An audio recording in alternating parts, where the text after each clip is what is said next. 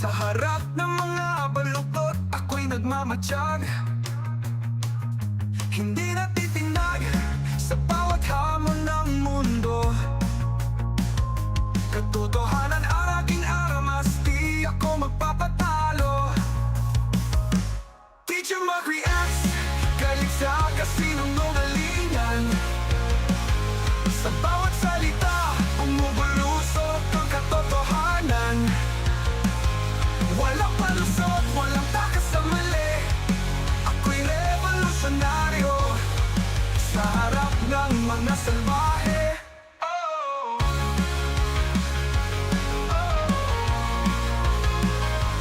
Bawat reaksyon, may init at apoy. Sa bawat issue, di ako nagdadalawang isip. Ang bawat maling akala, akin ang tinutunaw. Katotohanan lang ang ilaw ko sa dilim. Teacher mag-reacts, galit sa kasinungalingan. Sa bawat salita, bumubulo. Ang kailangan mo, marami ring online job postings. Pero ang problema, mayroong mga bad actors na nagkalat sa internet. Kung di ka maingat, mabibiktima ka ng online seller na scammer. Ang binili mong cellphone, bato pala ang laman. Bato! Ma'am Eden, bato! Ma'am Eden, bato ang laman! Nandiyan na yung pera ko, Ma'am Eden! Ang online job application mo, elaborate phishing scam pala para sa identity theft. At ang news na binasa at pinanonood mo ay maaaring disinformation campaign o fake news.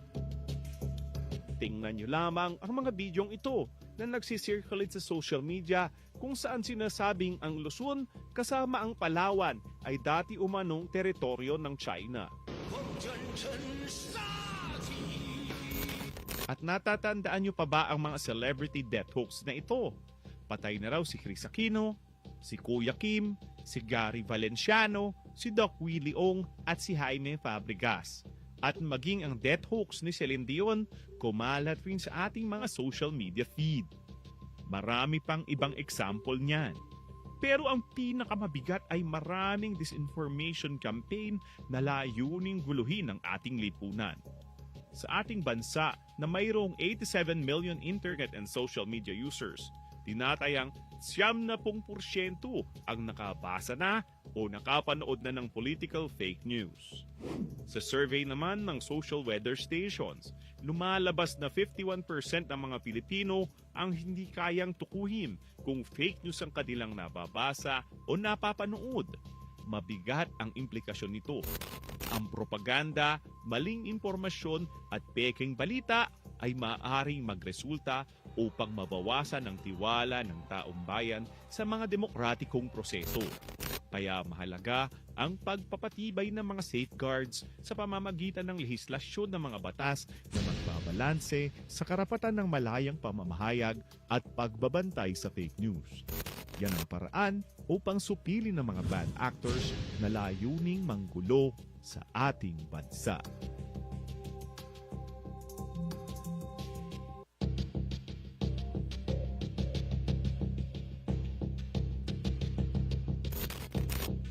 Anumang impormasyon, mabilis na maa-access sa pamamagitan ng internet at social media. Bilis din at komportable sa online marketplace. Trabaho ba ang kailangan mo? Marami ring online job postings.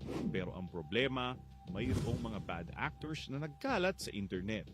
Kung di ka maingat, mabibiktima ka ng online seller na scammer. Ang binili mong cellphone, bato pala ang laman. Bato! Ma'am Eden, bato! Ma'am Eden, bato ang laman! Nandiyan na yung pera ko, Ma'am Eden! Ang online job application mo, elaborate phishing scam pala para sa identity theft. At ang news na binasa at pinanonood mo ay maaaring disinformation campaign o fake news. Tingnan nyo rin o fake news. Tingnan nyo lamang ang mga bidyong ito na nagsisirculate sa social media kung saan sinasabing ang Luzon kasama ang Palawan ay dati umanong teritoryo ng China. At natatandaan nyo pa ba ang mga celebrity death hoax na ito?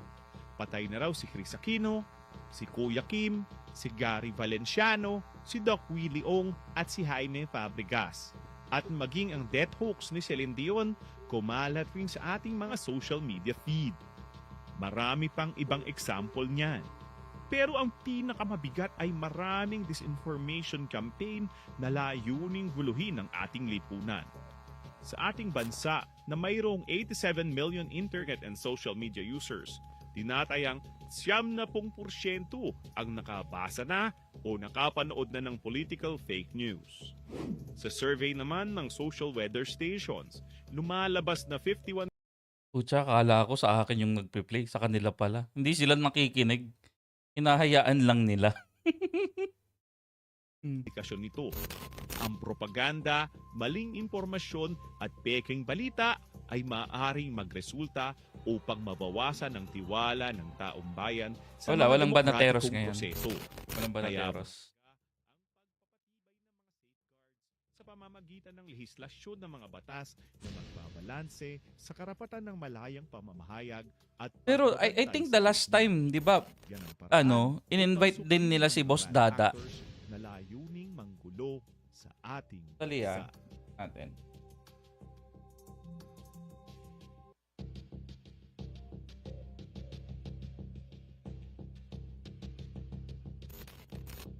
Anumang impormasyon, mabilis na ma-access sa pamamagitan ng internet at social media. Bilis rin at komportable sa online Ano nito? marketplace. Trabaho ba ang kailangan mo? Marami ring online job postings. Pero ang problema, Gagi. mayroong mga bad actors na nagkalat sa internet. Kung di ka maingat, mabibigyan DDS, ka ng oh. online seller na scammer. Ang binili mong cellphone, DDS guys, DDS guys. Bato! Mga Eden, bato! May entry na tayo para dalhin si Kayo sa Congress. ang Gagi. online job application mo. Elaborate phishing scam pala para sa identity theft. Isama nyo na to sa susunod ha. Kasi tignan nyo, DDS yan, gagi. Ay maaari DDS yan, oh. Tuwang-tuwa pa, oh. DDS. Tingnan nyo lamang ang mga bidyong ito na nagsisirculate sa social media kung saan sinasabing ang Luzon kasama ang Palawan ay dati umanong teritoryo ng China. At natatandaan nyo pa ba ang mga Ayun. celebrity death hoax na ito? Patay na raw si Chris Aquino, si Kuya Kim, si Gary Valenciano, si Doc Willie Ong at si Jaime Fabregas. At maging ang death hoax ni Celine Dion, kumalat rin sa ating mga social media feed. Marami pang ibang example niyan. Pero ang pinakamabigat ay maraming disinformation campaign na layuning guluhin ang ating lipunan. Sa ating bansa na mayroong 87 million internet and social media users, tinatayang 70% ang nakabasa na o nakapanood na ng political fake news. Sa survey naman ng social weather stations, lumalabas na 51% ng mga Pilipino ang hindi kayang tukuhin kung fake news ang kanilang nababasa o napapanood. Mabigat ang implikasyon nito. Ang propaganda, maling impormasyon at peking balita ay maaaring magresulta upang mabawasan ang tiwala ng taong bayan sa mga demokratikong proseso. Kaya mahalaga ang pagpapatibay ng mga safeguards sa pamamagitan ng lehislasyon ng mga batas na magbabalanse sa karapatan ng malayang pamamahayag at pagbabantay sa fake news. Yan ang paraan upang supilin ng mga bad actors na layuning manggulo sa ating bansa. Itong tabi, Veles ata to eh. Yung Veles. Ito yung kopya ko nung Anumang impormasyon, mabilis na ma-access sa pamamagitan ng internet at social media. Bilis rin at komportable sa online Ayun. marketplace. Yung naka-brown, Trabaho ba ang kailangan? si Vivian Veles. Online job Okay. postings. Vivian Veles, ito si Morales, no? Actors na nagkalat Agent sa Morales, internet. si Coco Locoy, Ingat, mabibiktima ka ng si online Shan, scammer. Ang si Glenn Chong, cellphone, Ito pala ang Yung mga nandun, di ko masyadong kilala. Pero mukhang coming from the government. No? Etong nasa tabi niya, ang online nasa tabi ni Vivian job Perez, I'm elaborate not phishing quite scam sure din pala kung sino para sa siya. identity theft. At ang news na binasa at tinanonood mo ay maaaring disinformation campaign o fake news. Tingnan nyo lamang ang mga bidyong Vlogger ito na si ano, si nagsisirculate Agent Morales. sa social media kung saan sinasabing ang Luzon kasama Kape pala ang tayo, mga guys. Request everyone to please take their seats. Yan. We'll start in a few minutes. To all those resource persons that have been invited, please take the front seats.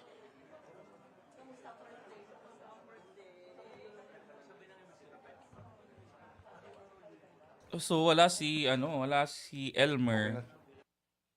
At si yung mga taga Mindanao, no, Visayas Mindanao, wala sila because it's far naman, di ba? The meeting of the Tricom committee is hereby resumed. May we call on Representative Franz Castro for the prayer. All rise. Wait, France? Okay, let's try. United in our longing for clarity, compassion, and peace. In a time clouded by confusion, falsehood, and division, guide our hearts toward honesty and understanding. Help us listen with empathy, speak with integrity, and seek truth with humility. Grant us the wisdom to discern what uplifts and unites, and the courage to challenge what misleads and harms. May we be instruments of light in the midst of shadows, and builders of bridges in fractured world. Together, may our Ba't shared nandun si values Mark lead us Tolentino? toward peace, respect, and unity. This we ask in your mighty name. Amen. Please remain standing for the national Yeah. anthem. National anthem tayo, guys. Bayang magiliw, perlas ng singanganan, hanap ng puso, sa dibdib mo'y buhay. Lupang hinirang, buyan ka ng magiting, sa manlulupig, di ka pasisiil, sa dagat at bundok, sa simoy at sa langit mong bughaw, may dilag ang tula at awit sa paglayang minamahal, ang kislat ng wataw at mo'y tagumpay na naglilingling, ang bituin at Ayan, araw better na ba? na kailan pa may di magdidilim, lupa ng araw ng luwalhatit pagsinta, buhay ay langit sa piling mo. Aming ligaya na pag may mga api, ang mamatay ng dahil sa'yo. Please take your seats.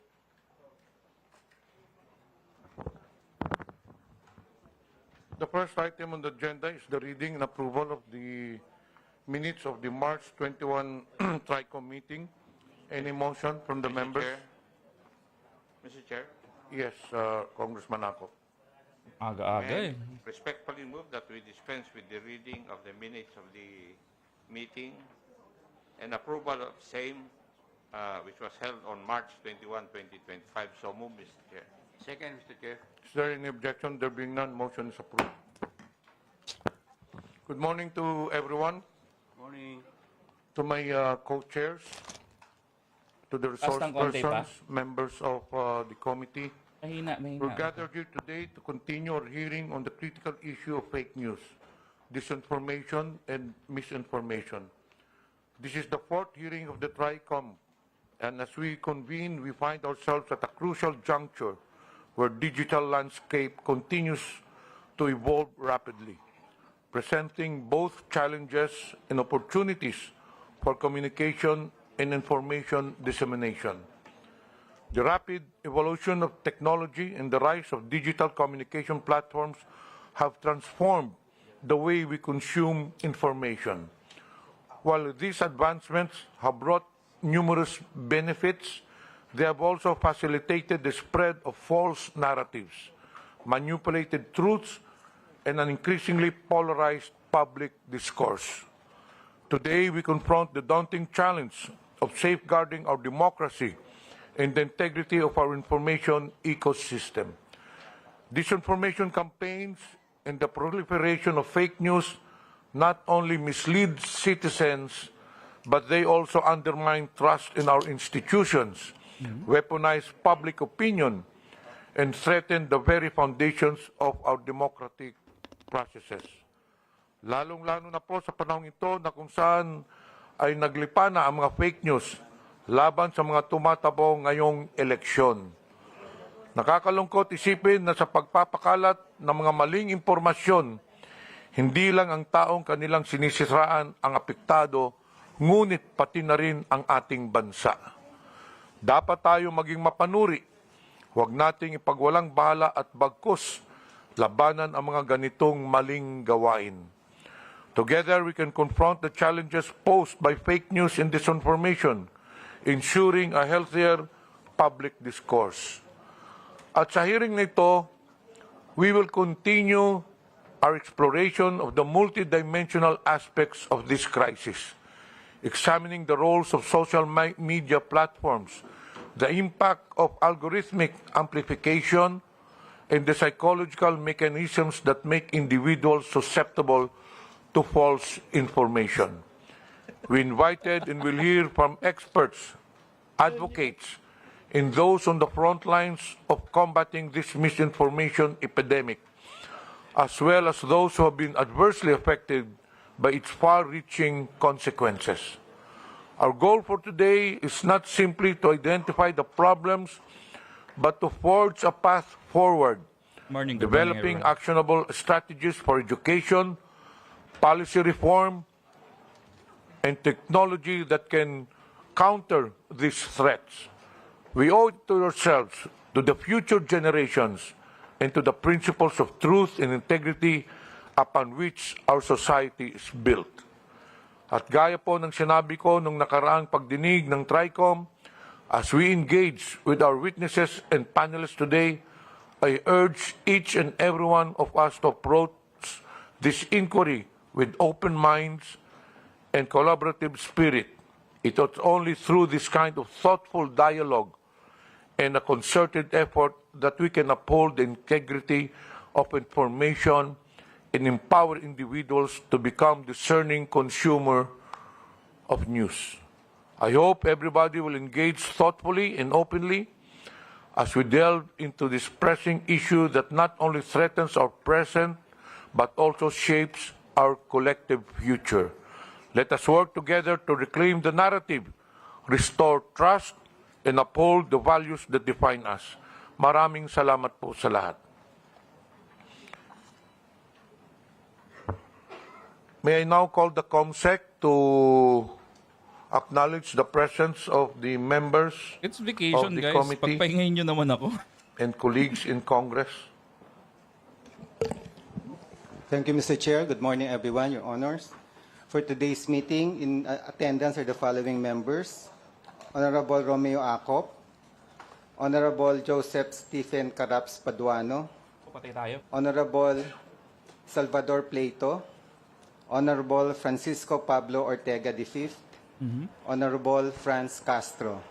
Also in attendance online, we have Honorable Jordan Jesus Romualdo, Honorable Edward Vera Perez Maceda, Honorable Marie Bernadette Escudero, Honorable Zia Alonto Adio, Honorable Ed Christopher Go, Honorable Ambrosio Cruz, Honorable Edgar M. Chato, Honorable Raul Buboy Tupas, Honorable Ching Bernos, Honorable Sunny S.L. Lagon, and Honorable Wala yung Celso bula ang propeta, galing. Licencia. For today's meeting, Your Honors, we're happy to have with us the following resource persons. From the Anti-Money Laundering Council, we have Attorney Patrick Arnold Tetanco, the Legal Officer of Investigation and Enforcement Department. And he's accompanying Attorney Adrian Arpon, the Deputy Director. From the Bureau of Internal Revenue, we have Attorney Tobias Gavin Arcilia, the Action Attorney for Legal and Legislative Division. From the Commission on Elections, we have Director John Rex Laudanco, the Director for Education and Information Department. And he's accompanied by Attorney Maria Lourdes Fogoso. Yun nga eh. Bakit nandun yung AMLAC? From the Department of Justice, we have State Counsel Kirshen Bautista. From the National Bureau of Investigation, we have Ms. Agrifina de la Cruz, the Assistant Chief of LS Legislative Unit. From the National Telecommunications Commission, we have Attorney Kathleen J. Luz Egipto, the Chief for Consumer Welfare and Prosecution Division. From the Philippine Coast Guard, we have Commodore J. Tariela, the Commander, PCG WPS Transparency Group, and Commodore Nelson J. Timbang, the Deputy Chief. From the Philippine National Police, we have Police Brigadier General Bernardo Yang, the Acting Director of the Anti-Cybercrime Group. We also have invited several social media platforms. Your Honors, we have in attendance Director Rafael Frankel from Meta and Mr. Rob Abrams. From the broadcast industry, we have Attorney Rudolph Hularbal, the legal counsel for the kapisanan ng mga broadcasters sa Pilipinas, and Attorney Mark Tolentino. From the MBC Media Group, or the Manila Broadcasting Company, we have Attorney Rina Seco, the counsel for MBC. In attendance also are Mr. Miko David, President of the Digital Marketing Association of the Philippines, Mr. Gerardo Sandoval, Vice President of the Social Weather Station, Mr. John Hart Alawigan from the Good morning sa lahat. Press 1 Good morning. PH, and Ms. Lei Jensen San Diego. From civil society organization, from Scamwatch Philippines, we have Mr. Josel de Guzman. And some social media personalities we have in attendance, Ms. Grisette Laureata Chu, Ms. Elizabeth Joy Cruz, or Ms. Joy de Vivre, Attorney Rose Beatrix Trixie Cruz Angeles, Dr. Ethel Pineda Garcia, Mr. Manuel Mata, Dr. Richard Tesoro Mata, Mr. Elijah San Fernando, Ms. Suzanne Batalla, Attorney Glenn Chong, Ms. Maria Florinda Espenilla Duque, Mr. Claro Ganak, Mr. Alvin Montero, Mr. Jonathan Morales, Ms. Vivian Zapata Rodriguez, and Mr. Darwin Salceda. That's all, Your Honors. Thank you. Wala pa bang trabaho ngayon dito sa Thank you, Comsec. As per our House rules, all resource persons must take their oath. But for those who have taken their oath already during the last hearing, you need not to. But for those who are appearing for the first time on this committee hearing, please rise for you to take their oath. Comsec, please administer the oath. Please rise and raise your right hand. And please respond with I do. Do you swear to tell the truth, the whole truth, and nothing but the truth in this inquiry? I do. Thank you. Please take your seat. The oath has been administered, Your Honor. The chair will give priority to the representatives of Meta, considering that they just flew in last night and they'll be taking a flight later on the day. So, may you request Dr. Rafael Frankel to give us a brief presentation, and also given the opportunity to make statement if you have one. You have now the floor. Thank you very much, Mr. Chairman and honorable members of the committee. On behalf of Meta, my name is Rafael Frankel. I'm the Director of Public Policy for Southeast Asia. I really appreciate the opportunity to be here today to talk about... Can you please yes, take the microphone closer? No, take the microphone closer. Akala ko si Villalig, Okay. This is my colleague, Bob Abrams. Good Good morning, Mr. Chair, distinguished members of Congress, public servants, my fellow resource speakers, and to the Filipinos watching here in the Philippines and overseas.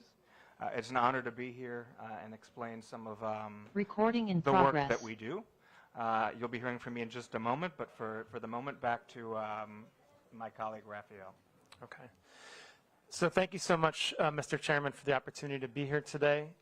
We look forward to talking about our content policies, how we moderate content on our platform, and I know there's a specific emphasis today on how we treat misinformation, and I'm happy to walk the committee through that. I just want to also say that we really appreciate the opportunity to be here. We always wanted to be here. We absolutely appreciate the responsibility that Meta has in the Philippines. Welcome, We know Arjun. how important Shout and out sa'yo essential our from services California. are to the people, communities, government, and businesses of Philippines. We're very proud of the services that we provide in Philippines and the really wonderful relationship that Meta and the Philippine people have. We're proud of the support that we provide to Philippine businesses, in particular micro, small, and medium-sized enterprises. And so it's really an honor and a privilege to be here today. As you mentioned, Mr. Chairman, we do have a presentation, and I think that will serve really as my opening statement. And if we could therefore proceed to that, I'd be happy to walk the committee through our presentation, and then we're happy to take any questions. Okay, please proceed. Thank you, sir. But before that, may I acknowledge the presence? Oh, is he present or is he in the holding room? He's on the holding room. Later, we'll acknowledge him. Okay. May I acknowledge the presence of Honorable Arlene Brosas? Okay, please proceed, Doctor. Thank you, sir. Okay. So, Mr. Chairman and honorable members of the committee, this is a briefing on Meta's content policies and our enforcement, and like I said, with a particular emphasis on how we treat misinformation. Next slide, please. To begin with, I just want to emphasize some of the investments that Meta has made in the Philippines. Since 2017, we have been heavily involved in promoting digital literacy and digital entrepreneurship in the Philippines. We have a project called Digital Tayo, which we have engaged in with the DICT, the Department of Education, DSWD, and a number of international and local non-governmental organizations in order to train Filipino people, including youth, on digital literacy. Mr. Chairman, you mentioned in your opening statement the importance of empowering Filipino people to understand how to interact with and then digest information in this digital ecosystem. And so this is the point of this entire program. And through this program, we have trained over 6.5 million Filipinos in digital literacy, and we are now incorporating into that program elements on AI as well, and we'll get to that in a little bit. The other emphasis we've had here in terms of our training programs has been on digital entrepreneurship. Maganda sana yun. Our digital Nico David, no? entrepreneurship training has really been focused on micro, small, and medium-sized enterprises in the Philippines. We give them tools and training programs to upskill and understand how they can better perform in the digital economy. We have worked in this regard with DTI, BSP, PCW, DSWD, DA, a number of NGOs.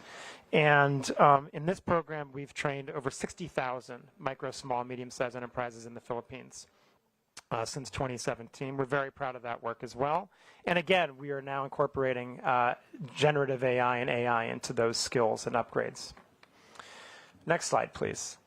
The second area where we have made significant investments in Philippines is in digital infrastructure connectivity.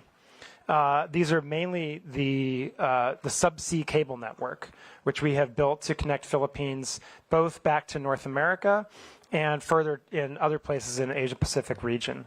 There are 4 main subsea cables that Meta is involved in that touch in the Philippines.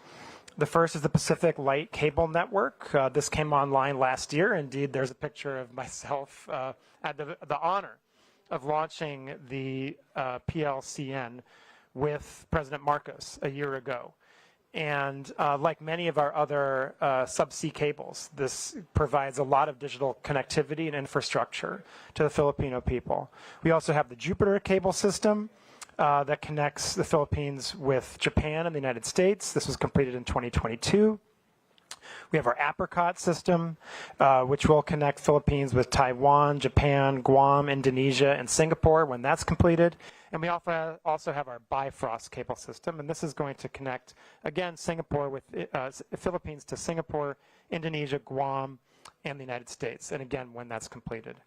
And so through these cable projects, the best estimates are that this is going to produce an additional $34 billion of GDP in the Philippines and can create more than 380,000 jobs, on top of just the tremendous benefits that'll bring to Philippines who are trying to access the internet all over the country. Finally, I want to mention our most recent investments in Philippines, and this is really around AI. Only over the weekend, this is next slide, please. Meta launched our Llama 4 model, which is the most advanced, by many metrics, open source AI, generative AI model that's ever been released. And there's two main parts to these investments. In terms of Llama 4, what this means is that as an open source model, this large language model is free for people to use. Researchers, developers, academics, engineers, companies, they are free to download our Llama 4 model and use it so that they can create their own AI tools and their own AI systems. And this is absolutely true the world in the Philippines. And for this release, so for Llama 4, it's worth noting that this Llama 4 model specifically has capabilities in Tagalog, in Philippines local language. This was a significant investment of resources in Meta's part to make this available and capable in local language here in Philippines. But we recognize that this was a very strategic investment for us. Philippines is a wonderful market for Meta. We have a very vibrant and substantial community here, and we believe in our AI tools being tools of economic empowerment for the people of the Philippines, and that's why we invested these resources in making this most advanced open source model available in Tagalog. We're very proud of that investment. The second part is Meta AI, which is our own generative AI chatbot, which is embedded inside Meta's services like Facebook, Messenger, Instagram, and WhatsApp. And this is also available in Tagalog. And so, Filipino people have been able to use this since October. And Mr. Chairman and members of the committee, I just want to emphasize this point again. All of these services are being rolled out in Philippines in local language for free for the Philippines people to use and for the economic benefit and further educational advancement of the Philippines people in this digital age where generative AI and AI capabilities are going to be so important for the future and for the future of digital economic growth and economic growth in general. I just wanted to mention those investments that we make in the Philippines before we got to the meat of the topic today as just a point to show how important of a country Philippines is for Meta, how seriously we take our responsibilities here, and how proud we are of the engagement that we do with Philippines communities, the communications tools we provide free of service to hundreds of millions of Filipinos, and to the Philippine businesses for their economic growth, and indeed to the government. And we all know, I think, that this is being live streamed, this hearing, on our services, and we're proud of that. We're very proud of the services that Meta provides also for the government of the Philippines and the elected representatives of the Philippines to reach their constituents. So now turning to the meat of the matter in terms of our content policies and how we moderate misinformation. If you could, next slide, please. The first and most important place to start is with our community standards. Meta has a single global set of community standards that govern how we moderate content and what is allowed on our platforms everywhere around the world. As you might imagine, it is difficult sometimes to balance the goals we seek to achieve in our community standards, which are to protect and encourage freedom of expression, connection, but also, on the other hand, make sure that this is a safe, that our platforms are safe, and that they're places that people want to be. We want, obviously, for all the people that are using our services and our platforms to have positive experiences. That's extremely important to us. And so that means doing the very difficult work of balancing freedom of expression, the ability for people to have their voice with community safety. As it is probably clear, that comes with some real trade-offs and some difficult questions that we have to answer sometimes about where we draw lines on what kind of content we allow and what kind of content we prohibit. And this is also very, very different in some cases, depending on cultural context, depending on legal context, right? Certainly, certain types of content that might be viewed as totally fine and legitimate in places in Europe might not be viewed as totally fine and legitimate in Philippines, and vice versa, right? And so when we draw up our global standards, we have to balance all of those different perspectives from around the world and do the best we can to balance that into a set of rules that we can globally implement for a community of people that use our services at the range of more than 3.2 billion people every single day. Right, and so that's the kind of task that's before us when we try to think of how we both develop our community standards and then go ahead and enforce and implement our community standards. Next slide, please. This slide is really about how we enforce them. There's a few different ways that we enforce our community standards, and that revolves user reports, human review on behalf that we undertake ourselves, and technology and artificial intelligence. First and foremost, every single piece of content on Facebook, Instagram, and the services that we provide has the ability for a user to report it to us as a potential violation of our policies, right? So that's a really important piece to note there right now, that any content that anyone sees on Facebook can be reported to us.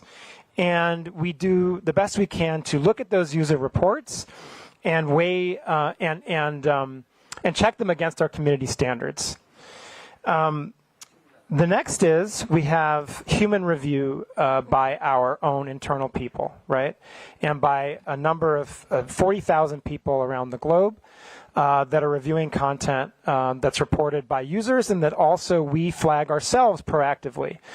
The people that review this content are looking at content that can be, in some cases, rather easy to make decisions on. If you're talking about content that is involving terrorism, graphic violence, child exploitative imagery, those kinds of things, you can get to decisions pretty quickly and pretty easily about taking those down. When you're talking about content that is more political speech in nature and is a little more blurry in terms of a certain nuance, then we're talking about content that really needs a larger and more specific focus, and we really try and make sure that there are people reviewing those that are very highly trained in our policies, and also, of course, the local context of the content and where it's coming from and where it's being delivered to. The same type of speech in one country, as I mentioned before, could be benign, but in the context of a different country and a different situation, it might be malevolent, right? And so we balance those very clearly by having humans review content that is flagged by different sources. And the kind of way that we really moderate content at real scale, because again, we're talking about billions of pieces of content every day, is by artificial intelligence and the machine learning that we've developed over many, many years. People now look at Meta as an artificial intelligence company, but the truth is that we have been an artificial intelligence company for many, many years already. And one of the ways that we've used artificial intelligence for a long time now is in order to moderate content at scale. And so what we do is we train what we call classifiers to look at our community standards and look at the content that's posted on our platforms and weigh those pieces of content against our community standards. And that's how we tend to moderate content really at scale. And like I said, for things like imagery that's clearly graphically violent or clearly includes terrorism content or child exploitative imagery, those artificial intelligence systems are very effective and work very well to proactively remove content that can be dangerous and illegal in many countries around the world. And so we have these three ways that we moderate content, right? We have the artificial intelligence that's operating in scale and very much again, and I want to stress this, in local language, in Tagalog. It absolutely has that capability. And then we have a series of, 40,000 people around the world that are humans that are trained in our community standards, and then we also rely on user reports. And it's those three main pillars that help us enforce our community standards. Next slide, please. Now, it's also important to recognize that there are a couple different ways you can moderate content. You can look at individual pieces of content, and that's very important, especially when it comes to user reports and anything that our machine tools are catching. But there's also the ways that we can look at disrupting entire networks of abusive actors, right? And so what we might look at when we talk about abusive networks are networks of people that are distributing child exploitative imagery, or, like I said, terrorism content. Or more recently, we've looked at scam networks, right? We've looked at misinformation and disinformation networks. And in these cases, what you're talking about are a group of people that are intentionally coordinating their behavior to violate our policies. Often, in many cases, doing so by lying about who they are or being dishonest about who they are in the process, right? And so when we look and we see and we find evidence of these types of abusive networks, we have special policies in place that can also remove content at the network scale, right? And so when you think about that, then you're looking at removing content not just on a piece-by-piece basis, not just on a page-by-page or profile basis, but in a series of accounts, right? And so if you're talking about, examples where we might see a few hundred accounts or a few thousand accounts engaged in coordinated abuse of our platforms, then you're looking at the potential to remove all in one swoop, thousands or even sometimes hundreds of thousands, millions of pieces of individual content, right? And that's an incredibly effective tool that we use against criminal networks, and also in cases where we find there to be specific misinformation, disinformation campaign and foreign interference networks. At this stage, before I get to the next part about some of that work, I'm going to turn it over to my colleague, Rob Abrams, from our law enforcement team. He's going to specifically talk about some of the work that we do in collaboration with Philippines law enforcement and the very close relationship that we have with them. Well, and then I'll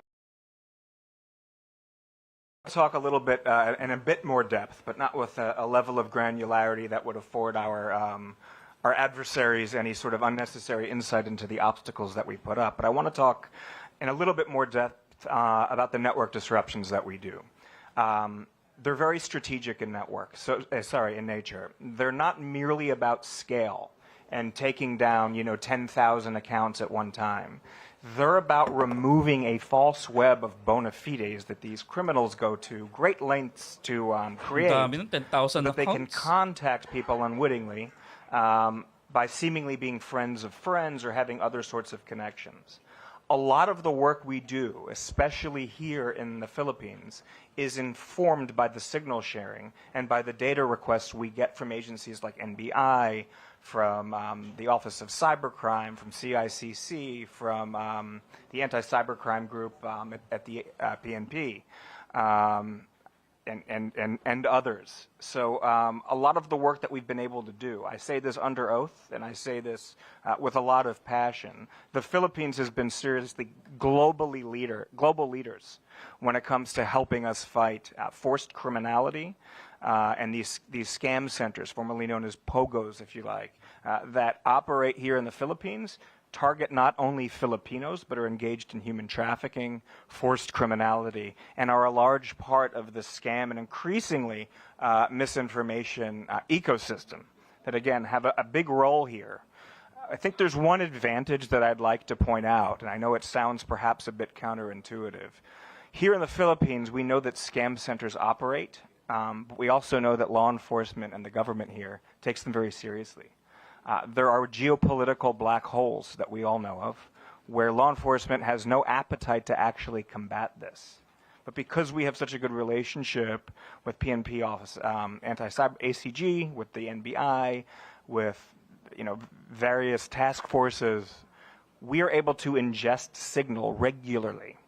I can say again, under oath, there's probably not a day that goes by where I'm not in contact with a member of Philippines law enforcement. So with that, and I'm quite certain I'll receive some follow-up questions and as we go forward. With that, I'll turn back over to Rafi. Thank you, Mr. Chair. Thanks, Rob. And it was just worth noting that Rob himself is a former member of the FBI, and so takes his law enforcement work very seriously. Just correction for the record, sir. Sorry. Homeland Security. Homeland Security Department. Forgive me. So I would just also note that when we're talking about some of these disruptions, what we've seen also recently, and Rob alluded to this, is the rise of scam centers, right?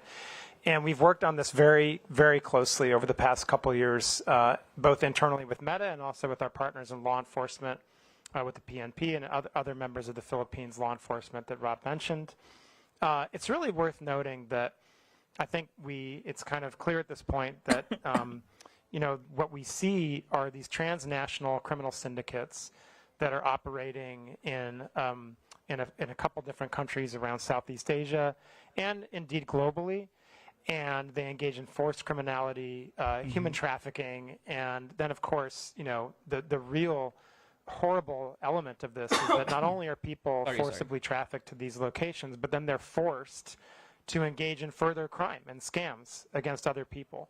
And so we've worked extremely hard to take down these networks on our platform to the point where by the end of 2024, we had removed and deleted over 2 million accounts that came from these organized criminal scam centers in Myanmar, Laos, Cambodia, the UAE, and indeed a few here in the Philippines as well.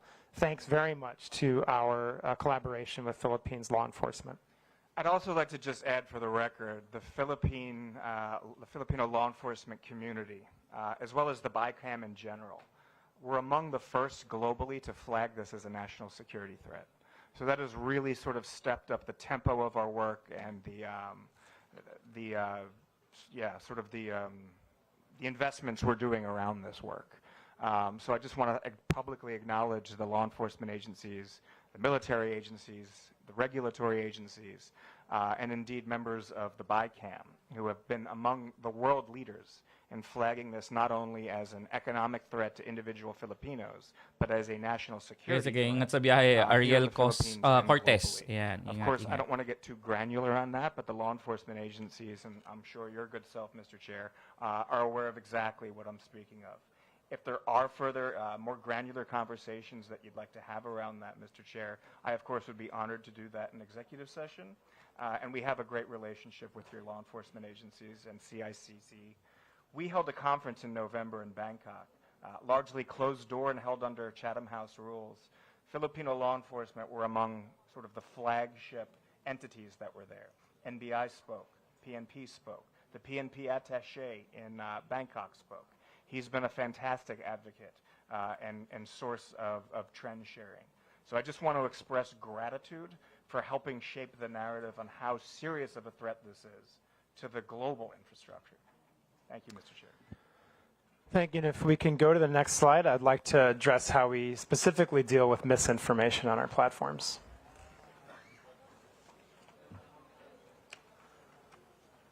Next slide, please. Thank you. Okay.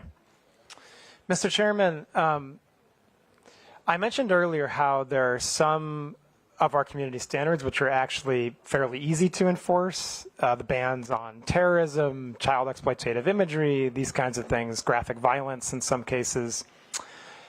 Then there are topics that are much more difficult, right, and much more highly nuanced and very contextual.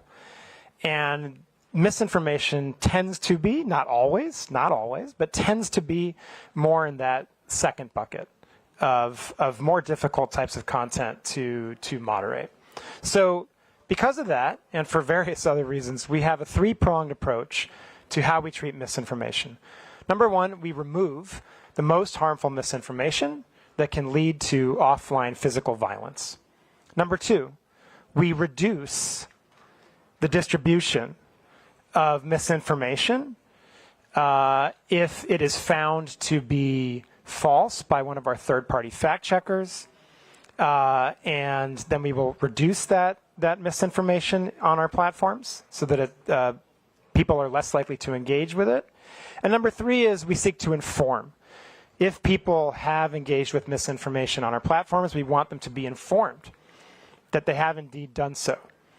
We want them to know that they have maybe unintentionally shared misinformation.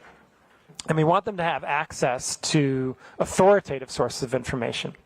So those are our three-pronged processes, right?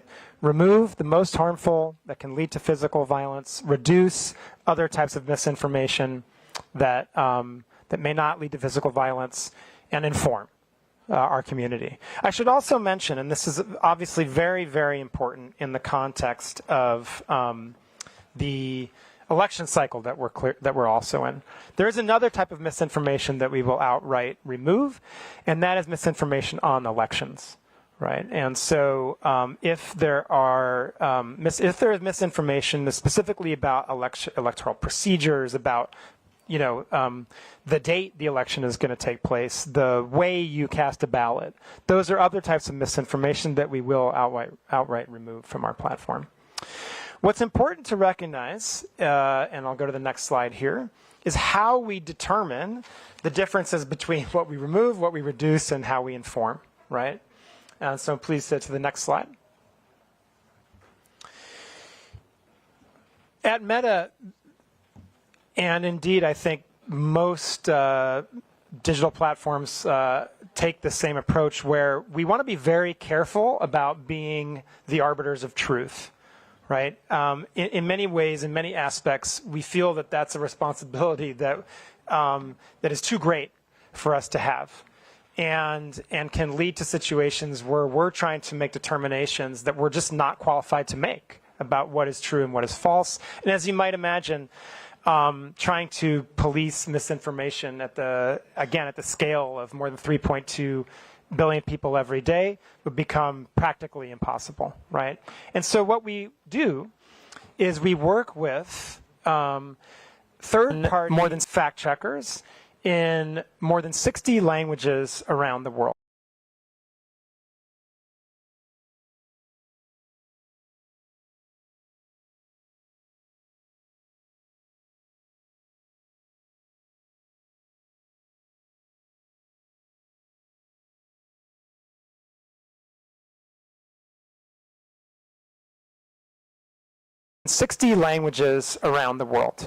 These third-party fact checkers are enqueued to the third-party fact checkers themselves. In Philippines, we work with 3 third-party fact checkers. We work with Verifiles, Rappler, and AFP. And they are very active fact checkers, I should say.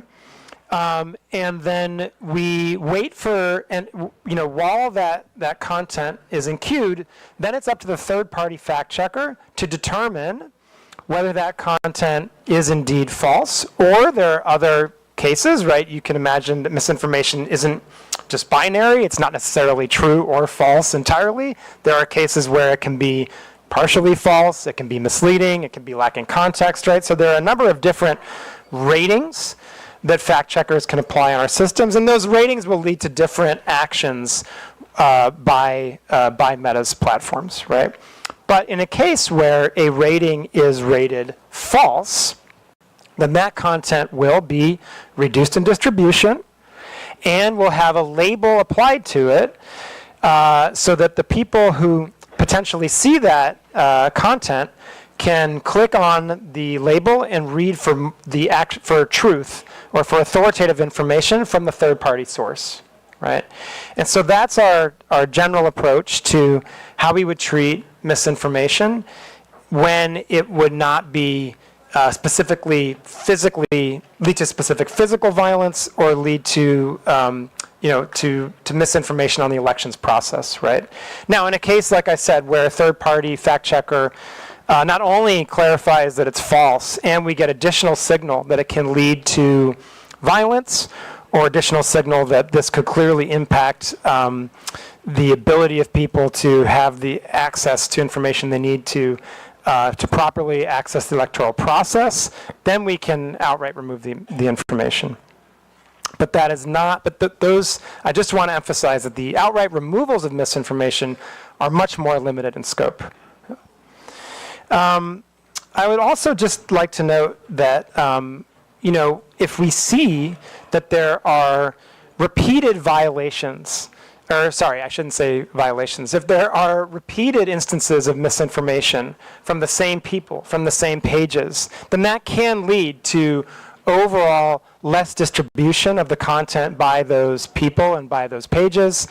And it can lead to other actions such as demonetization, the prohibition on placing ads, and so forth, right? So there are a number of kind of increasing scale of penalties that can be applied if you're a repeat purveyor of misinformation on our platforms.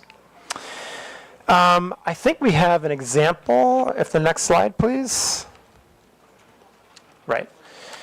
So here's just one example of a fact check on our platform. This was a fact check of a claim that a blogger made that the Philippines had used water cannons against the Chinese Coast Guard. This was false. This was rated false by our fact checkers. And you can see on the left, this is the actual fact check. And on the right, this is how the content would now appear on our platform with a screen over it, right, and a warning along with the label that explains that this is false content, right? And again, this would also be content that is reduced in distribution, and so even getting to that content would be much less likely on the part of any user using our platforms. I think the last thing I would just like to say is on the topic of misinformation is, you know, there can also be misinformation networks that are doing this with intentionality. You know, we put out a threat report, I believe, every quarter, where we go through globally the types of actions we've taken against networks. Right, I mentioned a number of actions we've taken recently against scam networks and transnational criminal networks in 2024. That was included in one of our threat reports. But it's public information. You can go online and access this information. And you know, we have taken down a number of networks over the years in Philippines for many different reasons, not just because of their misinformation. We've seen scam networks. We have seen misinformation, disinformation networks. Those are all publicly reported in our threat report. And again, we have done this in collaboration with local law enforcement, so that when we're made aware of, and our investigators internally can confirm that there are misinformation networks that are operating on our platforms, we will take those down. And Mr. Chairman, I've gone on for quite some time explaining our content moderation policies and the basics of our misinformation policies. I think Rob has added to that with some color around the very close collaboration that we have with law enforcement in the Philippines.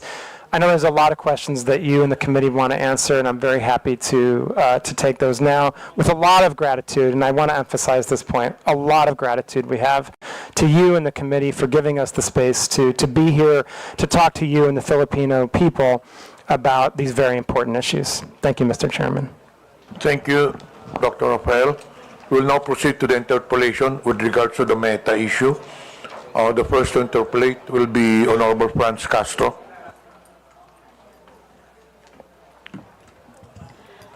Thank you, Mr. Chair, and I also thank the Meta for coming here after 3 notices. Thank you. I have some specific personal question about how the Meta is detecting community standards violation, or what you call violation of community standards. When you look at when you look at your platform, we have here several. When you report like a content, you will find here several violations like scam, fraud, or impersonation, unauthorized political ad, adult content, selling or promoting restricted items, violence, hate, or exploitation, bullying or unwanted content, intellectual property, suicide or self-harm, false information, problem involving 18-year-old or someone under 18 years old. Well, I was a victim of your platform, where my official Facebook account were taken down by your platform due to it said there impersonation. So I cannot understand why do you take down an account due to impersonation. So how does it happen? So how will you determine that really is this account is impersonated? Because this account was reported to COMELEC as my official election account for my daily activities during election. Thank you, Madam Congressman. Mr. Chair, if I may. Madam Congressman, thank you for your question. Certainly impersonation is a violation of our community standards. And there, I can say that I don't know the specifics of your case, but let me talk about a little bit about how we try to deal with issues of impersonation, right? First of all, there can be a number of different reasons that an account might be taken down, right? There can be repeated violations of our community standards, or there can be very severe violations of our community standards.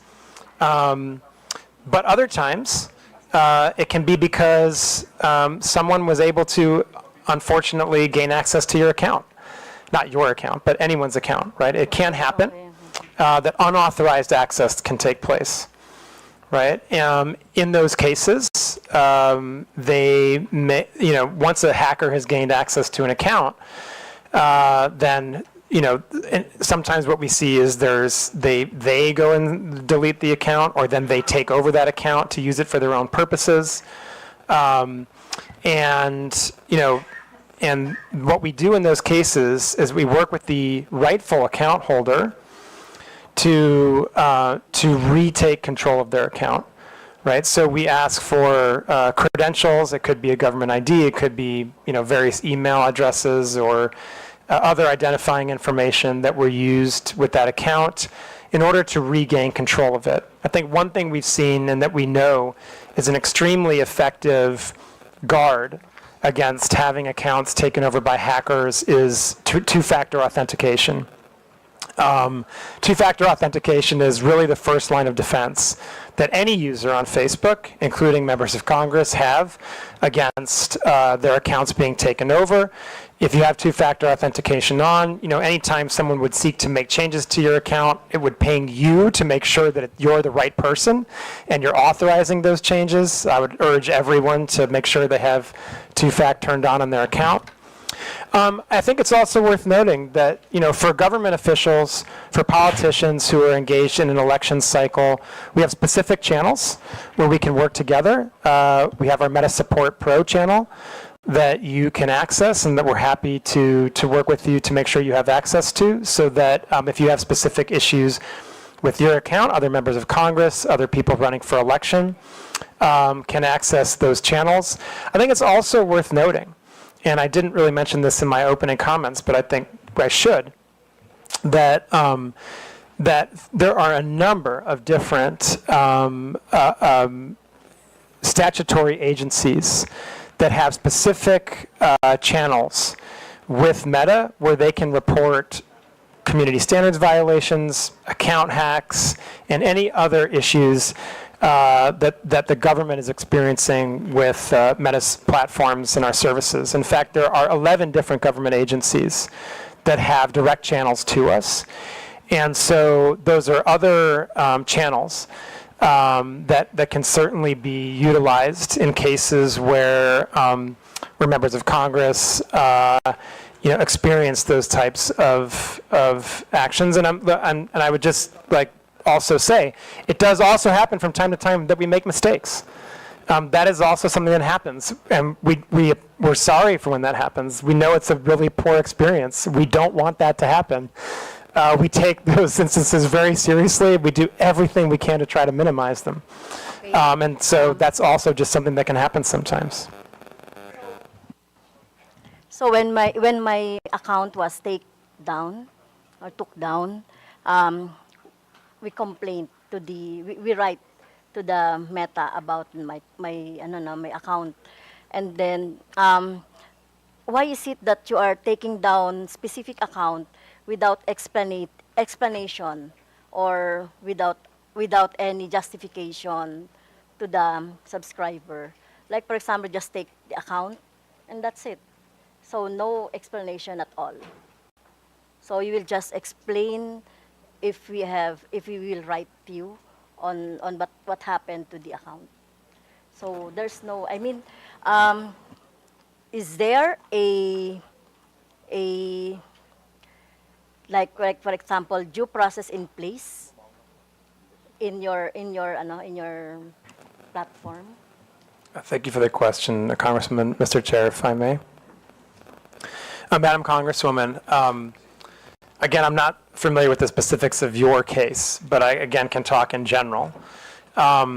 Users should receive notifications if actions have been taken against their account. That is certainly part of the due process that we have in place, and users have a right of appeal. And in fact, when we see mistakes happen and users appeal those actions, the content in question, if it was a community standards violation, may often be restored. In some cases, the account would be restored. I do just want to highlight, in the specific case of hostile takeover of accounts, or what Meta believes may be a hostile takeover of an account, that can be a more complex process for very good reason. We want to make sure that we are not providing access to the account of someone who shouldn't have it. And so, Madam Congresswoman, I would just emphasize again that if you or another member of Congress is having any types of these issues, we can certainly provide you access to our Meta Support Pro and other channels so that we can solve these problems together. Mr. Chair, may I ask also that, are you familiar with troll armies? Troll armies, or mass reporting of an account so that it could be taken down for any other reasons? Are you familiar with that? Because I'm suspecting that my personal account was a victim of that scheme by army trolls, or by a group who would like to take down my account. Because as I can see here in your process of checking the misinformation and disinformation, it would be, if it is mass reported, it goes to your AI, and then after that, human checking, right? Right? In your graph of how to determine the disinformation or violation of your community standards. So, so my question is, are you familiar with that scheme? Mr. Chairman, thank you. Madam Congresswoman, coordinated mass reporting absolutely violates our policies. We have seen that type of behavior before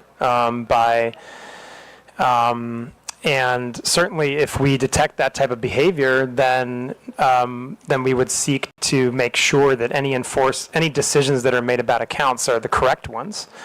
And then we would also try to go after the people who are engaged in the coordinated mass reporting, because that clearly does violate our policies.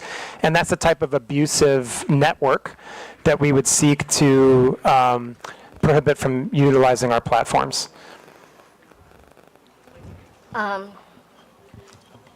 Another question, Mr. Chair, is about the inaction of the Meta on the AI-generated images abused.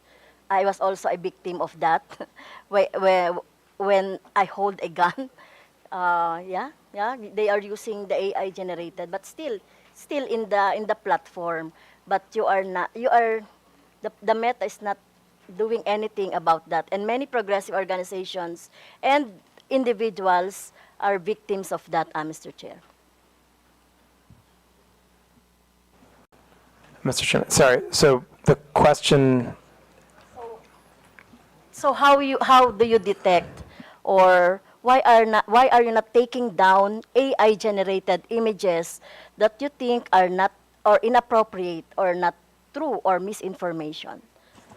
Thank you, Mr. Chairman. Thank you. Madam Congresswoman, and for the committee, I think I would start from the place of our view of misinformation is that whether or not it's AI generated or not, it would be misinformation, right? And so I think first and foremost, what I would say and emphasize is that our misinformation policies apply to content that is AI generated and is not AI generated. Now, taking a larger look at AI generated content, okay. There's a few different pieces to this, right? First and foremost, if people use meta AI in our own products to generate, for generative AI imagery or the like, we have the ability to detect that, right? And it'll come with a watermark, basically, and therefore a label and be recognizable as a generated AI image. Now, if people are using other tools, right, then basically it's harder to detect what is generative AI and what is not. This is an area of very significant investment for Meta right now.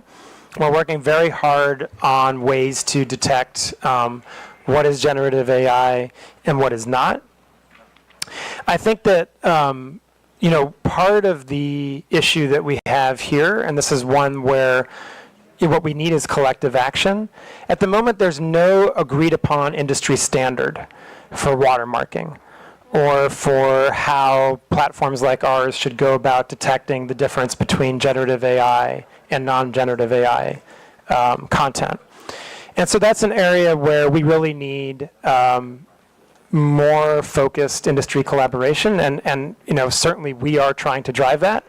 For Meta, we believe it's very important for that type of collaboration to happen between industry, civil society, and governments. And I think the last thing I would really talk about when it comes to generative AI imagery or other content is really distinguishing between paid content and non-paid content. Right? If you are, just generally speaking, at Meta, we take a much more stringent approach to moderating paid content, right? Because obviously we're taking money for it. We believe we have responsibility that's even greater, and the distribution would be increased, right? And so, in the context of anything that is, again, taking out the generative AI component of it, any type of content that is paid for, that is political in nature, that talks about a campaign or a politician or a social issue, right, is subject to our policies on political candidates and social issue paid advertising, right? And according to those policies, you would be required to disclose who is paying for the ad and sponsoring the content. You would also have to go through an authorization process, which would include, in most cases, providing a government ID.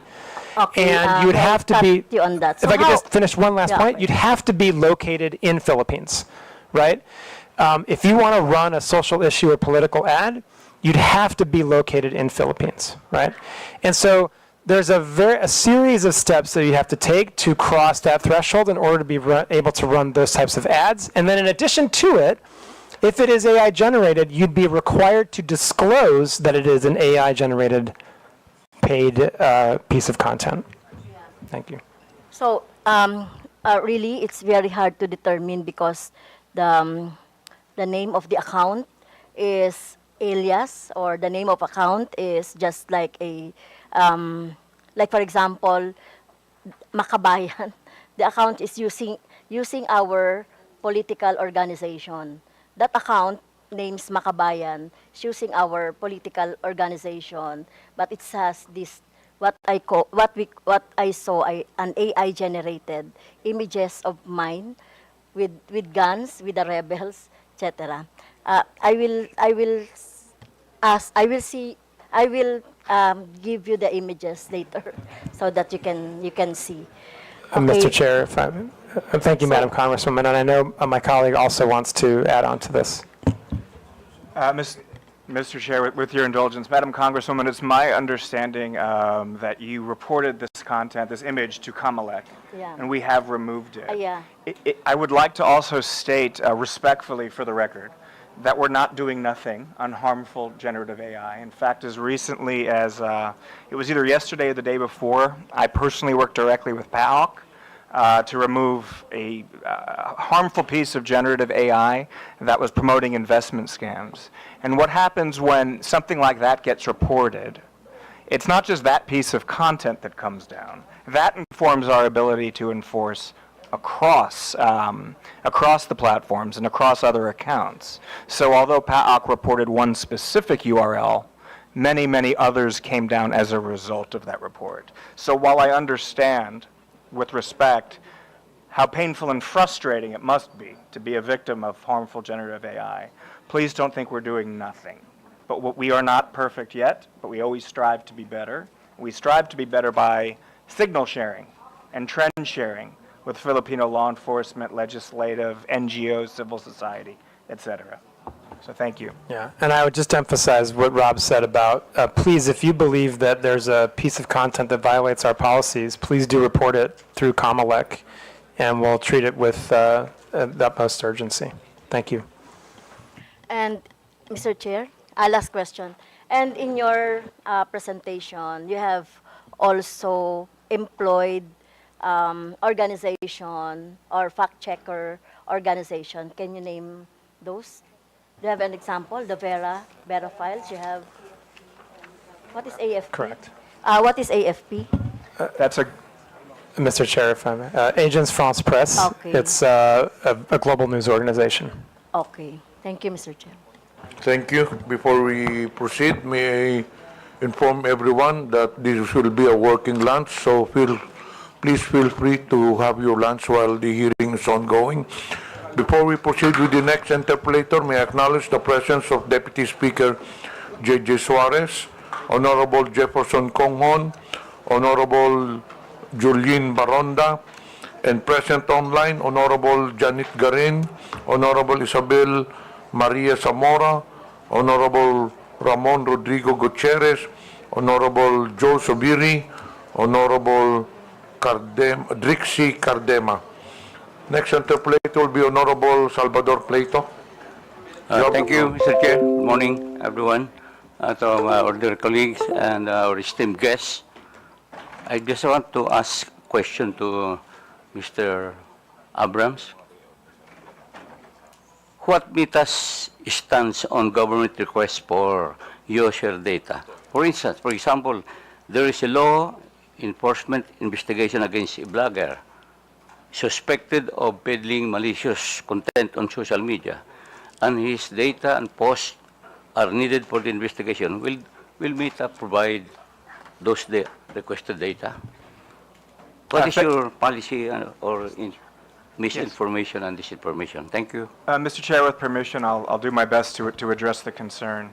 So our stance on data disclosure is governed by U.S. law because that's where data is stored.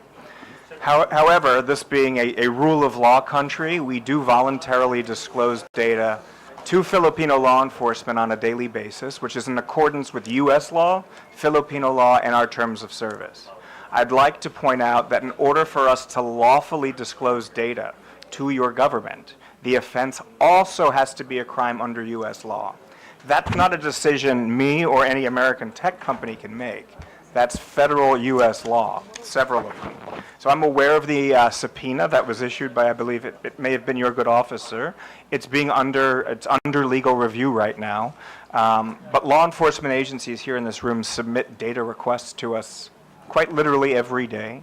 I personally, and many who work with me, worked closely with your government to help pass IATA and the anti-OSAIC laws, which brought the Philippines into a more sort of modern posture, if you like, in terms of not needing a warrant for crimes against children and human trafficking, so we can provide basic subscriber information on those. I was very proud to work with the NBI as the first ever data request under that regime was issued to us.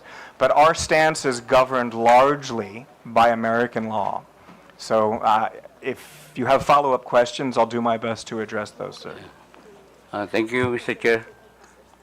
Another question is, do you have a system of censorship on posts which are against moral values, especially those which can erode the minds of children? Do you have the power to delete those unlawful, malicious, libelous posts?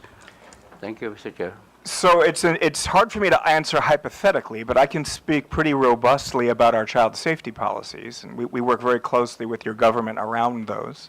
So bullying and harassment, of course, CSAM and OSAIC and human trafficking, both illegal and against our terms of service.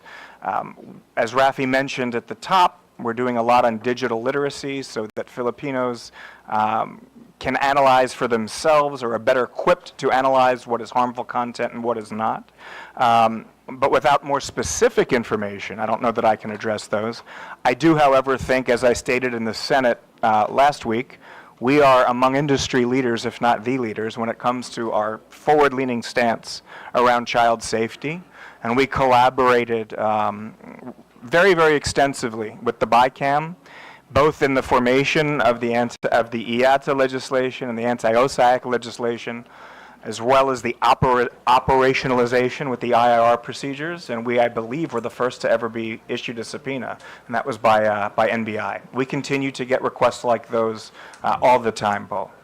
Congressman, if I may add to that, just as a sample of the type of content that's not allowed on our platform would be hateful conduct, bullying and harassment, incitement to violence, the sharing of any type of child exploitative imagery, graphic violence, all of these types of content would be prohibited under our policies. And I would just also emphasize another point. In addition to all the work that the ROB and the law enforcement agencies of Philippines have done over the course of the many years now to protect Philippine children, we have also, as a company, recently developed special, what we call teen accounts, right? So first of all, no one under the age of 13 is allowed to use to use Facebook or Instagram. But if you're within the age group of 13 to 18, we've recently developed special teen accounts. 13 to 18? 13 to 18, right? Because below 13, you're not allowed on our services. And obviously when you're 18, now you're an adult, right? So we're talking about special teen accounts for youth in the range of 13 to 18 years old. Just as an example of some of the features of those accounts, you would have filters against sharing of nudity. You would have blockers on the ability of people who are much older than you to reach out and contact you. If you're in the range of 13 to 16, there are specific elements of parental supervision and indeed control that are built into those accounts so that parents can really supervise what their teens are doing online. There are provisions to remind teens to basically set alarms for how much time they're actually using the services so that they're not using them too frequently. And those are just a few of the features that we have developed recently with the specific objective of protecting children and making sure that youth on our platforms have a positive experience that really aligns with what parents want and that gives parents really strong tools to understand how their children are using our services, and in many cases to supervise the use of our services. Thank you, sir. Last question, Mr. Chair. I was asking, do you have the power to delete this unlawful, malicious, libelous post? You have the power to delete. Mr. Chairman, if I may. Mr. Chair, I was asking if you have the power to delete unlawful, malicious, and libelous post. Mr. Chairman? Please. Sir. Sir, I think it's hard to talk about unless we see a specific piece of content, right? But if I can, I'll be happy to talk about our general approach to those types of issues. As I said, we do not allow hate speech, bullying and harassment, incitement to violence as general part of our policies, right? Those types of content are prohibited.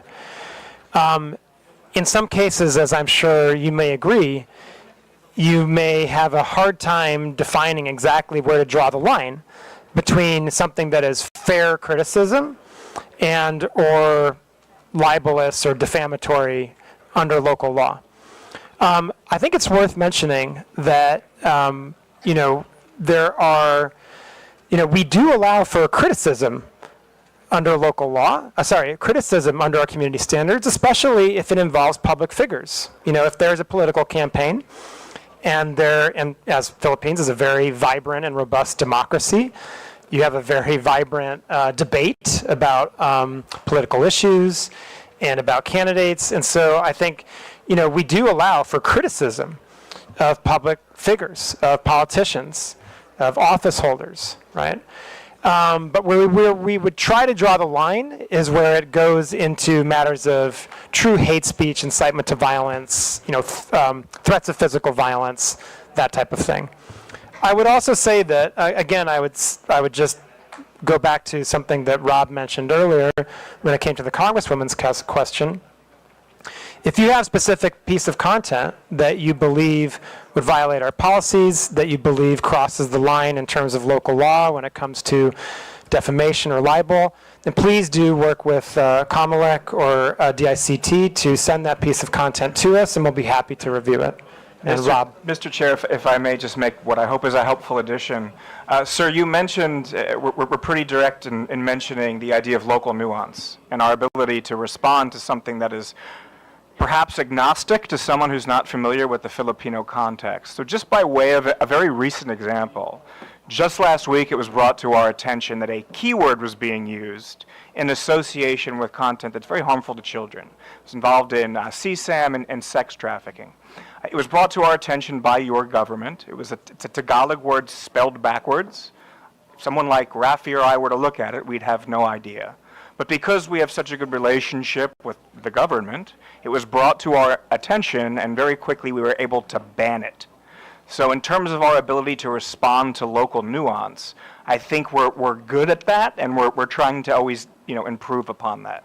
It's hearings like these, it's our daily interaction with the operational folks that keeps us sort of hopefully on the cutting edge of all of the local nuance that's continually evolving.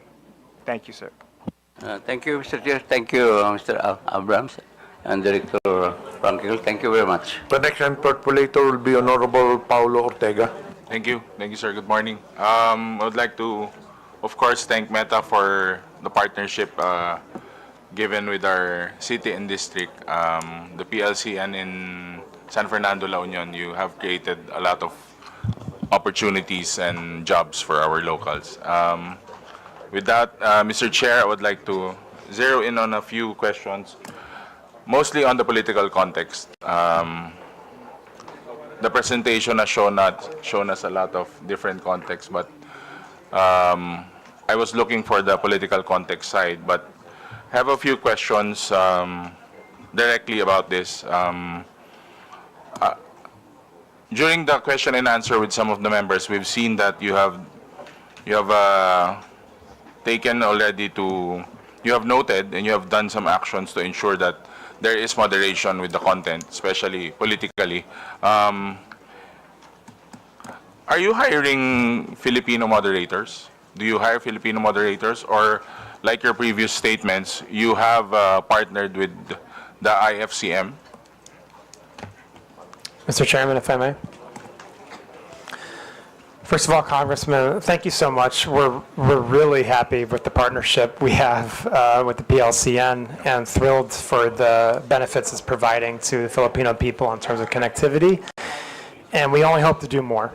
Yeah, and so we really hope that we can continue that type of partnership to bring these types of services and digital connectivity to Philippines, which obviously in the 21st century would be a huge boost.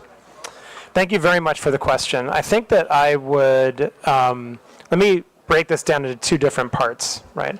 First of all, absolutely yes. We very much have moderators that are from Philippines, that are native language speakers, and they're looking at content in the Philippines every single day. So absolutely yes, we do have those. I just want to make a distinction between moderators that look at potential violations of community standards versus third-party fact checkers. They're not the same thing. The moderators that we have are really looking at potential violations of our community standards. The third-party fact checkers are looking to determine if pieces of content are misinformation, right? But to be clear, those are also local, right? We work with 3 third-party fact checkers in Philippines, Verifiles, Rappler, and AFP. And again, all of them, of course, are local and have the local context, local native language capabilities. So absolutely, very much yes. We have the capabilities to both moderate content against our community standards and work with third-party fact checkers on misinformation in Philippines. Mr. Chair, can I add, do you think they have the capacity for real-time review? Or is it a taller task than it is? Mr. Chairman, if I may. Congressman, again, I would like to break these because they're two different things, really. And I think we do have to make sure we're being distinct about how we talk about our general content moderation versus the misinformation. So starting with our content moderation and our community standards moderation, what we do is we prioritize the most severe harms first. It is not necessarily a first in, first out content moderation system. What we do is we prioritize the most harmful pieces of content first. So, for example, if we see that there are reports of child exploitative imagery, that's going to jump all the way to the top of the queue, right? If we see reports of terrorism content, incitement to violence, right, those types of things, those are going to jump ahead because of their potential to cause harm, right? And then that's the type of process we use so that we ensure that we are acting in a timely fashion against the most severe harmful content. Now, when it comes to misinformation, again, different, right? What we can do is we can ourselves send content for the fact checkers to check, or the fact checkers can do it themselves. They have the ability not to wait for us and to actually check content on their own. And what we see in the Philippines is they are very robust. I think we have some of the most robust fact checkers in the world active in the Philippines, and very active in terms of many of the political and types of content trends that we're seeing on our platforms today in Philippines. So Mr. Chair, you're saying that you are prioritizing real-world harm, something that would really harm a specific place, a community, or even other countries, same country you're in. Is that how I understand it, sir?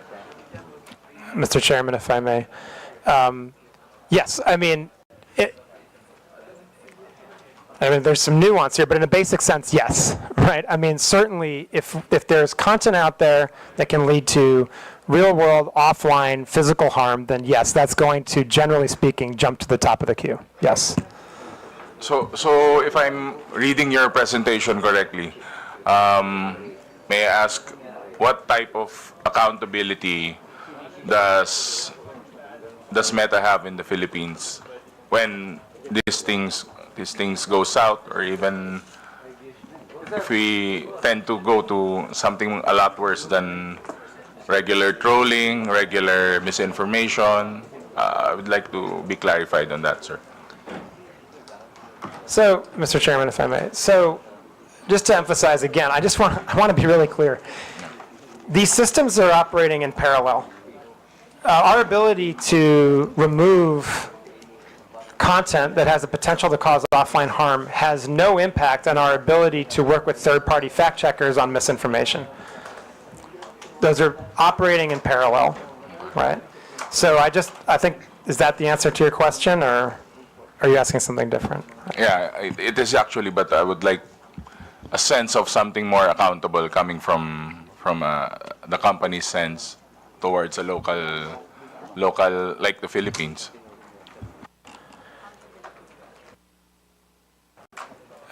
Mr. Chairman, if I may. Yeah, Congressman, I think that, first of all, we're sitting here today, which I'm glad to be doing.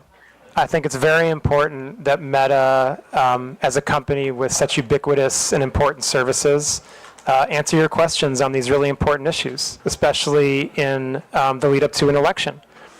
I'd like to point out that maybe we didn't actually show that slide now that I think about it, but we put a slide on our presentation that showed the award that we received from KaMAtis after the last election for the work we did to protect the integrity of the election.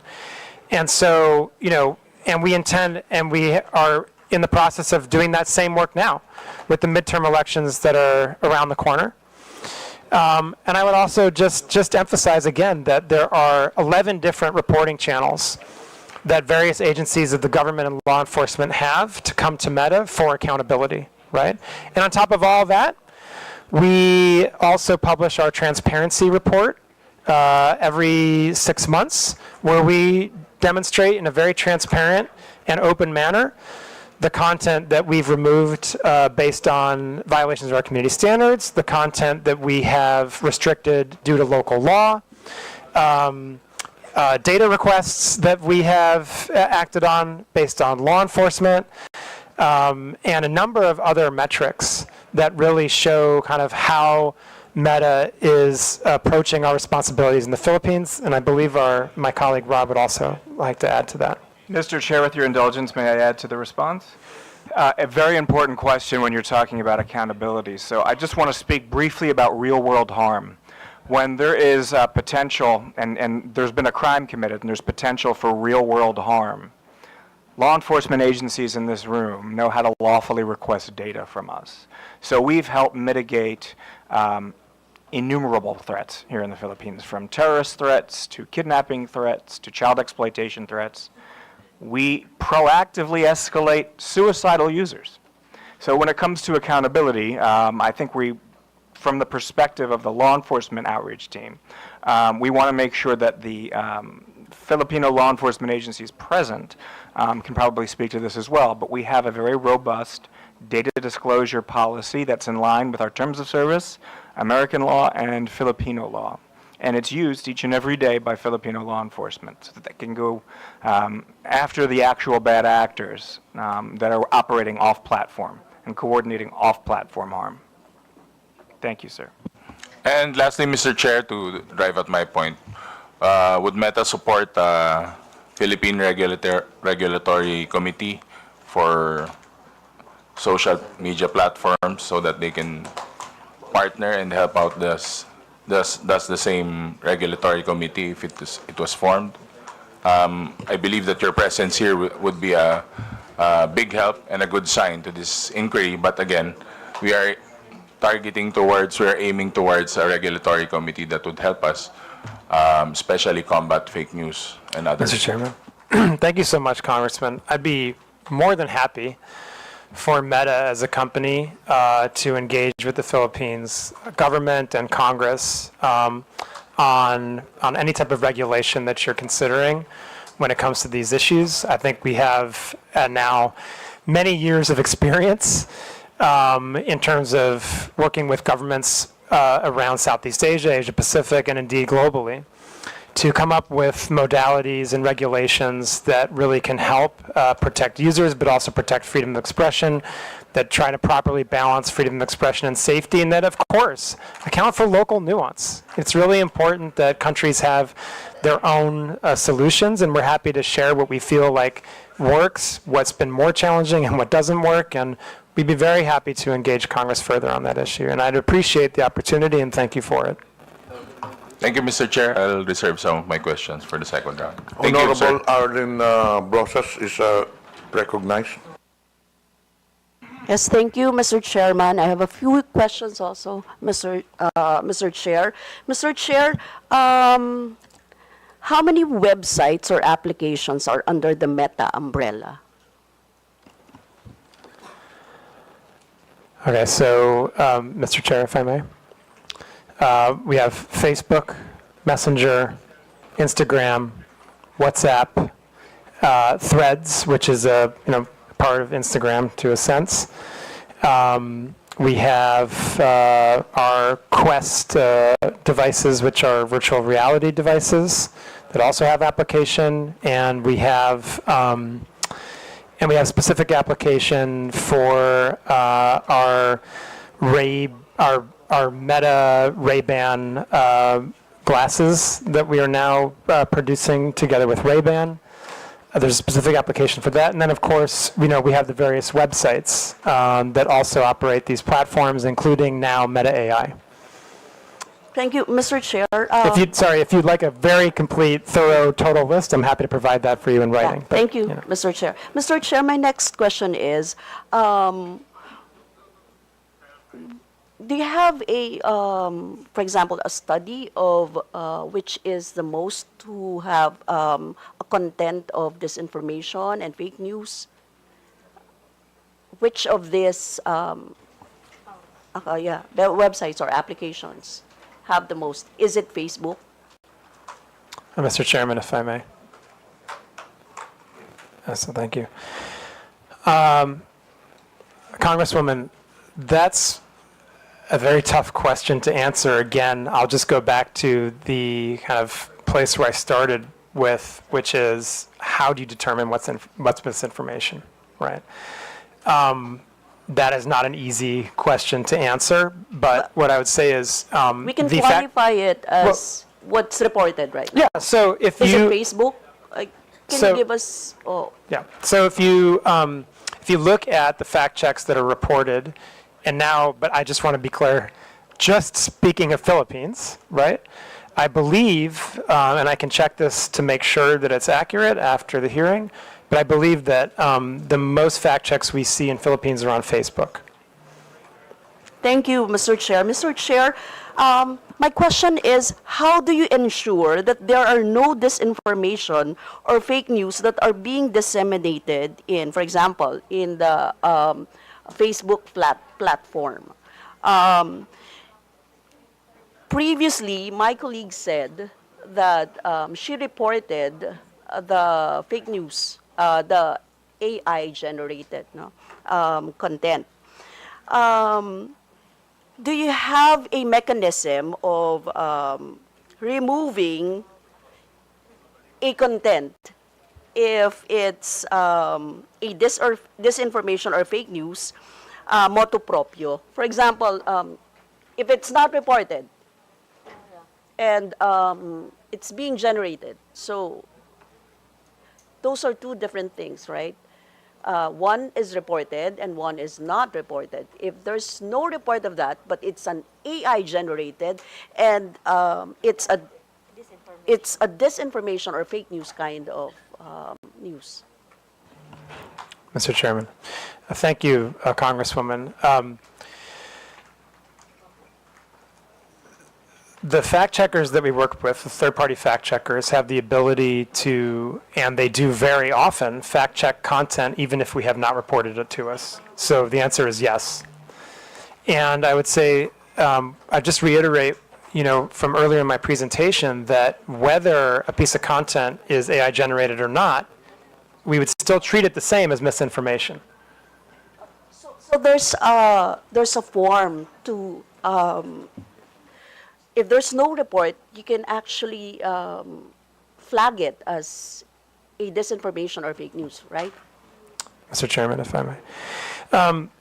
Yes, so let me talk about all the different ways that this can be done, right? First of all, as your colleague showed earlier, a user that's scrolling through Facebook can report something if they believe it's false information, and that would flag it for our systems so that we would have a look at that and potentially pass it on to a third-party fact checker.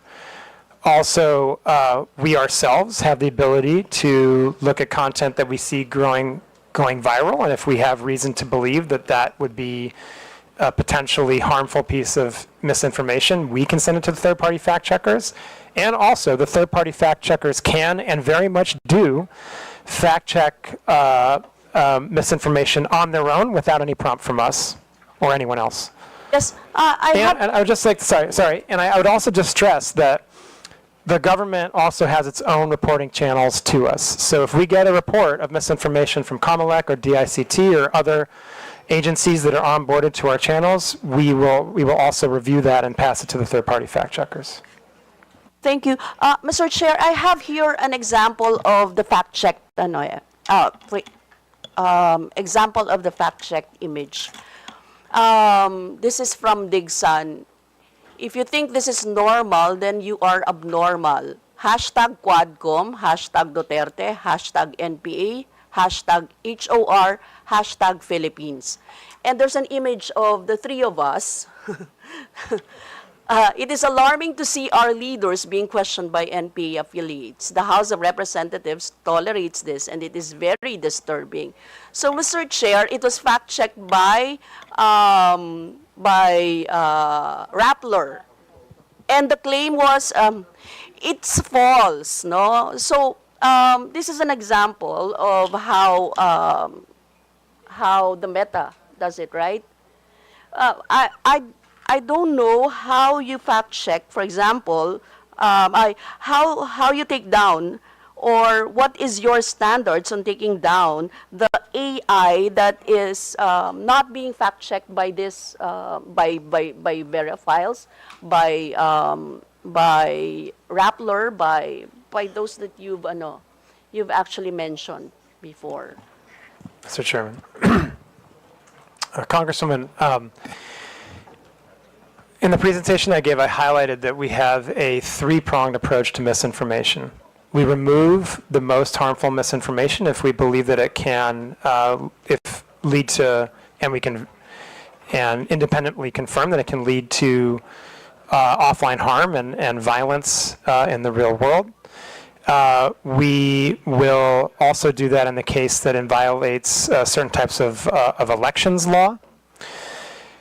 With misinformation that does not meet that threshold, we will use our third-party fact checkers to check if indeed that misinformation is false or partially false or missing context or any of those kind of labels. And if the third-party fact checker does confirm that it's false, then we will reduce the distribution of that content on our platforms, and we will put a label on it so that someone who sees that content understands that they are looking at content that has been determined by a third-party fact checker to be at least false or partially false, or as I said, there's a number of other labels they can apply. I showed an example earlier about what that would look like on our platforms. And so when it comes to AI, I think the important thing to reiterate is, number one, that whether a piece of content is AI generated or not, the misinformation policies still apply. Right? They apply across the board. So if there is a piece of misinformation that's generated by AI, it's still going to be the same misinformation policies. Now, there is one additional point to make, which I mentioned previously, which is that if it's a paid piece of content. If it's sponsored, if it's an ad, then there are additional checks that we do, and we require that whoever has placed that ad or boosted that content disclose that it is AI generated, right?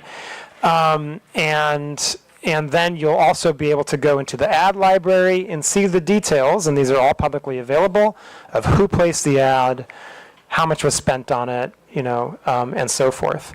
And if these ads are politically, if they're political in nature, if they are about the election, about a campaign, about a political candidate, if they're about social issues, then they have to go through our authorization process for running political and social ads. That adds another layer of authorization and verification, so that means that, I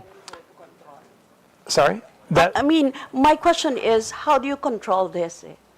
You have the controls, you have the technology. How do you control this kind of I am asking this, Mr. Chair, because we are always the victims of red tagging, and it is a danger to our life, liberty, and property. And we all know that those are actually false contents. But it keeps on proliferating in the internet. Even right now, as we are speaking. So I'm asking the Meta, how do they do that? Is there, actually my next question is about how many disinformation have you had banned or removed? Or how do you control this fake news or disinformation? How many are based on complaints? How many are initiated by your platforms, for example? Those are questions that I would like to be, answered. Mr. Chairman, first of all, Congresswoman, I think the issue of red tagging is one that we take very, very seriously, and I would express my sympathy to anyone who's been the victim of that. That's obviously a very, very, very difficult experience, and one that I would certainly not wish on anyone. I would just like to emphasize that red tagging violates our policies. We view red tagging as a form of coordinating harm on our platform, and that is prohibited. When we're made aware of it, and we confirm that it's red tagging, then we will remove that content. We've done that in many, many cases for a number of years now. And I would just emphasize again that does violate our policies, and we will remove it when it's reported to us. So I would encourage you or any other victim of red tagging to send a report to us via COMELEC, via DICT, or the other channels that we have with the government, and we would review that with the utmost urgency, given the potential for harm. Your second question was about fact-checking, I believe, right?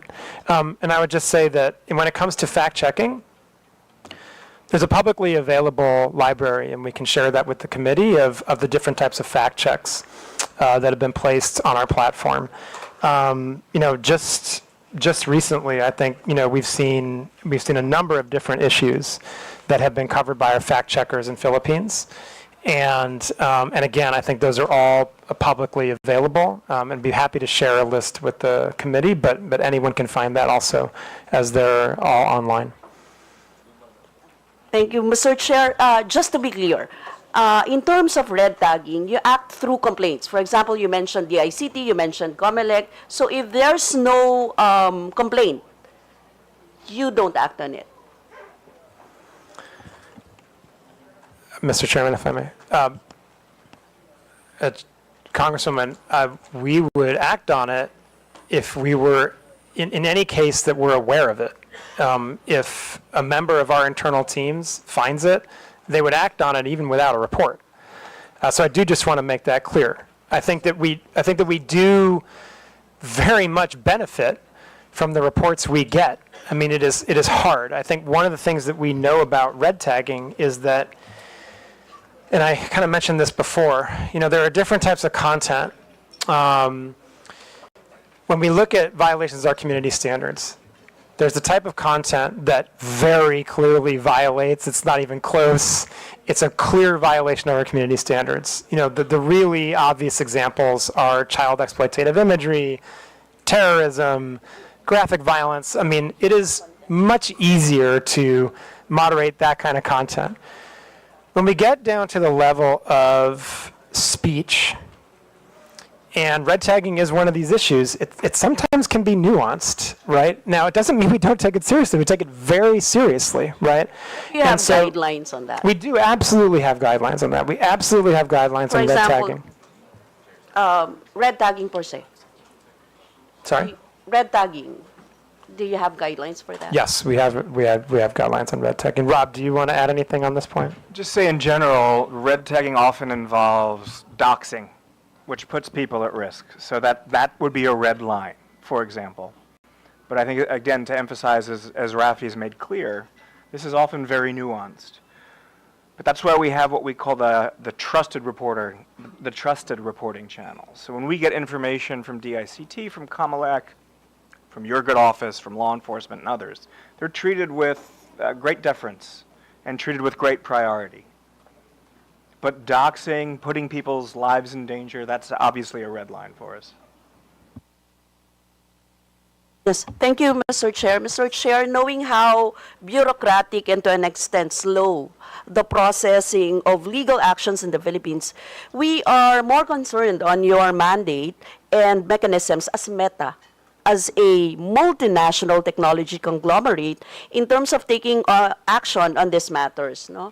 From fact-checking and ensuring the veracity of contents and users, taking down posts and banning users that proliferate disinformation and red tagging, up to instituting protections to users so as to allow for a healthy and humane interactions and discourses on your platforms. That is what we're expecting. Mr. Chair, thank you so much, Congresswoman, for the opportunity to discuss these important issues. And we absolutely share the objective of making sure that the platforms that Meta operates in the Philippines are safe ones. And so that's why we're here. That's why we're having this conversation. And we're always, always happy to take more feedback, to look at things that if the Congress believes we can do better, we're happy to take that back and see what can be done. And I think, as Rob said, I would just emphasize, please do utilize the reporting channels that we have established that are very well functioning with the government, with DICT, with the law enforcement, with KaMAtis, to address these issues. Anything that can lead to the potential for physical harm, we treat with the utmost severity and urgency. To share, maybe they can help us in the data. For example, how many complaints have they received? How many are initiated by their platform? For example, the total numbers, at least, no? If we can have that idea of how they actually took an action on those complaints. But that would be a substantial number of complaints. I don't know if you'll be able to submit the data to this committee. I mean, well, maybe as far as the Philippines is concerned. Mr. Chairman, thank you. We do put out transparency reports that look at how we have handled government requests, and so those are readily available. I believe the last one we have out right now would be for H1 2024. I can check on when the next one is coming, but beyond that, I'm happy to discuss with the committee, I think more in private, about how we can potentially share additional data around how we have acted on government requests. Mr. Chair, with your indulgence, might I just add to that response? I really like the fact that you said, I believe, was it humane and fair? I think that's very, very well put. I want to make it very clear that we are not in a reactive-only posture when it comes to the upcoming midterms. We've been having weekly huddles with meetings that are very multidisciplinary and cross-functional at our, at our headquarters in Singapore. that is largely staffed by our Filipino colleagues. We are firm in our belief that the Filipino election is for Filipinos, and we're doing everything we can to keep it free, fair, and free from interference. And to your point, Madam Congresswoman, humane as well. But as the chair and I were discussing along with Rafi, we've seen firsthand, and this is now my second or third round of elections here in the Philippines, it's a very vibrant, bare-knuckle democracy here. So yeah, it can get pretty rough and tumble. Yes, Mr. Chair, but we would like to lessen the fake news and disinformation. So we need those data that we really need those data. Would you allow releasing that data? Would it be proper if this committee would write you an official communication to access those data? Mr. Chairman, thank you. Yes, I think it would be helpful if you could, as a committee, specify the type of data you'd like to see, and then we can take that under advisement and share what we can, and have a discussion about what type of data we share and kind of what's most helpful to you. Yeah, okay. We will send an official communication for that data. Last question, Mr. Chair. Do you have ways to ensure that the same people, for example, if an account is banned or removed from the platform, or the account holder, they can simply make a new one, right? So how do you ensure that the same people will not be able to make a new account? For example, like banning their IP addresses instead of just removing their Facebook accounts. Do you have that power? Well, Mr. Chairman, if it's so. Yes, so we do have policies against this, which we call recidivism. We can and do, in many cases, try to ban IP addresses. I would say that this is difficult. It's a difficult space because it's in CSAM, right? In the yes. in cases of child pornography and OSAIC. Yes, absolutely. For those types of very high severity violations, those people would be banned from our platforms. And we do our best to keep people off once they have been deleted. But what I would say is what we encounter are various levels of adversarial behavior. There are some people, including very well-financed criminal organizations, who are very determined to maintain a presence on our platforms, and that is a hard battle that we fight. We do our best. We continue to fight that battle every day. We do it with the help of our law enforcement colleagues in Philippines and around the world. But it's not always easy. We try to do our best we can. We have also new technology that we use. AI is incredibly helpful and a remarkably helpful tool in helping us kind of try to. It's also a helpful tool for those who makes this. Yeah. We've talked a lot today about some of the potential harm of AI, but I think that what I would emphasize is that AI is also the best shield in many cases, right? We've developed AI technology to help moderate our platforms, both at the content level and, as you were talking about, the user level, for many, many years. We're able to delete literally billions of accounts, like the ones you're talking about, because of AI. And so those are capabilities that we have. They're always turned on. They're always active. Again, our transparency report does go into the numbers of the billions of accounts that we delete from people like that who are trying to get back onto the platform even though they've been banned, or they're creating spam accounts, or many other reasons, right? And AI is one of the best tools we have in our arsenal to act against that type of work. We're also in the process of looking at other technology, as we long have. For recidivism, you referenced IP blocks. It is something that there are cases where that's possible, but that's again difficult because there's technology that very well-financed people can use to even evade that, right? So this is an adversarial space in some cases, and we do the best we can working with our partners in government and law enforcement to keep people off the platform once they've been removed. Rob, do you want to? Sure, I'd be happy with the chair's indulgence to add some additional context to that. So when we're talking about the use of AI for detection for harmful content, the reason that north of 99% of child exploitation material doesn't make it onto our platform is because of things like machine learning, AI.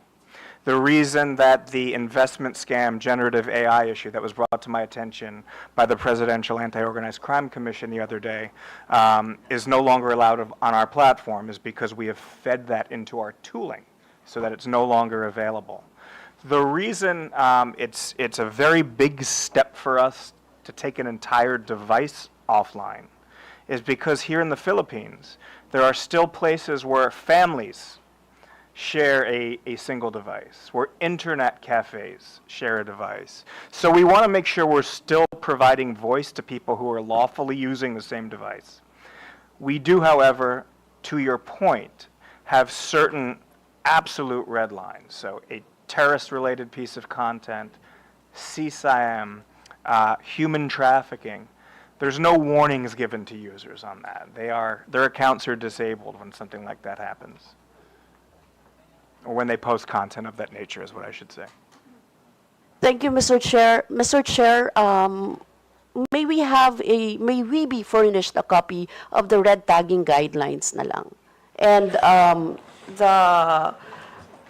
for the guidelines that they use for determining fake news and the specific timelines for the violations, for example, of the community standards violation, how long does it take? Is that being addressed to Meta? Yes, Mr. Chair. We'll include that in the official communication. Yeah. Thank you, Mr. Chair. May I remind the interpolator, I think this would be the last interpolator because the, before we proceed, may I acknowledge the presence of our co-chair, Honorable Joey Aquino, and Representative Benny Abante. The Meta representatives will have to take their flight at 3 p.m. So can you make your questions concise? The next interpolator would be Honorable Rog Gutierrez. Thank you, Mr. Chairman. I understand the busy schedule that our resource persons have. I'll try to make it quick. Good afternoon to our dear resource persons. I'd like to direct my questions to the Meta while they're here. Mr. Chair, just very briefly, I hope you can bear with us. It's been, it could be confusing for us, especially. Ideally, we would be tackling this together with Google and TikTok. However, understandably, due to schedule concerns or for whatever reason, you've appeared separately. So we'll be going through this all over again. I hope you could bear with us. Before we begin, I'd just like to verify. So, Dr. Frankel, is it, Mr. Chair, to the Honorable Chairman, can you tell us what you do in Meta? Mr. Chairman, Congressman, I'm the Director of Public Policy for Southeast Asia. And you are based in where? Singapore. In Singapore. And you are part of Meta, the American company. So I'm an employee of Facebook Singapore PT Ltd. Meta Platforms is the American company. Meta Platforms is American company, the Singaporean company. And Mr. Abrams, to the Honorable Chairman, may we know your position in Meta? So I'm one of the heads of law enforcement and national security outreach, handling a large chunk of Southeast Asia. My employer is the same as my colleague Rafi's. So likewise, based in Singapore? Also based in Singapore. Okay. Here in the Philippines quite often. Here in the Philippines quite often. And generally for Meta, although Meta Platforms, the American company, when they operate in Southeast Asia, they would do so through Facebook Singapore. Is that correct?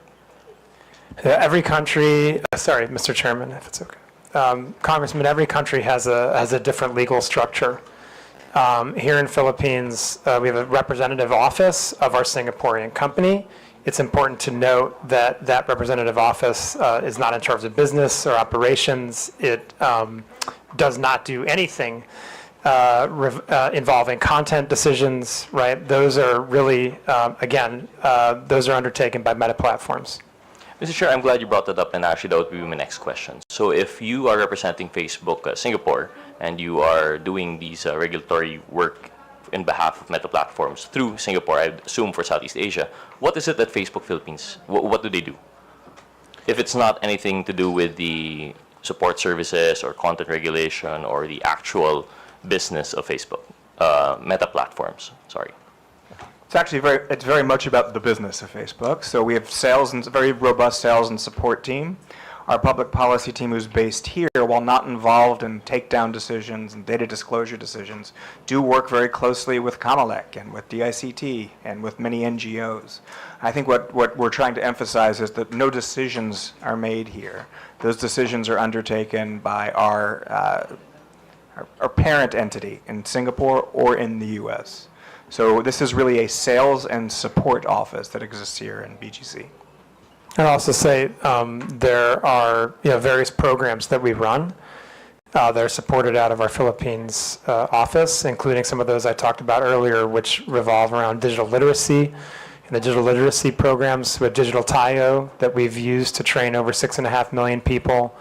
The digital entrepreneurship programs where we've trained over 60,000 micro, small, and medium-sized enterprises. Those are also examples of the type of work that our local team here has undertaken, and so forth. There's other examples. And Mr. Chair, just for the record, respectfully, sir, it's Meta Platforms, Inc. that controls all of our platforms. Okay. If that's helpful, Paul. Thank you for that clarification. And in fact, it is more helpful, so we have a better idea now. So Facebook Philippines is mostly in the business of, well, the business, which is sales, and I would assume this is advertising? Yeah, we're an ads-based business. So it's advertising. How about Facebook Marketplace? Is that also within the purview of Facebook Philippines?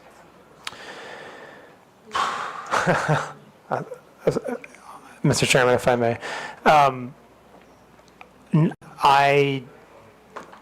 I want to check to make sure I get you the totally accurate answer, but I believe the answer is no. I think that Facebook Marketplace is, again, operated by the parent company in the United States, but I do want to qualify that by saying I definitely do want to check to make sure that's correct. Thank you. So I hope you understand where our confusion is coming from. So I would assume that Facebook Marketplace would be part of the business end of Facebook. So we would assume that that would be something within the purview of Facebook Philippines, considering that there would be regulatory requirements under the DTI and such. Mr. Chairman, if I may, this is where it does get a little complicated, right? I mean, to be clear, so there, there's no commerce that's taking place on Marketplace, right? And so but it doesn't mean that we don't comply with local law, right? We, as a global American company that lives up to the best legal standards in the world, we always want to comply with local law. So just because any of the platforms are being operated by an American company doesn't mean that we still won't comply with local law. Yeah, Mr. Chair, absolutely agree with you, and we are not implying any disregard for local law, but precisely I think if you've been listening to our fellow colleagues here, what we're driving at is accountability, which goes beyond just the legal requirements. So I hope you understand where we're driving at with this and why I'm asking these questions. We aren't implying that you aren't following local law. And in fact, we do appreciate all of these efforts that you've done above and beyond the legal requirements that we may have, such as your public outreach programs that you may have, and your facilitating the requests of some of our stakeholders in government. However, I hope you understand that what makes it very difficult for us is that when we have problems, it's very hard to reach Meta Platforms, Inc. So understandably, we are of the position that if we have any problems or anything that we have to relay, we have to go through Facebook Philippines. But as you can see from our previous hearings, they've been tossing us around left and right. We go to Facebook Philippines, they tell us to coordinate, they have no involvement with Meta Platform Inc. We go to Meta Platform Inc. and they say that, no, we're an American company, we won't be going there. So we're now trying to understand, for our purposes in crafting legislation, what legislation can we make given the very specific, special structure that social media corporations tend to have. I hope you understand, because generally what we're trying to regulate here now is within the purview of publication, for example, media. But unlike media, which would operate specifically within a country, we're talking now about, a foreign entity that would now be in the business, not just of, public expression, but also the commercial side of it and advertising. As you said, you're a ads-based business. So now we'd like to just differentiate. So going back to my question, I hope you'd bear with that. So Facebook Marketplace is not with Facebook Philippines. Facebook Philippines deals with the public outreach programs that you mentioned and the business side. So anything that has support for the Meta Platforms Incorporated in relation to content regulation and, for example, double-checking terms of use, if compliance with terms of use, these are not within the purview of Facebook Philippines. That much is clear, correct? Mr. Chairman, if I may. Okay. Thank you, thank you, Congressman. And now I understand where you're going with these questions. So let me just clarify again. The platforms, whether it's Facebook, Messenger, Instagram, Marketplace, they are operated by Meta Platforms, Inc. in the United States. So for the purposes of these hearings, we are the people that can come and address them. And I just want to clarify, and by the way, also, if you would like to have further discussions on regulation that you're considering, we're happy to do that. And I also just want to really, really clarify and emphasize a specific point. We always intended to come to these hearings. I really do want to make sure I say that and repeat it because it's very true. We always intended to come to these hearings. We needed a little bit of time to make sure that me and Rob could get here. The other times, the dates we were given, there was just very short notice and we had other commitments. We both have profiles that are regional. And so there was always an intention to come to this hearing and answer your questions and demonstrate the accountability, which we absolutely agree you deserve.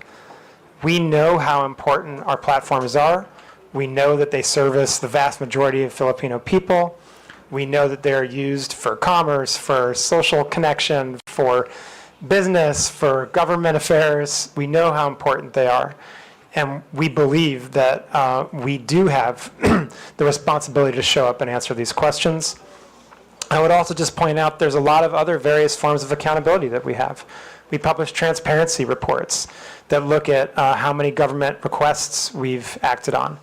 We have 11 different channels for the government to report to us community standards violations or request data or any other problems that they're having, if there's account hacks or anything like that.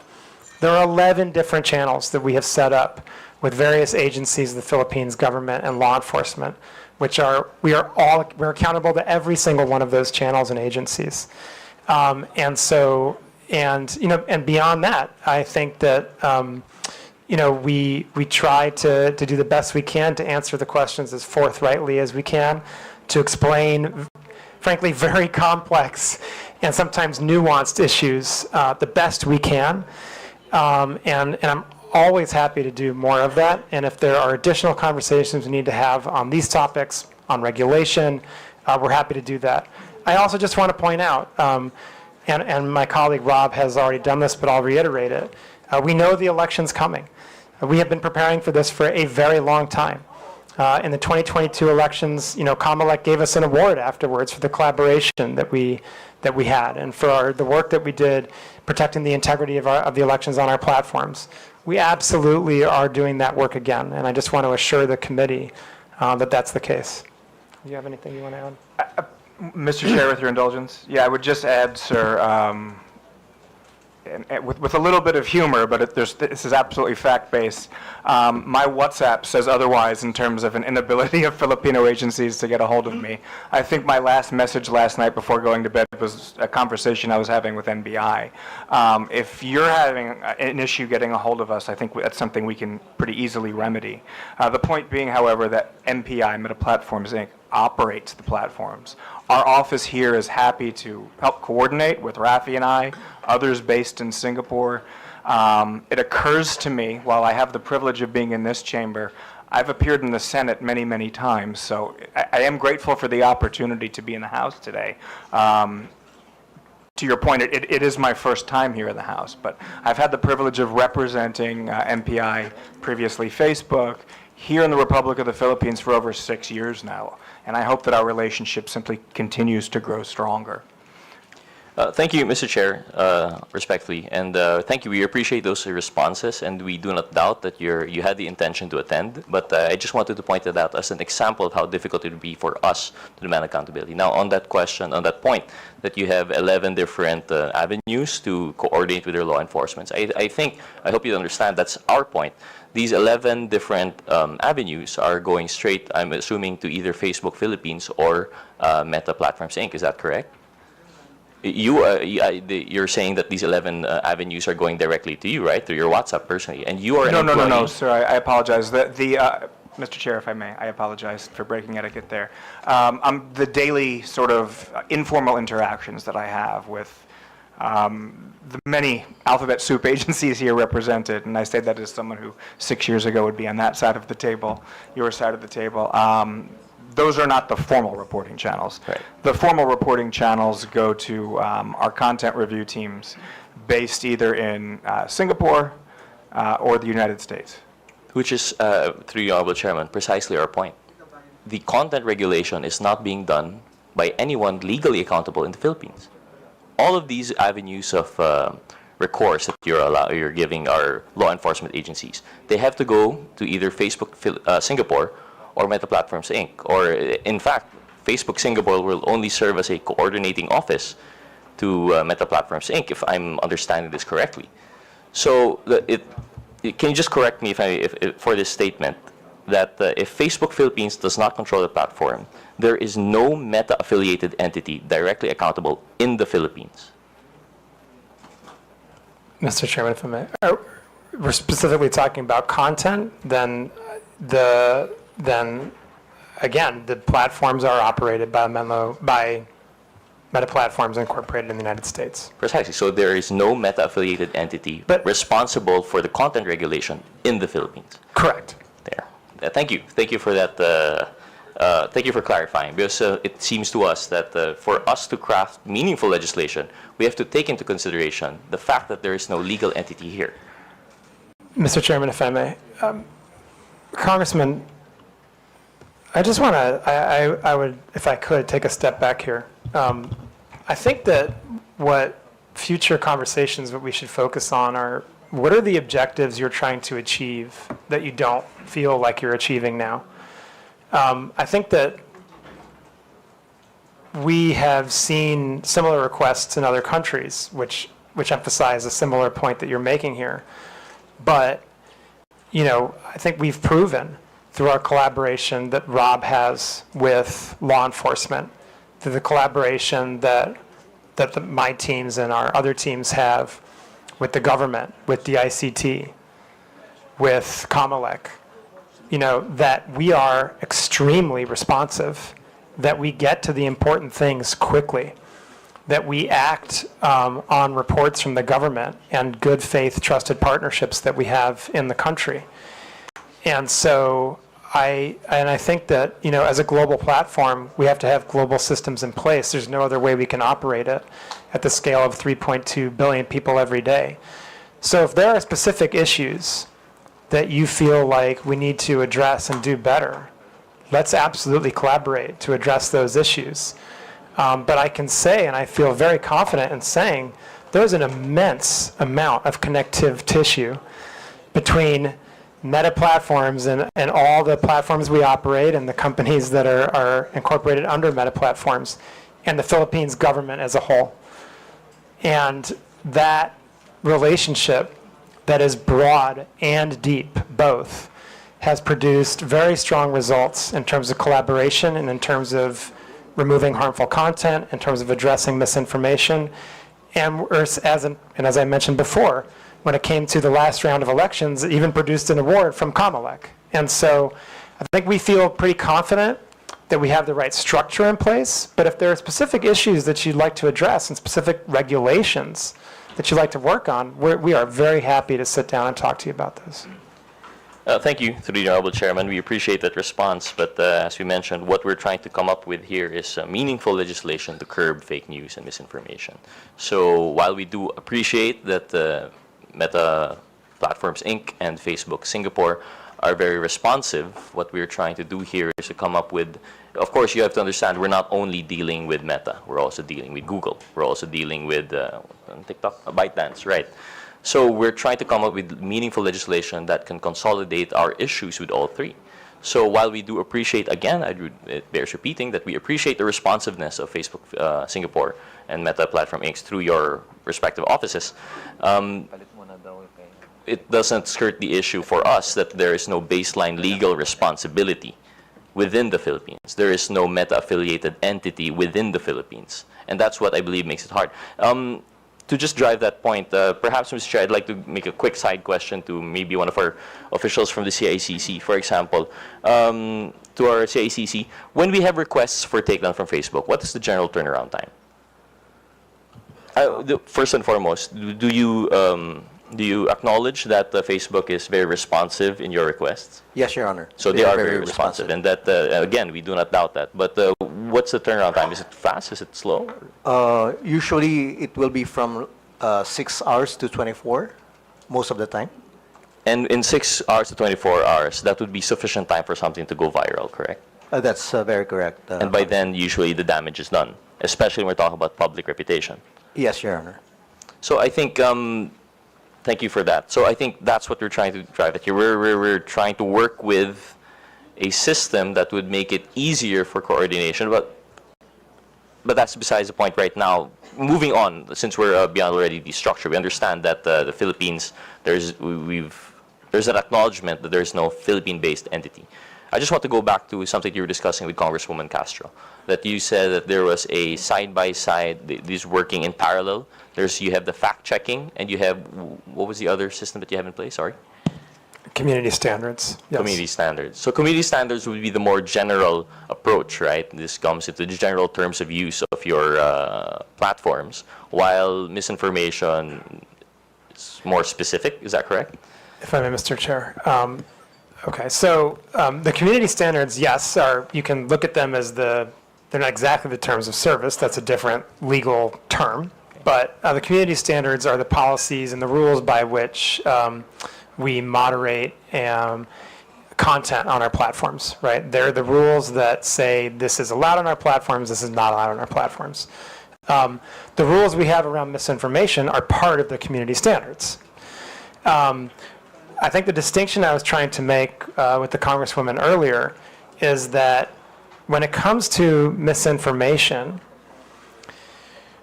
because we believe that it's really third parties that are the ones that are most capable and most appropriate to determine the veracity of information, there is a parallel system that we have in place, which is the third-party fact-checking system, right? And that system is in place, and those fact-checkers can proactively act even without any action on our part. They can act if we send them content that we want them to review from misinformation, but they can also act on their own if they think that there's a piece of misinformation that's going viral and could potentially cause harm. That's what I was trying to distinguish between. Whereas the other community standards violations, such as hate speech, incitement to violence, bullying and harassment, terrorism, child exploitative imagery, those community standards, those would be looked at by our content moderators, right? And who will make a determination about whether they violate the community standards or not, and therefore are removed or not. And I think Rob would like to add to that.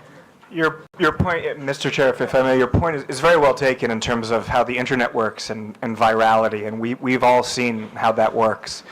The upside to that is when we have a piece of content that's violating, I'd like to just underscore once again that feeds our ability to prevent its future proliferation. So just by way of example, for something that's a very non-controversial sort of content subset, so terrorism-related content and child exploitation-related content. Every piece of video or every photograph that's uploaded to Instagram or to Facebook is compared against an enormous bank of hash values, digital fingerprints, if you like. So once we identify one of those and it's added to the bank, so to speak, it can no longer be spread on our platforms. And as members as the GIFCT, the Global Internet Forum to Counter Terrorism, we share those with our partners. We don't compete when it comes to safety, we collaborate. But to your point, yes, 6 hours is enough time for something to go viral.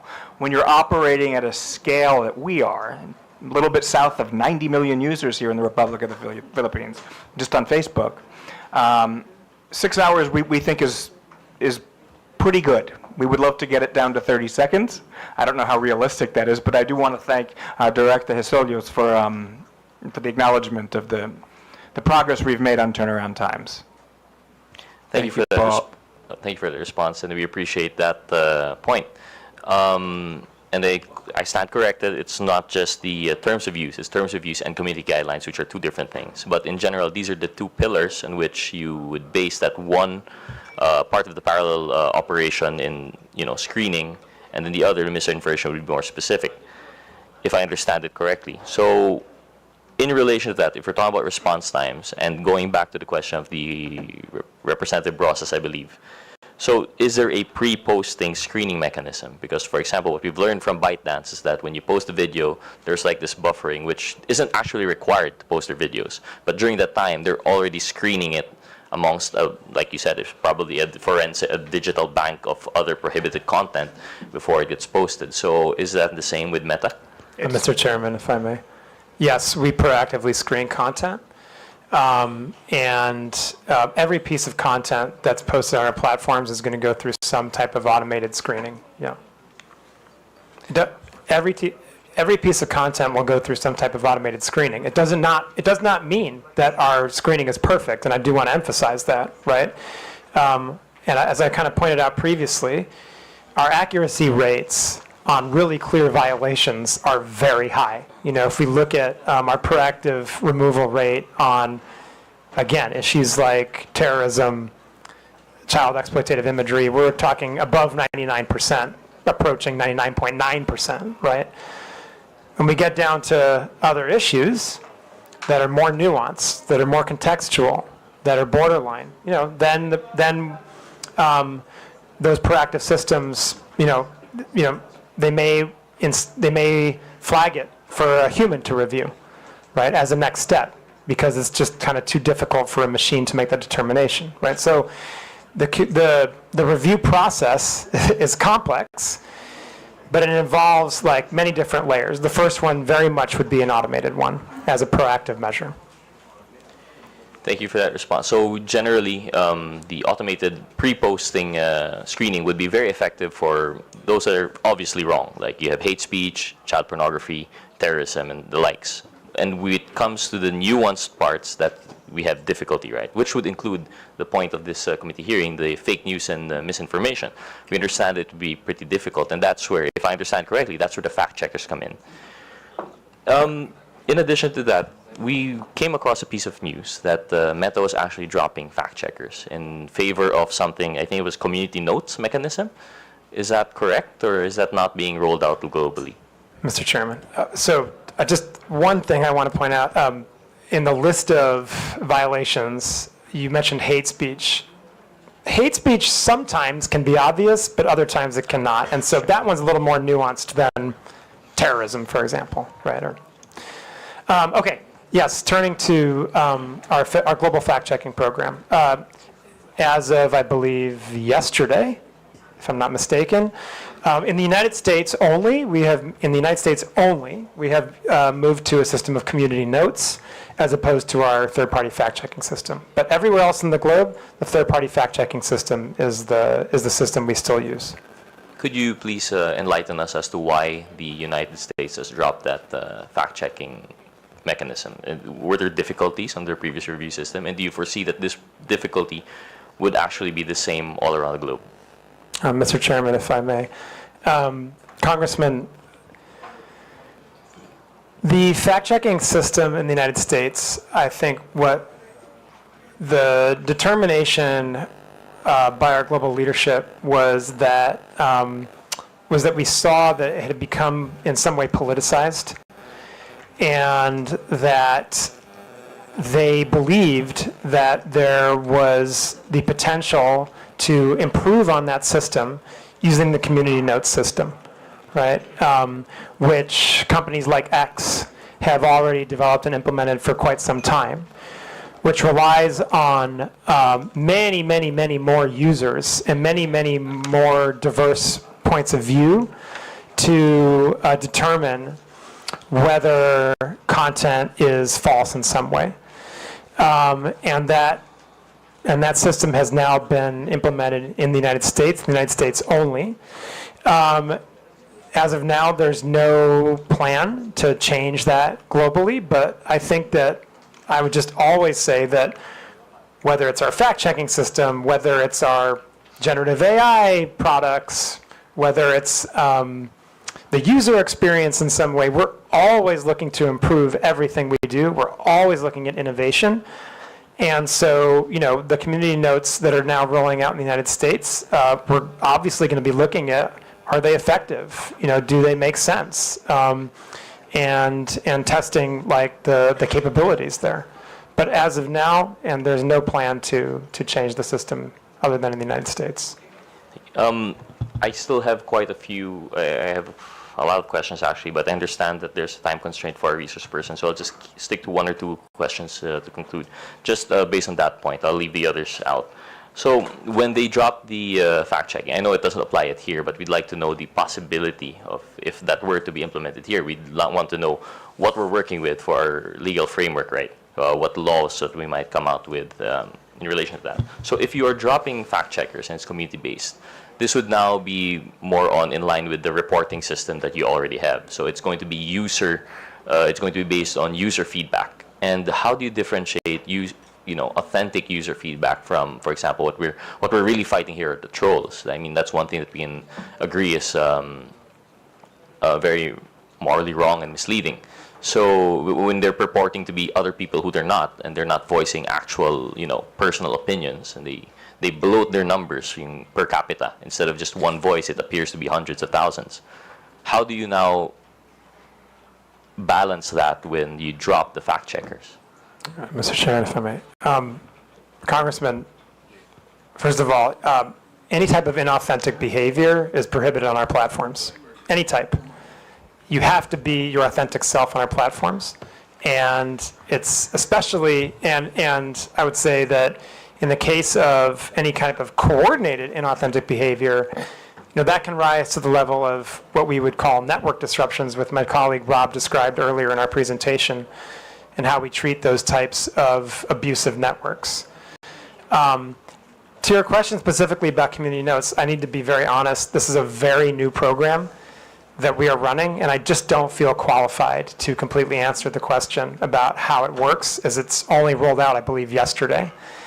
I feel very qualified to answer a lot of other questions about these issues, but on that one, I think we just have to come back to the committee. If you have specific questions, I think that the chairman and the committee are putting together a list of follow-up questions, and we'll be happy to try to address that one as well. Thank you. Just one last question to the Honorable Chairman, if there are resource persons who could oblige, because you already mentioned that in Facebook you only allow your authentic self. But anecdotally, that isn't the case, especially here in the Philippines. I don't know if it's the same outside the Philippines, but if you've been monitoring, one of the issues that we have are these massive troll farms in which people purport to be other people, and precisely to bloat out their, public, in order to shape public opinion sentiment. So what measures do you have to ensure that? Is it possible to implement something in which, truly, not just, currently, if I understand it correctly, the closest that Meta has come to identifying authentic users would be phone numbers. By requiring phone numbers as a two-factor authentication, ideally it's 1:1, but we've passed the SIM registration bill. It's now a law. It hasn't curbed the number of SIM cards being registered to, being used by one person but registered in other persons. So how do we go about it? I see Mr. Abrams doesn't agree, and I agree. It isn't the best way, but from my understanding, SIM registry, the phone numbers was being used by Meta to sort of validate whether a person is not. You have verified accounts in which you require them to submit IDs, but not everyone's verified. So what steps is Meta taking? What steps could they take to curb these inauthentic users? Mr. Chairman, if we go ahead. Mr. Chairman, may I respond? Actually, I actually am agreeing with you that SIM card registration was probably the way to go. That way you're getting at the bottom of the pyramid. Over 80%, I believe, and I want to go on the record as saying that's my belief right now. I don't have the actual numbers in front of me. Over 80% of our Filipino community of users uses phone numbers to register. But to say that phone numbers are our sole way of checking for authenticity is not the case. there are many, many back-end engineering cues that our analysts look at to determine the authenticity of an account. To that end, that's probably what flagged the Honorable Congresswoman's a false positive, and that's why we were able to restore it as well. But to go into too much granularity as to the cues we use would give bad actors an advantage. So perhaps an executive session with your good office would be in line for a further discussion on that, Bo. I would just if I may add, the inauthentic behavior. I think in our latest report, but again, we can go look up the exact figures. But we've used AI, for example, to remove, I think, 2 billion accounts in the last transparency report for inauthentic behavior. And so, again, we can get you the exact numbers. We report those transparently. But what I would also just emphasize, and I think this is really important because I get your question is about troll farms. So I just want to address that head on. We would view that type of behavior, generally speaking, under our coordinated inauthentic behavior policy, which prohibits exactly what that sounds like. Any kind of coordination by people not being honest about who they are for the purposes of spreading misinformation, right? And we have very stringent policies on that, where not only if we find someone engaged in that kind of behavior, we don't just take down that account. We do what we call fan outs, and we investigate what other accounts that account is coordinating with. And that is what leads us to undertake much larger network disruptions of accounts that are coordinating in abusive behavior on our platform.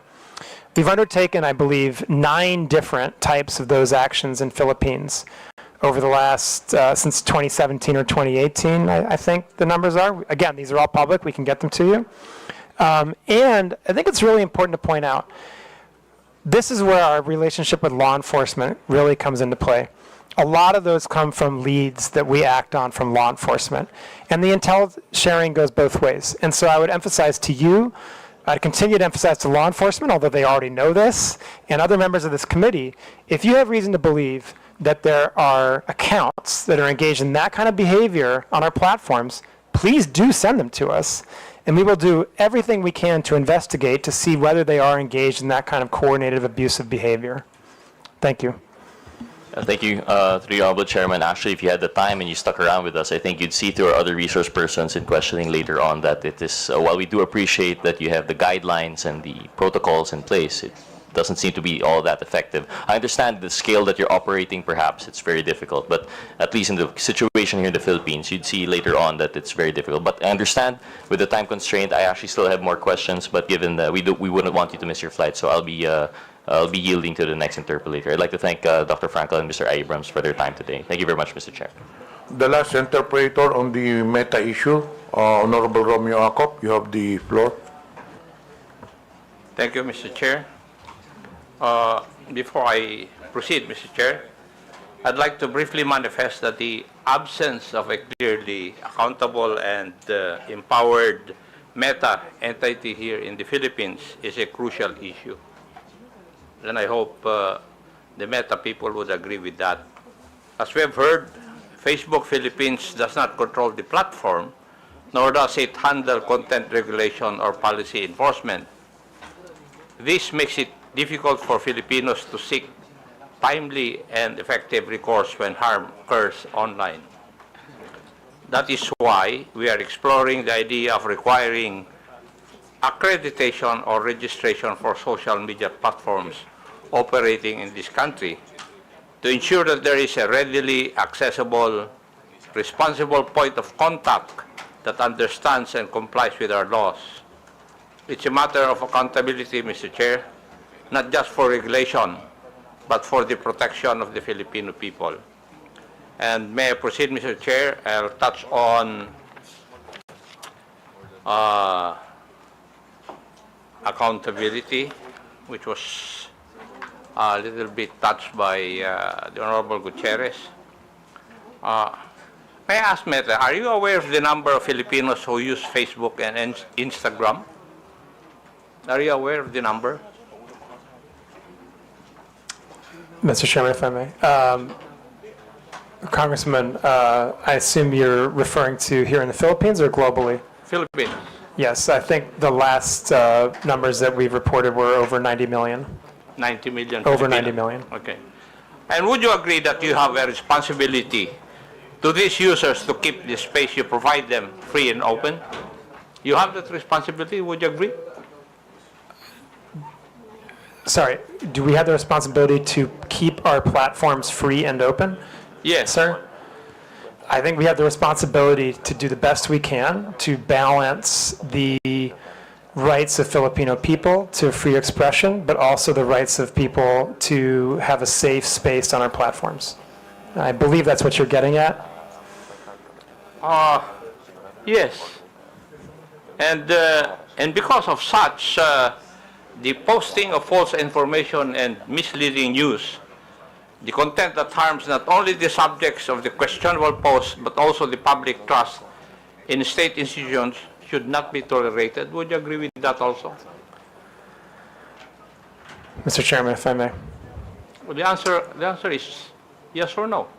I think, Congressman. Would you agree with that? Congressman, when I want to answer this question carefully. May I know why you are going to answer it carefully? Sir, yes, absolutely, sir. I want to say that when we come to topics like misinformation, there are different interpretations of that. And this is why we rely on third-party fact checkers to be the authoritative sources of what is true or false and to make those determinations so that we, as a neutral platform and one that is committed to providing, again, the best we can do to balance freedom of expression and safety, are not the ones making the determination about what is true and false. So I believe that we have the proper system in place where we rely on third-party fact checkers that are internationally certified to be the authoritative sources on what constitutes misinformation. And from that point, we have the responsibility to act on the findings that those third-party fact checkers provide to us.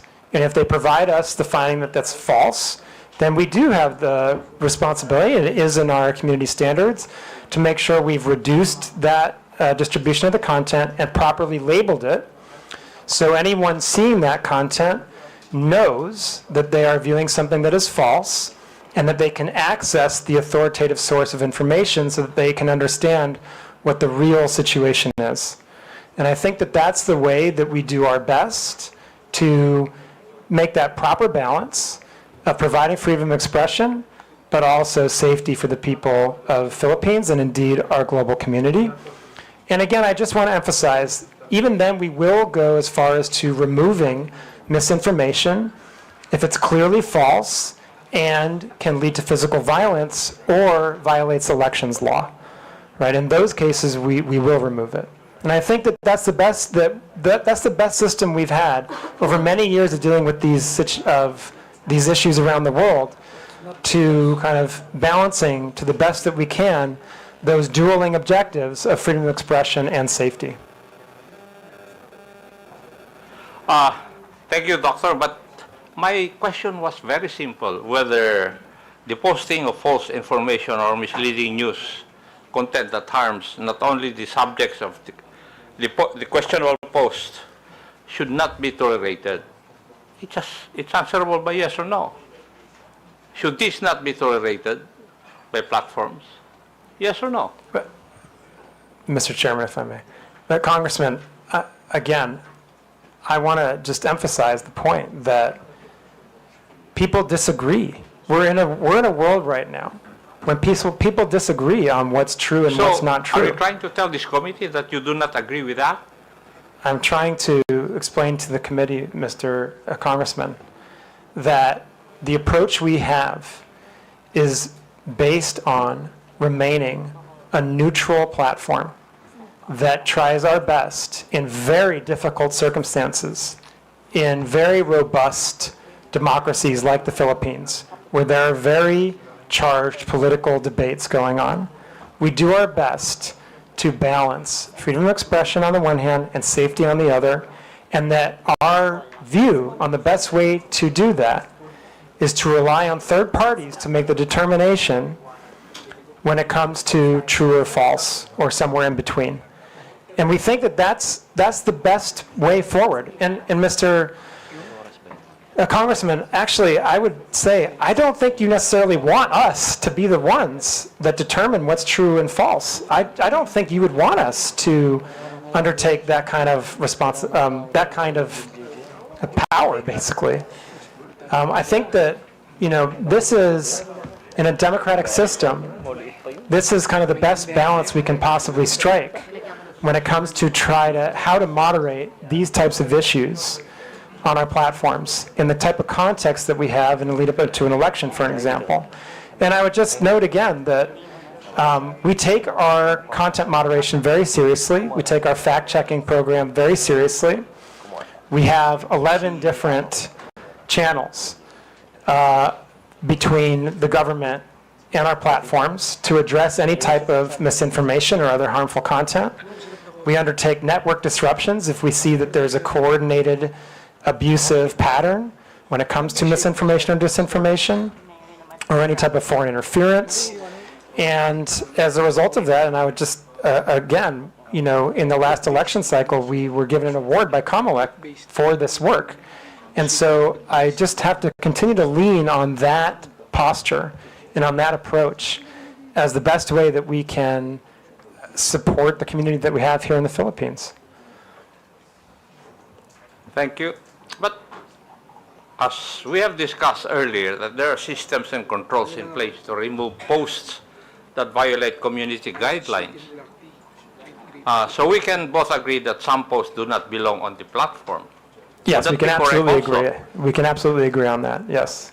You can agree with that already? If there are some posts that don't belong on the platform, yes, absolutely. And as the platform itself, you would take action to remove these posts?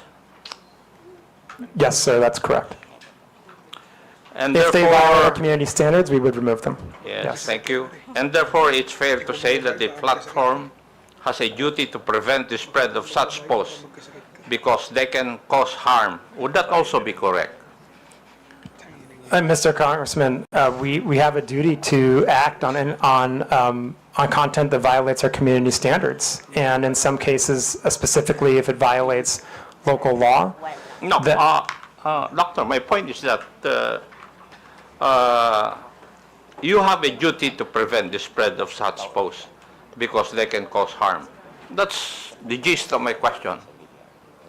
We have a duty to remove posts that we're aware of that violate our community standards, yes. Thank you, Doctor. Now, could I say that you recognize that Meta bears some responsibility for what is shared and posted on Facebook or Instagram? Mr. Chairman, if I may. Sir,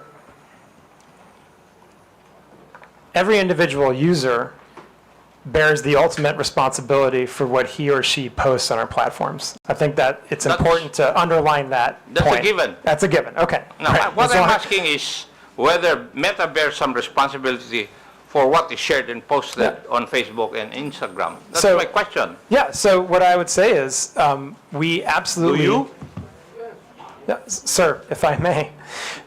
We very much believe that we have a responsibility to provide a safe platform for our users around the world, including in Philippines. That's your obligation. But my question is, would you bear some responsibility for what is shared and posted in your platforms? Yes or no? It's a very simple question. Sir, I just want to be really clear about this again, okay? Our responsibility is to Our responsibility is to make sure that we are doing the best we can to balance between voice and safety. Okay, and the ultimate Mr. Chair, responsibility, for the people, Chairman, for the content posted, is the I people think that post the it. doctor is evading the answer to my question. Any Tom, Dick, and Harry will say that it's answerable by yes or no. Mr. Congressman, the ultimate responsibility lies with the user who posts the agree. content. But what I'm asking is if Meta bears some responsibility. I'm not asking whether you are the primordial entity to be responsible. No, I'm not asking that. My question is whether you bear some responsibility. Mr. Congressman, if I may, I believe I've answered the question that I think the user bears the responsibility for what they post on our platform. Now, we have a set of community standards that we do our best to uphold because we want everyone to have a positive experience on our platforms and a safe experience on our platforms. And that's what our community standards are for. That's what our fact-checking programs are for. That's why we take these hearings very seriously. That's why we have the 11 different relationships with the government agencies in the Philippines so that harmful content can be reported to us. And I think that's how we do our best, like I said, to ensure that people have a voice and the freedom of expression while also a safe experience. But as I said, I think the ultimate responsibility for content lies with the user that's posted it. Mr. Chair, the questions I would be asking would depend on the answer of Dr. Frankel insofar as whether Meta bears some responsibility, and therefore, since he has said that he cannot answer me directly, I will not ask the other questions, but may I make a manifestation, Mr. Chair? It seems from our discussion that social media platforms are making some effort to curb the spread of fake news in this country. However, I disagree with the impression that acting merely as host of user-generated content exempts these platforms from any liability for the harmful content they allow to be exhibited. As part of our legislative duties, I think it may be time to revisit the current legal framework regarding these social media platforms, if only to incentivize them to further crack down on these types of illegal posts. Now, may I go to another issue, Mr. Chair?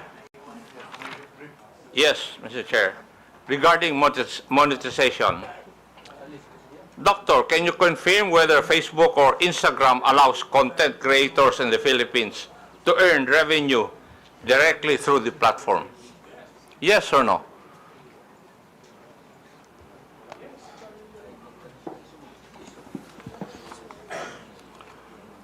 Congressman, I believe the answer is yes, but I want to make sure to check on that.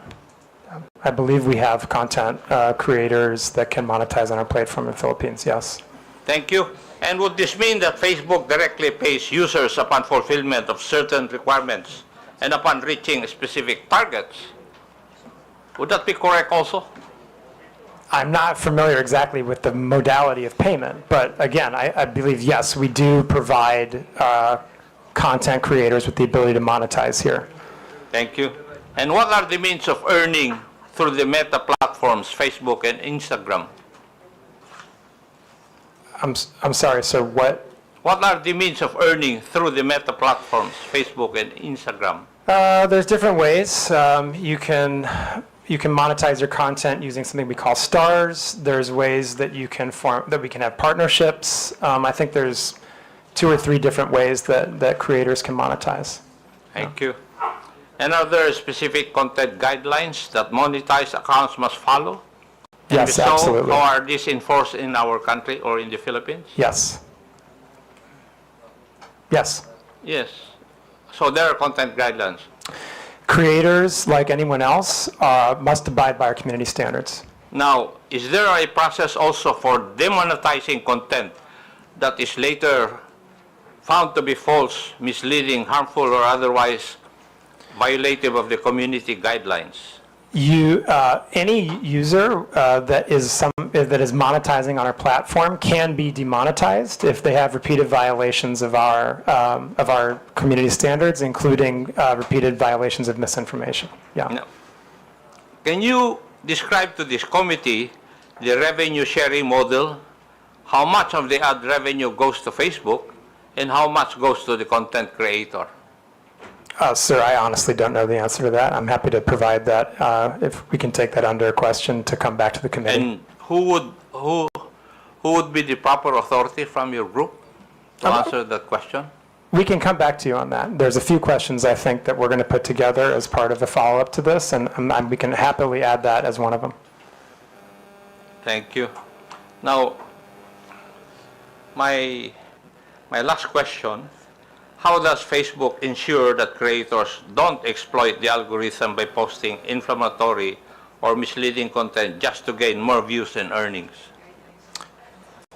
Mr. Chairman, again, if I may, as you pointed out, sir, we have policies that will demonetize pages if they engage in repeated violations of our community standards, or if they engage in repeated instances of misinformation. For curiosity's sake, can you provide data available on how much content creators in the Philippines have earned through Facebook's monetization programs over the past years? Mr. Chairman, I'm sorry, I do not have that data. And who would have that? Again, we can take that question under advisement and see if we can come back with something, but that may also be subject to privacy, and so I would have to see what the exact question is and see if we can come back to you on that. Thank you. Thank you, Mr. Chair.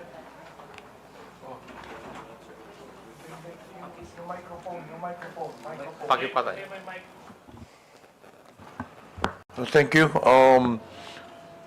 Okay, for a last manifestation, you're given 5 minutes, Honorable Abante. Mr. Chair, thank you very much. I really would like to ask some questions, but I'm not going to ask any questions anymore. But as I listen to your explanation, I begin to realize, and I don't understand what meta actually is, all right? I have to admit I'm ignorant of what you're trying to do. But I would think, Mr. Chair, that meta is a self-regulatory agency because you have community standards. Content and accounts that violate our community standards, including harmful misinformation, and you remove it. And you're not telling us that you have, in a way, a responsibility to do it. You have, because you are a self-regulatory agency of your company, of Facebook.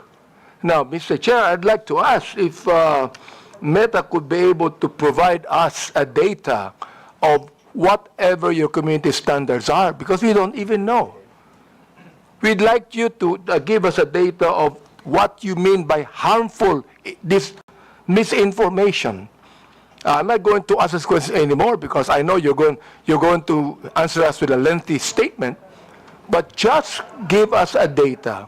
What do you mean? Guidelines. What do you mean by community standards? What do you mean by harmful misinformations? Just give us the guidelines for that. Can you do that, Mr. Chair? Mr. Chairman, if I may. Congressman, our community standards are publicly published and available on Mr. Chair, I'm asking that you give us the data. Not being able to see it on public. We would like to ask you to give us the data. Anyway, give us the guidelines for your community standards. There are many requests as per interpolation from the different congressmen. So we will incorporate all these requests, requesting data, thank you, including your request regarding the community's standard guidelines. There was a request also from Arlene Brosas. So we will incorporate this on our official communication, and hopefully you'll also to give us a feedback. Just one thing, Mr. Chair. Comparing the Philippines to different countries, do we have more misinformation here and violation of community standards? Do we have more of that than any country in the world? Do we have more? Mr. Chairman, Congressman, I think that I would have to go back and look at the statistics, but we publish our transparency report on community standards enforcement every 6 months. And our fact checks, again, are also very transparent. That information is publicly available, as is our community standards. All the information that you've just requested is publicly available information. So, Rob, Thank you. want to add Thank you. anything? You're asking, with your indulgence, Mr. Chairman, you're asking, obviously, Congressman Abante, a very important set of questions. The first thing I would say is just to reiterate, our community standards are readily available online. Number two, they're iterative. So in our consultations with your government and many others, they're revised with a lot of regularity. A lot of what we do is self-regulation, to be fair. But here in the Philippines, sir, if I may, we not only consulted with, we agreed to lots of legislation that has placed on us turnaround time burdens when it comes to certain types of harmful content, data disclosure burdens, not burdens, but obligations that we've agreed to, and we're beating turnaround times. We are largely compliant with data requests. I would hope, and I wouldn't dare speak for the law enforcement community here, but I would hope that they would agree that we are amongst, if not the most forward-leaning when it comes to protecting our Filipino community of users. And I absolutely think I understand that we're in the middle of an election cycle. Things are heated here at the moment, but that does not distract me or my team from our constant, everyday work in battling off-platform harm for our users. And not everything we do is self-regulating. We do a lot to follow local law. And reasonable people like myself in your good office, we're going to have disagreements along the way. I think the point is to keep these dialogues open. So with that, I do want to genuinely thank Congress for allowing us to be here today. Maraming salamat po. Thank you for that. Yeah, I would just emphasize, Mr. Chairman, we heard a lot of questions today, and very good questions, very fair questions.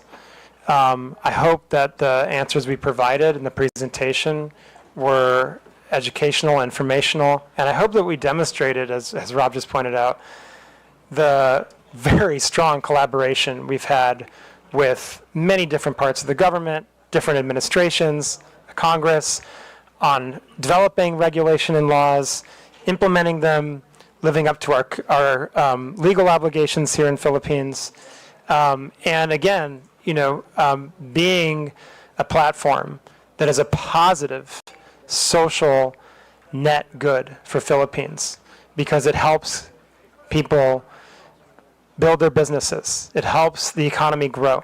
It helps people connect to their loved ones for free. It helps people learn about the world and gain new skills.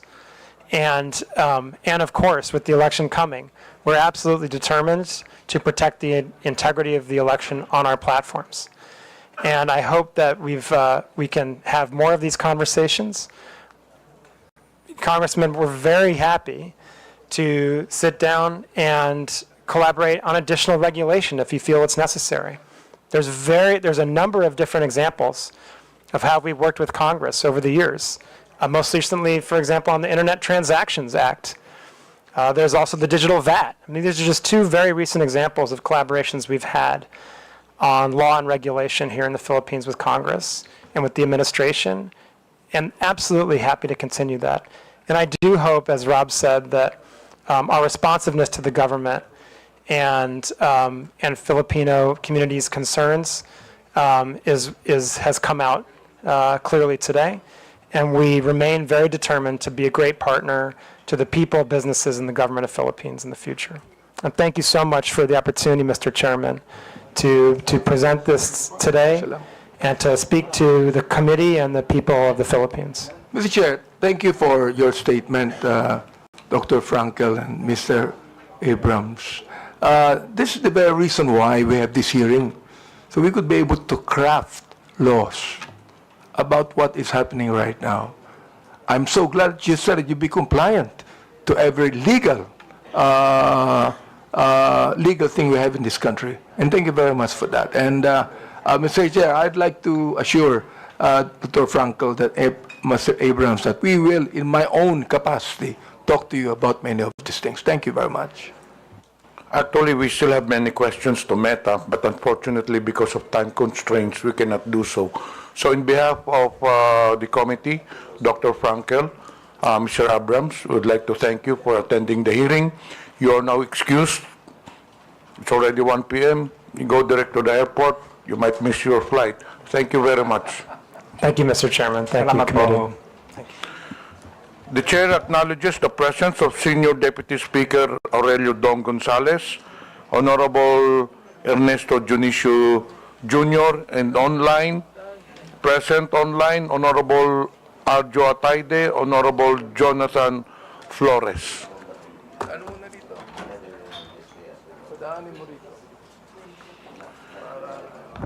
We have 5 issues to be discussed in today's hearing. 1, social media platforms.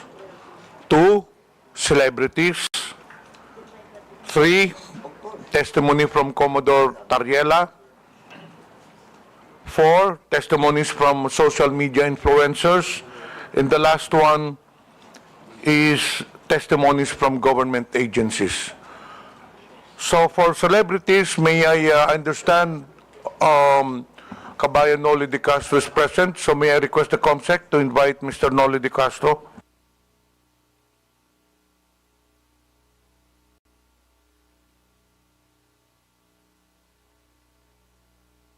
COMSEC, pwedeng maimbita natin si Mr. Noli de Castro so that we will have an orderly hearing and a smooth flow of discussion. We will tackle the issues as mentioned earlier by the chair one by one.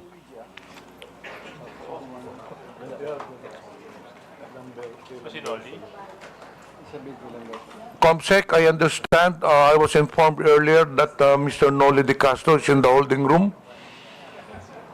Yes, sir. He's on his way. Okay. Can we invite them?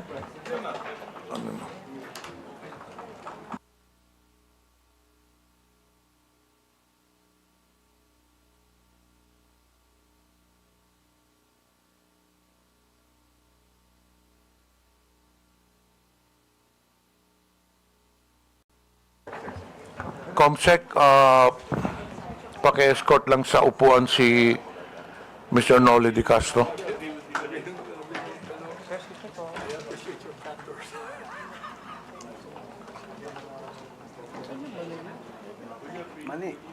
Thank you, Kabayan Noli, for attending the hearing. We will give you an opportunity if you would like to make an opening statement.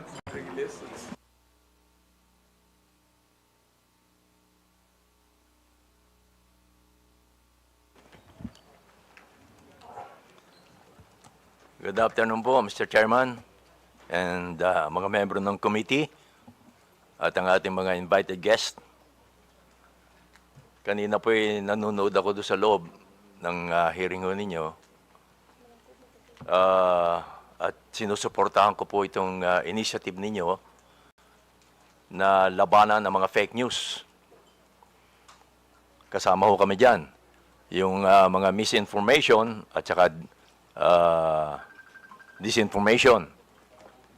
Kasama na rito po ang deepfake. Naging biktima rin ho ako niyan. Marami sa aming mga broadcaster. Bunso din po ng Gen AI at ang iba pa mga advanced technology po ngayon. Hindi natin mapipigilan ho yan. Kanina, I'm sorry, hindi ninyo napag-usapan sa Meta yung advanced ng technology. Kasi hindi ho talaga mapipigilan.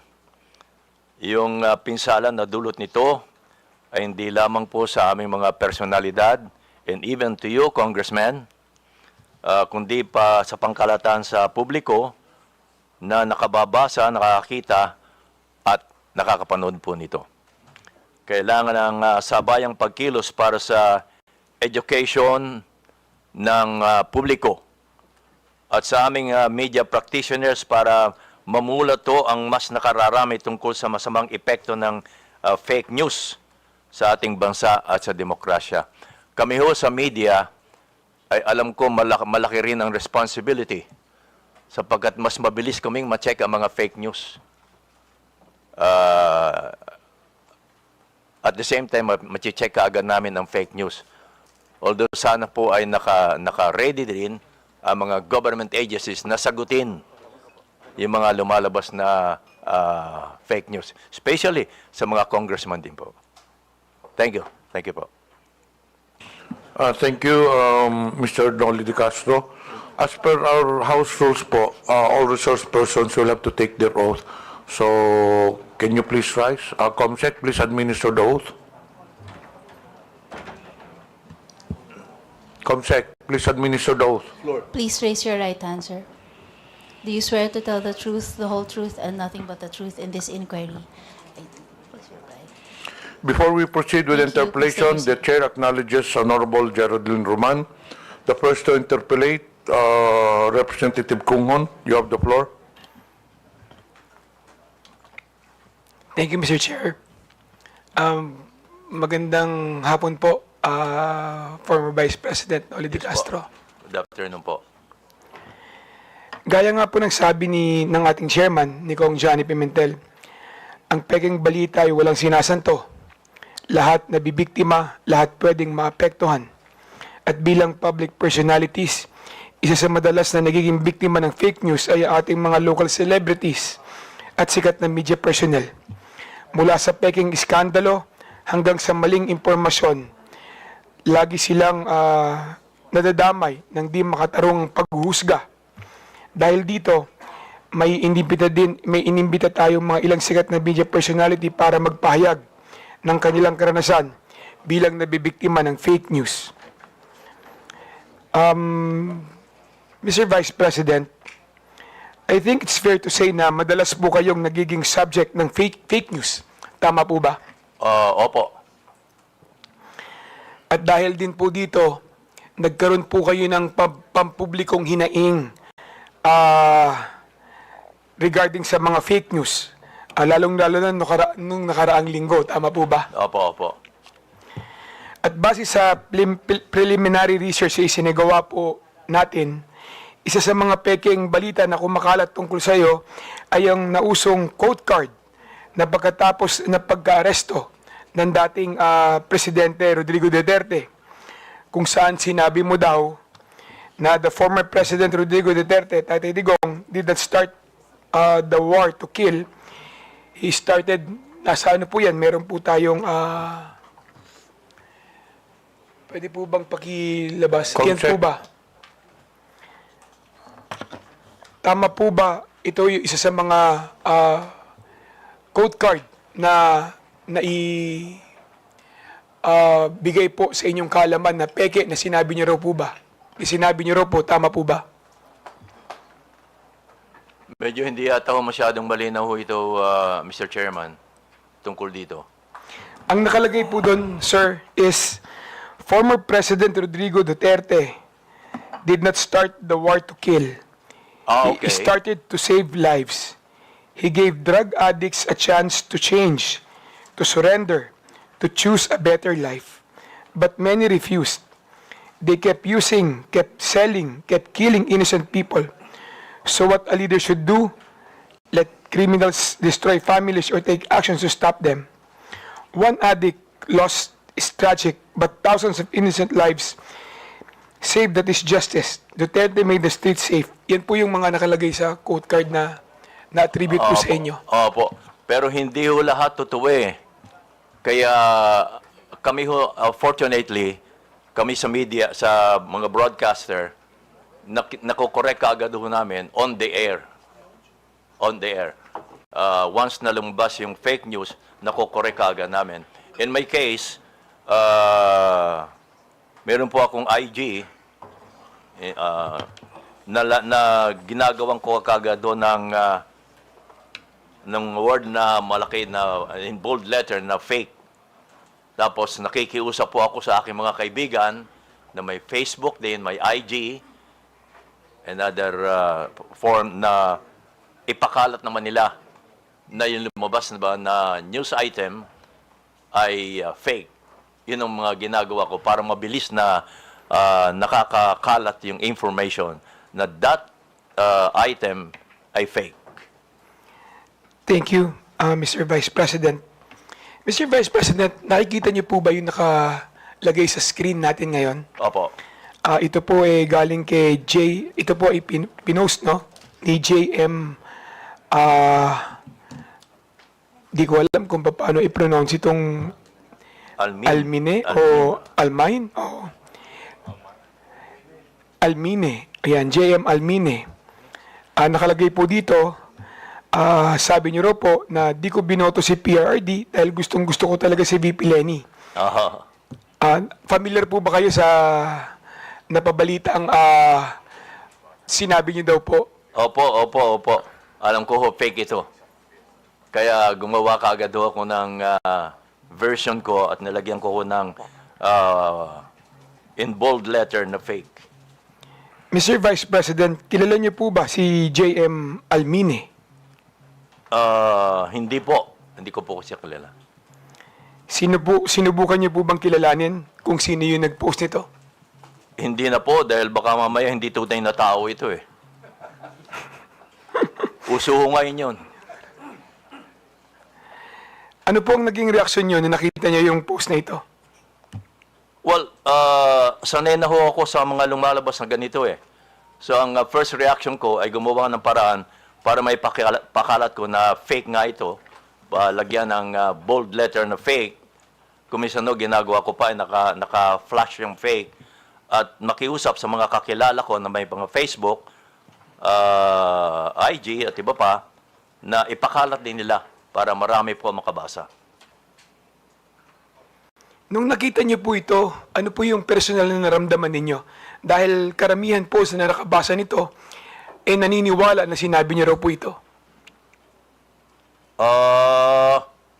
Well, of course, ang iba maniniwala ho, lalo na kung hindi ako kilala. Pero sa newscast, nako-correct naman ho namin ito eh. Itong ganito. Kaya madali lang ho eh.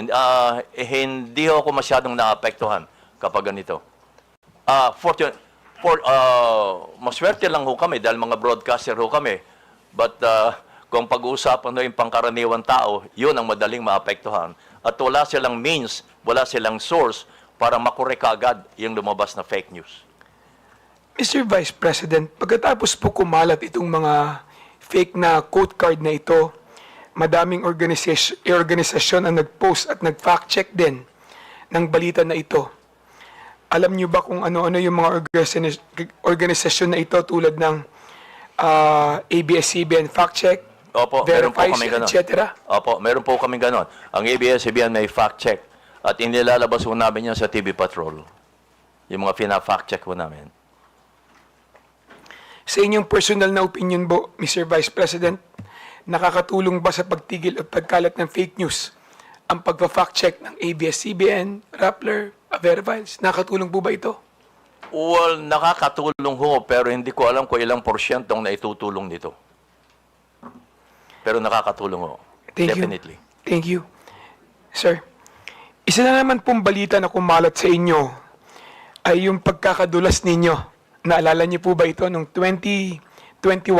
Dadulas? Meron pong fake news na kumalat noon, yung pagkakadulas ninyo, pagkakoma at pagkamatay umano. Noong October 26, 2021. Opo. Naalala niyo po ba ito? Opo. Kung saan kayo po ay nag-post katabi ng inyong koi pond ng magandang umaga bayan, pagpalain sana po ng Diyos ang inyong umaga mga kabayan. Naalala niyo po ba yun? Kasunod po nito, yan po yun kabayan, nasa screen po natin. Kasunod po nito ay nag-post kayo ng isang video na may caption, Miss ko na po kayo, mga kabayan. Abangan. Opo. Naalala nyo rin po yun. Pati po ang inyong anak na si Madam Kat de Castro ay nangangailangan pa mag-post upang patunayan na ang balita na yon ay fake news din sa inyong pagkamatay. Kaya ang sabi niya, "Hi everyone, my dad's absolutely fine. We just had dinner." Ang post ni Madam Kat de Castro. Opo. Ano po ang inyong reaksyon nung nakita niyo na may kumalat na kayo ay pumanaw na? Well, sabi nga ho nila, kapag kayo nabalita na patay na kayo, ay masahaba ang buhay nyo. But isa pa ho, sabi ho namin kami mga personalities, bad news or good news ay publicity pa rin ho. Kaya kung may ganyan, ay pag-uusapan pa rin kayo. Pero may mga news naman na medyo masakit na. Lalo kung affected ang ating bansa, Kung ako lang, okay lang 'yon. Pero pag affected na ho ang bansa, iba na 'yon. Mr. Vice President, yung mga tao sa paligid nyo, yung pamilya nyo, naapektuhan ba sa fake news na ito? Medyo ho, mas una silang naapektuhan kapag may mga fake news na involve ako. Naniwala ba sila agad nung nakita nila yung balita na yan? Ay hindi ho, dahil alam mo naman nila ang nangyayari ho sa akin. Kaya hindi sila naniniwala kaagad. Kaya lang, nag-worry lang sila. Sir, yung mga taong hindi mo naman personal na kilala, tulad ng karamihan na yung mga viewers, na yung mga fans at supporters, ano ang naging reaksyon nila sa balita na yan? Well, ang nababasa ko lang ho, hindi rin sila naniniwala. Yung iba naman ay nagko-condolence na, no? Lumabas ng balita na ako'y patay na. So, sinasagot ko sila, hindi ho, buhay pa ho ako. Yung mga ganon.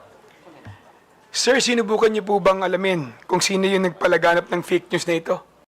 Gusto ko ho lang alamin, pero wala akong means na alamin kung paano Kung ang meta nga, walang masyadong means para alamin Napansin ko kanina sa tanong nila, Congressman Gutierrez Sir, ni-report niyo po ba yung fake news na ito? I mean sa Facebook, sa Meta? Hindi na po. Hindi na po. Lately ko lang nalaman na kinakailangan pa palang i-report mo para umaksyon mo sila. Kailangan pang i-report. Actually, pagkatapos nung kumalat na kayo ay pumanaw na, marami din po ang nag-fact check, no? Na organisasyon para siguraduhin na may tama yung kumakalat sa inyo na balita na kayo ay pumanaw na.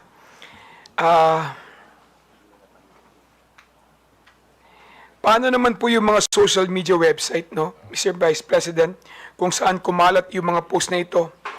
May mga gumawa ba sila na paraan para matigil o matulungan kayo para i-correct, no, yung mga ganitong klaseng fake news?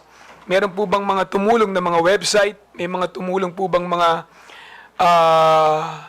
individual para kayo'y matulungan na pagsawata itong mga fake news na kumakalat sa inyo? Again, may means kami para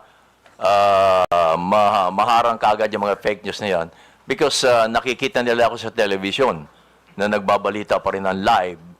So, that means, yun ang patunay na, hey, buhay pa pala si kabayan nagbabalita pa ng live.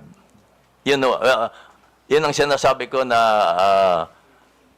kami ay maswerte pa ng katulad namin personality. But ang kawawa ay yung walang means para maharang kaagad nila mga fake news na lumalabas against them. Kanina tinanong po ni Congressman Akop kung may responsibilidad ba ang Meta at Facebook sa mga ganitong klaseng kumakalat na fake news. Tingin niyo po ba, kabayan, merong responsibilidad ang Facebook at Meta sa mga ganitong klaseng fake news na lumalabas at nakakaapekto, lalong-lalo na sa buhay ng mamamayan? Opo, naniniwala po ako dun. At naniniwala din akong negosyo ito Pati na po sa mga vlogger, kaya sila nainggan yung mag-vlog, ay dahilan sa kumikita rin sila. aminin natin, huwag na tayo maging hipokrito ho dito. Pati ang Meta, alam naman nila yon. Negosyo ho nila yon eh. So, tingin niyo po, hindi lang sa content creator o nag-post ang sole responsibility pagdating din po sa mga post na pinopost nila, pati rin po ang Meta. Opo. Meron tingin niyo, meron din pong responsibilidad Yes patungkol po. sa mga post na ilalagay sa kanilang platform. Mahalaga po yon.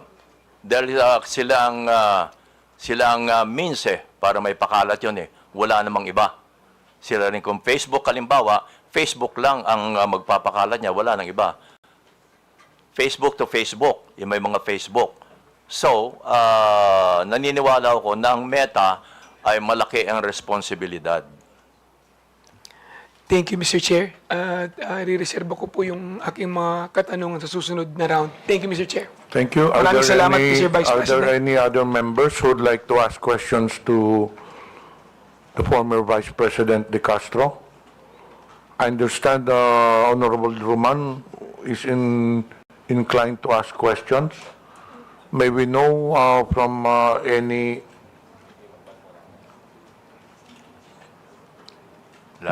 Nagpalista po si si General Honorable Roman.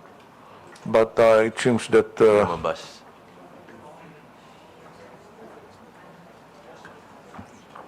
Dito po. So the next interpolator is Congresswoman General Din Roman.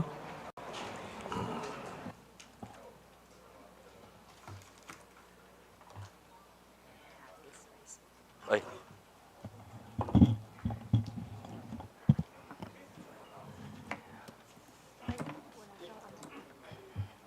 Walang mic si Kabayan. Hindi ko naman kayo interview. Magandang hapon po, Mr. Chair, ang aking mga kasamahan sa Kongreso at ang ating mga resource person. Today, we are celebrating the fourth Tricom meeting, whose aim is to eventually eradicate fake news by means of state regulation. What have we established in these past 4 meetings? What has become obvious to all of us is that the different social media platforms lack a uniform regulation that would require them to, number one, establish a legal entity in our country. Ito po yung kadahilanan kung bakit ang ilang social media platforms po natin ay walang physical presence sa ating bansa. Wala rin po tayong isang regulation kung saan nasasaad na ang kanilang perang kinikita ay dinedeclare o binabayaran ng corresponding tax. Pero hindi ko na po panghihimasukan yan sapagkat yung aspekto ng taxation ay beyond our objective here in the Tricom. Also, we do not have a regulation that will actually establish the duties and obligations of the different social media platforms in relation to the other stakeholders, such as the content creators. Paano po ba ang relasyon ng mga social media platforms sa content creators? Also to the advertisers, digital advertisers. Also to the government itself. It is this void that I think that our committee can be most useful to regulate the social media platforms. I know I am thinking ahead, but this is how we work. We look at the problem, analyze it, while toying with the possible solutions that come up from different members. So we can regulate social media platforms. But to actually regulate the area of content creation is potentially and most probably unconstitutional.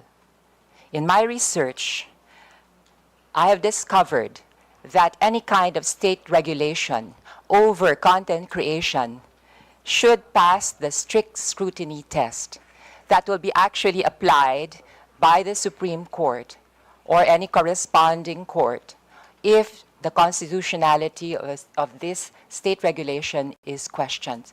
So from a pragmatic point of view,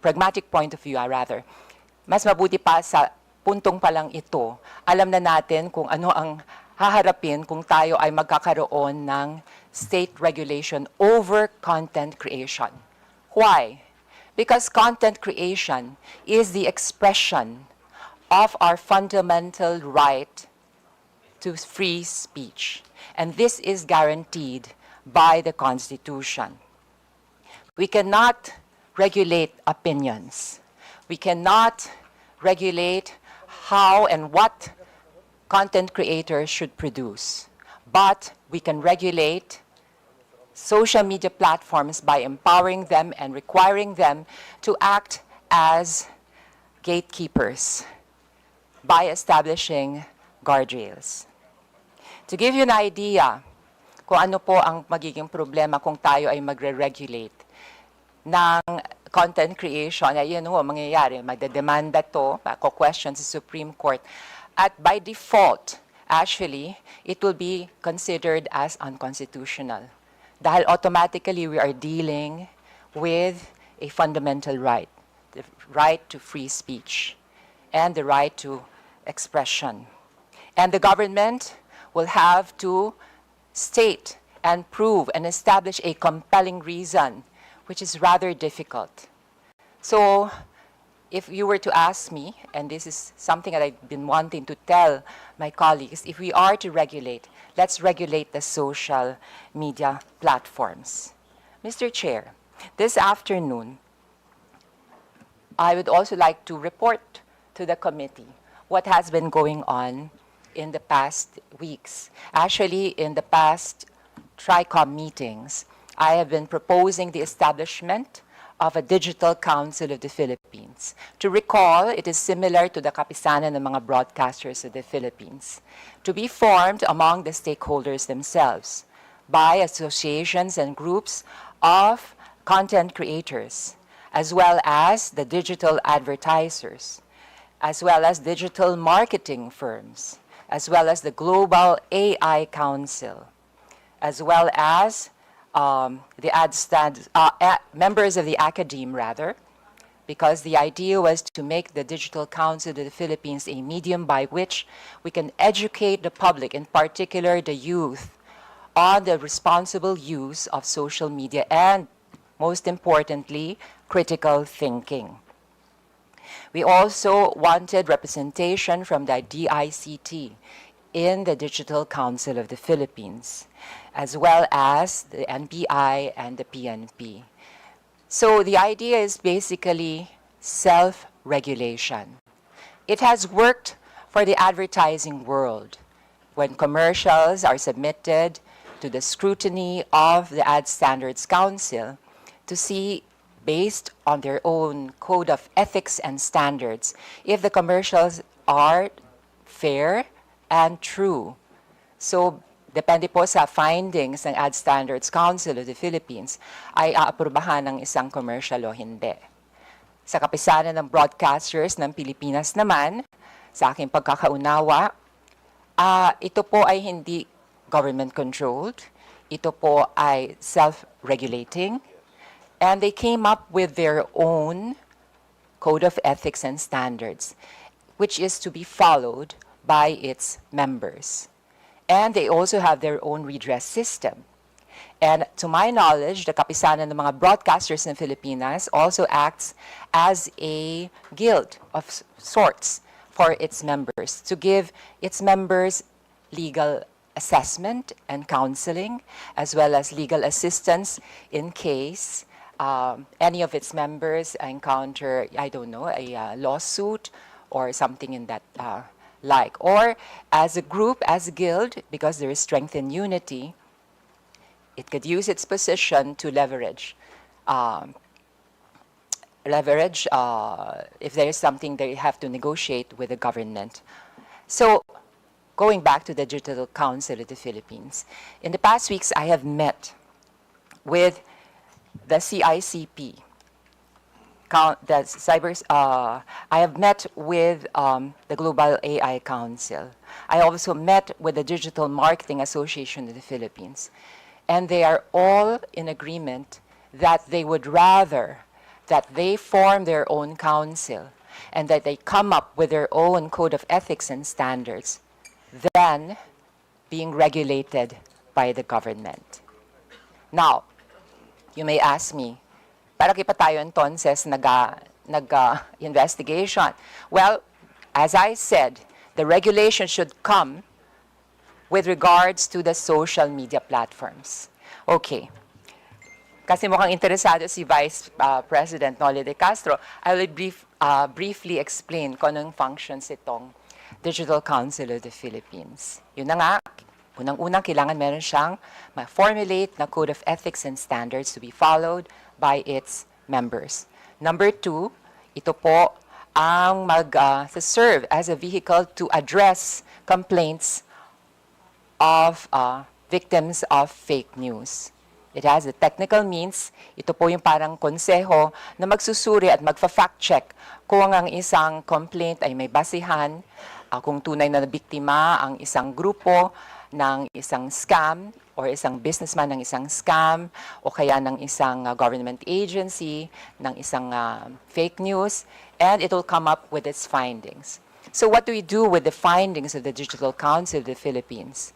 Pag nalaman po niya at napagtanto ng isang piece of information ay walang basihan at fake, ito po ay ifa-flag niya at sasabihin doon sa social media platform.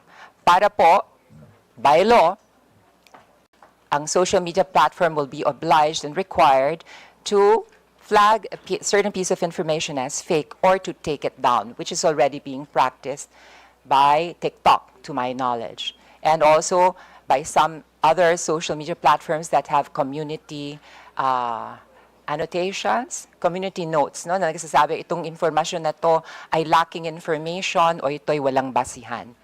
So this is a way of administering justice without stepping on the constitutional right to freedom of speech or expression. Kasi sa laban po sa fake news, ang kalaban po natin talaga dyan, syempre, of course, is the piece of news itself. Ako po ay naniniwala kapag ang isang piece of information ay walang matibay na pundasyon na nakapatong at nakasalalay sa katotohanan, ito po ay babagsak. Pero kailangan nga lang ho ay mag-cooperate ang ating mga social media platforms. Maaring tanong po ng iba dyan, paano mo ma-ensure na lahat ng content creators na magiging miyembro nitong Digital Council? Kasi hindi po ito ang pangarap ng Digital Council of the Philippines. Kahit hindi ikaw ang miyembro ng Digital Council of the Philippines, kapag ang isang piece of information na generate mo ay nireklamo dahil wala itong batayan, ay mafa-flag ito at madetect ng Digital Council. At eventually, if we pass a law that would require social media platforms to adhere to the findings, recommendations, instructions of the Digital Council, ay mafa-flag ito as fake and it could be taken down. At syempre, kung ako naman ang content creator, kung sa 10 pieces of information na generate ko, siyam ay nafa-flag as fake, edi parang humukay na rin ako ng sarili kong libingan as a content creator. I shall have lost my credibility and whatever is left of my moral authority to actually express my opinion over social media. So, Mr. Chair, may I be given the chance to interpolate some of our resource persons? Congressman Geraldine, I thought that you're going to ask questions to Noli. Okay. So we are tackling the issues one by one. The fourth issue will be the social media influencers. So I think you reserve your question dun sa social media. The resource person that we are now asking question to is former Vice President Noli de Castro. May I have the pleasure of interpolating our former Vice President and fellow journalist, Yes, Noli po. de Castro. Kumusta po kayo, Mr. Mabuti Vice po, President? mabuti po. Yes. Kayo po bilang isang mamamahayag, gaano nyo pinahahalagahan ang ating constitutional right to free speech and expression? Of course, kami yung mga broadcaster, kami tayong mga broadcast journalists, mahalaga po siyempre ang constitutional rights natin to free speech, freedom of speech. Number 1 ho yun. Pero, as a broadcaster din po, sinabi niya sa kapisanan ng mga broadcaster ng Pilipinas, during our seminars, way back, ang ini-instillo sa aming utak ay maging responsible journalist. Responsible on the air.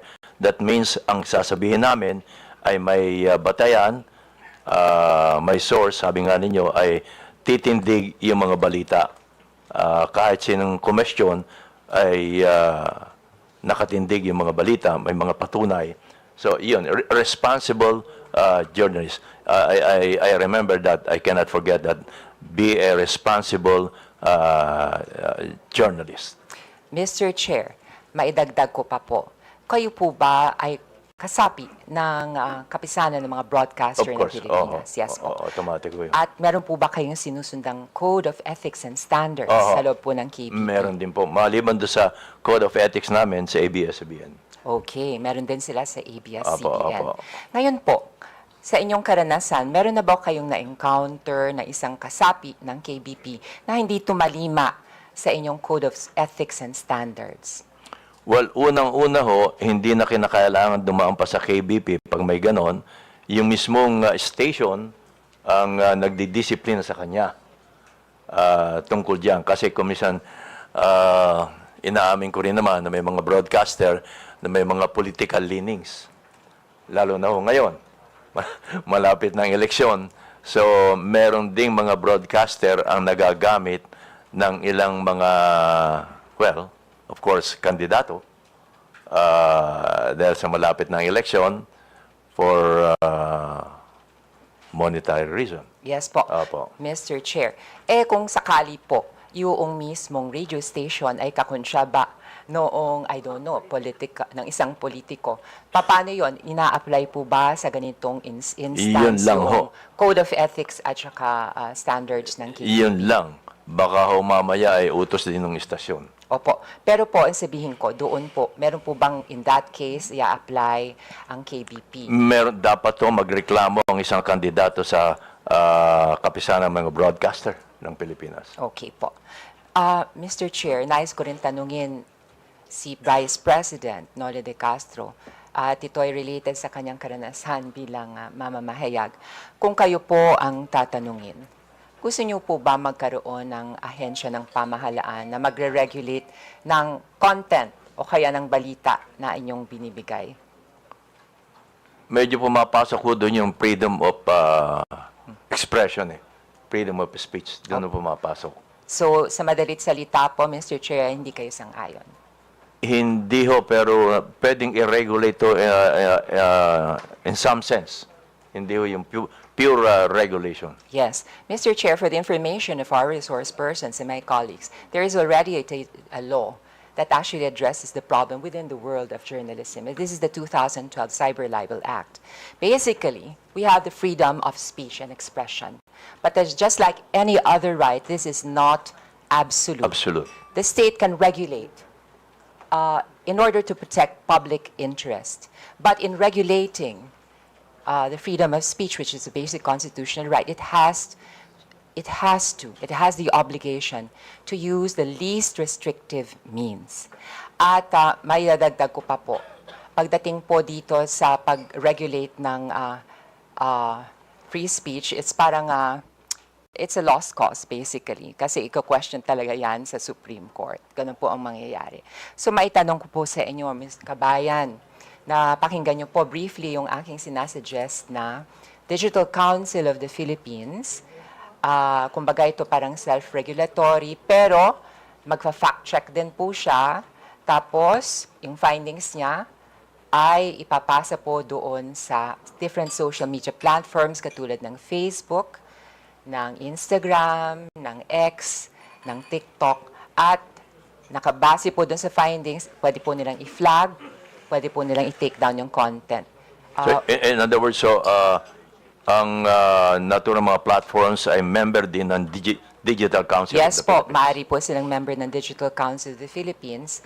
At yun nga ho, sinasangguni ko na maaari po tayong magkaroon ng isang batas para obligahan itong mga social media platforms na i-flag itong mga pieces of information na matutuklasan na fake. Opo, dahil malaga po ang sa hearing ho kanina at yung mga guests mula sa Meta, importante talaga ho yung mga platforms na sila ang mag-control, ika nga, or mag-monitor ng mga lumalabas sa iba't ibang platform nila. Yes po. Mr. Chair, matanong ko rin po kay Kabayan Noli de Castro, naobserbahan niyo po ba na depende kung ano yung social media platform, ay maaaring silang magkaroon ng parang community guidelines sa isa na kakaiba doon sa iba. Kumbaga, Facebook meron siyang sariling guidelines, ang Twitter may sarili siyang guidelines. Sa inyo pang karanasan at obserbasyon ay nakikita niyo po itong ganitong sitwasyon? Well, nakikita ko dito halos pare-pareho lang ang mga ang Twitter, ang Facebook, ang Instagram, pare-pareho din ng nilalaman nila. Opo. Ang content po nila and the way they disseminate information, Mr. Chair. But for the information of everybody, in the past 3 Tricoms, we have already established na minsan, katulad ng TikTok, meron siyang redress system. Pwede po niya i-take down yung news. Minsan nakakalusot nga lang ho. At yung fact-checking, hindi naman po ginagampanan din ng Facebook. Parang i-report po ng isang piece of information. Paramihan po ng report. Kahit totoo na po yung news, pero natalo sa dami ng trolls ng kabilang kampo o kaya ng kabilang bando, iti-take down ito. So it's not really on the basis of what is true or what is fair. It is on the basis of gaano karami kang magre-report, di ba? Parang popularity contest. So ito po ang problema nga natin. So with that, Mr. Chair, I would like to conclude by asking, would you agree to the idea of a digital council of the Philippines? Yes po, Congressman. Itong Digital Council of the Philippines, just like kapisanan ng mga broadcaster ng Pilipinas, ito ho ang maaring, kasi sabi nga ninyo ay hindi ho tayo pwedeng maglabas ng batas dahil makikwestiyon hanggang Supreme Court. So itong Digital Council of the Philippines, ang pinaka-mabilis na maaring kumestyon sa mga content providers na lumalabas, lalong-lalo na ang mga fake news. Maraming salamat, Mr. Chair. I would just like to conclude by reiterating my stand against fake news. It is really alarming. It is appalling. Yes, of course. Appalling is an understatement, in fact. Nakakainis na po talaga. It's really annoying. Especially ngayon, maraming political developments, it's election time, iba-ibang paninira. And I have also observed, it is also, katulad ng isang araw lang, meron akong isang constituent na halos mabiktima ng perang scam. Ginamit ang deep fake ni Mr. Ramon Ang, as well as ni Katunying. And they were actually trying to sell this pyramid scheme. And alam nyo naman, not everybody can exercise or has the ability to exercise critical thinking. At minsan, dahil sa kahirapan na rin ng buhay, ay kumakapit sa patalim, sinasakyan ito mga scam, gini-give up ang kanilang, at nawawala ang kanilang hard-earned money. Not only that, itong nakaraang weekend nga rin, marami mga fake news na lumalabas. And kahit anong ginagawa na positibo ng ating pamahalaan, ay nalulunod sa dagat ng fake news. And this situation cannot be tolerated. This is the hope of this humble representation, that we can come up with regulation that will effectively control the spread of fake news while respecting our basic constitutional right to freedom of speech. Maraming salamat po, Mr. Chair. Honorable Franz Castro is recognized. Thank you, Mr. Chair. Magandang hapon, kabayan. So, ilang, yung iba naman na tanong na ni Geraldine. Yung tungkol doon sa mga broadcaster po ay regulated, self-regulation sila, di ba? And regulated din po kayo ng KBP at saka ng station. Kasi meron nung isang hearing, Mr. Chair, na dito, vlogger siya at the same time, meron din siyang station, no? Meron din daw siyang parang network na kinabibilangan. So, 'di ba, Mr. Chair, may mga broadcaster din, journalist na nagiging vlogger. So, paano po ba ito nare-regulate? Kasi itong vlogger na to, halimbawa, broadcaster siya, pero may mga disinformation or fake news.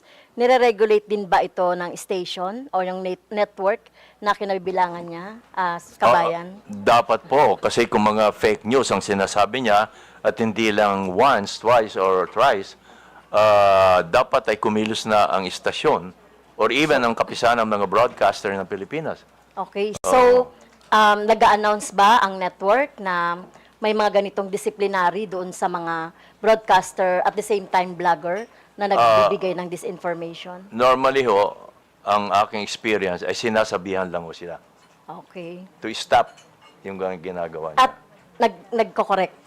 Tama po ba? Dapat i-correct Dapat niya. kino-correct, no, yung mga disinformation. Kasi kung hindi niya i-correct, paulit-ulit na siya sasabihan or until isuspindi siya. Okay. Kahit na po ito ay information, dapat po kung meron siyang sasabihin na opinion, ay dapat nakabase pa rin sa facts. Sa tamang impormasyon. Yes, sa tamang information. Opo. Pangalawa, Mr. Chair, ito syempre, kanina sinasabi natin na hindi naman maiwasan na yung isang broadcaster o kahit na kayo po kabayan, meron kayong sariling opinion Opo. sa mga bagay-bagay. So, paano nyo po yun masasabi? I mean, di ba, freedom of expression. Pero kung kayo po ay nakapaloob sa sa isang network na halimbawa may political leaning, paano po nyo ma-express yung inyo pong sa programa ninyo? Well, sa akin pong experience, hindi ko po tinitingnan yung kung ano man political leaning ng istasyon. Ang sa akin po ay kung ano aking opinion, kung ano ang tama, yun ang sinasabi ko. Wala pa naman ako na-experience na sinabihan ako ng istasyon, oy, medyo hinay-hinay ka dahil yung ating boss ay iba ang political leaning. Wala pa naman ako na ganong experience. Dahil ang human being po, Mr. Chair, ay socially and politically charged. Siyempre, meron siyang sariling opinion. So, naniniwala kayo na among broadcasters, journalists, wala naman talagang sinasabing neutral. Tama po. Kasi meron din kayo talagang sariling choice, political opinion, etc. Opo, talagang meron ho kami. Okay. So, gusto ko lang sabihin, Mr. Chair, kasi katulad din sa teacher, experience ng teacher, na yung mga teacher kasi, minsan, minomonitor yan ng mga kanilang superiors. Kaya, syempre, ang mga teachers dapat din nagpapahayag ng sarili nilang experience or sarili nilang pong choices, etc. So, katulad din po yan ng mga broadcasters, though, meron po silang tinatawag na regulation. So, ano pa rin po, Mr. Chair, above all pa rin yung freedom of expression. Thank you po. Maraming salamat, Honorable Franz Castro. Mr. Vice President, mukhang wala na yatang magtatanong na congressman, pero bago po kayo umalis, meron lang akong katanungan out of curiosity's sake. Hindi pa niyo sinubukang alamin kung sino ito mang nagpakalat ng fake news sa inyo? Hindi na po, Mr. Chair, Kasi karaniwan naman hindi tunay na pangalan na ginagamit nila Oo. Although, nag-isip sana akong lumapit na ako sa NBI kung hindi siya hihinto. Pero huminto naman ho nung sagutin ko na sa pamagitan ng paglalagay ng bold letter nga na fake. Madalas po ba kayo ginagawa ng fake news? Well, pag ganito malapit na ang eleksyon. Pero pag walang eleksyon, hindi ka na kayo ginagawa. Medyo tahimik ko sila. Pero sa tingin nyo, Vice President, bakit kayo ginagawa ng fake news? Meron ho bang galit sa inyo? Hindi naman siguro being a radio and television personality, nakikita nila na kapag akong ginamit, mukhang sisikat sila. Yes, parang gano'n parang gano'n Pati nga, sorry to say this pati nga yung utot ho binibintang sa akin.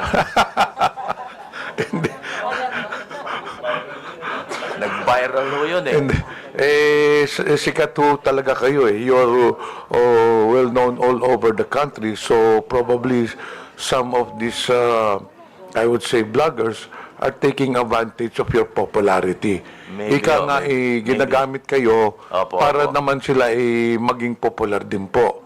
Oh, well, sabay na ho yun. Sabay na yun. Kaya lang ho, hindi ako kumikita, sila ang kumikita. Hindi, kumikita naman po kayo doon sa broadcasting. Last tanong ko po, yung ganyang fake news, hindi po ba kayo nasasaktan? Hindi po ba kayo nagagalit? Hindi naman po eh. Hindi ako tinatablan eh. Hindi ako tinatablan po. Hindi kayo naapektuhan, kagaya noon, na pinagbintangan kayo na hindi kayo bumoto kay PRD, bumoto kayo o yung sinabihan patay na po kayo, hindi ba kayo nadidepress o nagagalit? Hindi po kasi nasasagot ka agad. Yun ang advantage ho namin, nasasagot namin kaagad bilang isang broadcaster. Oo. Pero sa pangkaraniwan tao nga po, sabi ko nga, baka mahihirapan nung sila dahil hindi kaagad nila masasagot. Wala silang means para masagot kaagad. Oh. Alam niyo, Vice President, you're very well known sa broadcasting industry. And I believe that you are liked by the people around the broadcast industry. Pero nakikita mo kahit na magandang ang ikangang image mo sa broadcaster industry, wala ka namang kinakalaban, wala ka nang kinakaway, pero meron talagang mga tao na gusto lang talagang sirain ang isang tao. Hindi po ba? Kahit kayong mga congressmen, ganun din. Lalo na po kami, lalo na po ngayong eleksyon. Kahit maganda ang ginagawa ninyo, dahil sa mga fake news ngayon, iba ipalalabas nila. Sabi niyo kanina, hindi kayo naapektuhan kahit na anong fake news ipalabason ninyo. Ano bang pwede niyong i-advise sa amin? Kasi kami naapektuhan minsan eh. Sagutin ka agad doon nyo. Ganun po ba? Sagutin ka agad. So, kailangan sagutin ho namin. Opo. May mga kaibigan naman ho kayong may mga YouTube din, may mga Facebook. Gaya na ginagawa ko nga ho, bold letter, at kung minsan nagpa-plus pa, fake. Tapos pinakikiusap ko sa mga kaibigan na ipakalat. Yan o. Kasi hindi naman kayo pwedeng o kaya, tumawag ko kayo sa mga broadcasters, sa mga broadcast journalists. At ipakiusap nyo kung pwedeng ma-interview kayo para ipaliwanag nyo itong lumabas na balita. Siguradong tatanggapin naman po kayo. Basta open lagi po. Yan ang pinakikiusap ko sa mga government agencies na open lagi sila kapag may lumalabas na balita. Kasi kung minsan ho ay kumakalat na yung balita ng mali, hindi kaagad nasasagot ng mga government agencies. Sa tingin po ninyo, kailangan ng Kongreso gumawa ng batas para mapigilan ang paglaganap nito mga fake news, para naman maprotektahan yung mga reputasyon ng mga tao. Kasi nakita naman ho ninyo, marami yung mga personalidad nasira rin ng reputasyon because of fake news. Tingin nyo, kailangan ho natin gumawa ng batas?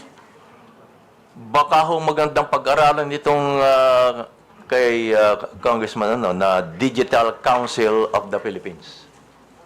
Para lahat ng Facebook, YouTube, member ho dito, para kung meron ng reklamo tungkol sa mga post na hindi maganda o hindi totoo, may papasok agad dito sa Digital Council of the Philippines. Kasi po, I don't know, Congressman, Mr. Chairman, baka ho kumisan pag may batas, napapalusutan pa ho eh. Tama po. Papalusot pa ho pa sa batas. Umaabot ho hanggang sa Supreme Court. Baka ho dito, baka makatulong itong pag-aralan ho nating mabuti ang Digital Council of the Philippines. Baka ho mas may ngipin ho ito para mapigilan ang pagkalat ho ng fake news. Actually, Mr. Vice President, pagkatapos po nitong hearing na ito, meron na ho kaming mga proposed legislations to counter this fake news. So hindi na po ako magtatagal, Mr. Vice President. In behalf ng committee, maraming salamat po sa presensya ninyo. pwede na po kayo ma-excuse po. Kasi we'll now proceed to the next issue, which is yung kay Commodore Tarjela, and after that, the social media personalities. But before that, I noticed dito sa mga resource persons na inimbita, some of these, I believe, wala na pong question yung ibang mga congressmen dito ngayon. Some of the resource persons were requested to be invited by some congressmen who are not present. Sila po may gustong tanong. So, are there any questions for SWS rating survey company? May question ba, mga congressmen? Wala. So, dito po kaninang SWS, hindi po ba? So, I believe that there are no questions. Actually, there was one congressman, I will not mention anymore, who requested you to be present, also Pulse Asia, and then yung ibang mga survey firms. But he's not around, so the congressmen are not inclined to ask questions to you, unless you have a statement to make. None, Mr. Chair. Okay, you are now excused. Thank you. Itong broadsheets din, andito po ba ang Philippine Star, Daily Inquirer? Nandito po ba? Wala. Okay. So we'll now proceed with the next item on the agenda, which is the issue of Commodore Tarjela. Do you have any statement to make? Yes, Mr. Chair. I prepared the presentation. Okay, let us proceed with the presentation. Afterwards, the first to interpolate will be Congressman Ernest Junicio.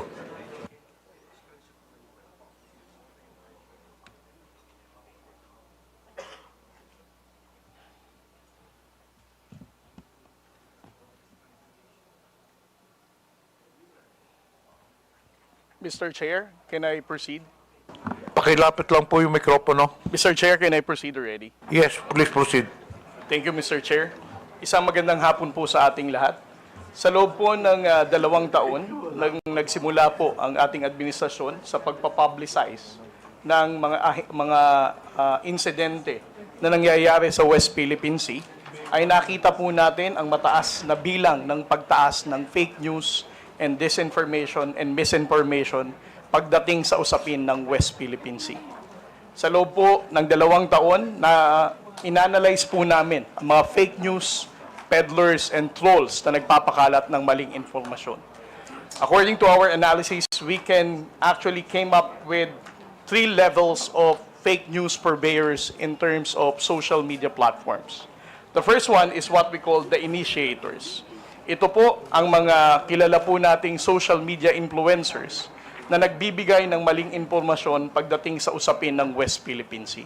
On the later part of my presentation, I will discuss what are those information that they are using to counter the factual narrative of the Philippine government. At the same time, the initiators have high number of followers. Marami po silang followers sa different social media platforms, whether sa X, sa Facebook, sa Instagram, or sa TikTok. Sila po ang kinikilala nating mas known figure pagdating sa pagpapakalat ng maling impormasyon. We call them initiators because if we're going to trace the misinformation and fake news about West Philippine Sea, sila ang pinakaunang mga tao na nagpakalat ng maling impormasyon na to. The next level is what we call the disseminators. Gaya po ng sinabi ni Kabayan Noli de Castro, marami po tayong trolls sa social media na soulless account. Alam po nating wala silang totoong identity, newly created ang account, but these disseminators are being used by the initiators to spread this initiated information na mali. Sila po ay walang kilalang known network, but they are used only to spread this misinformation and fake news about the West Philippine Sea. And then the third one is what we call the reposters. Ito po mga reposters ay kapwa po natin mga Pilipino.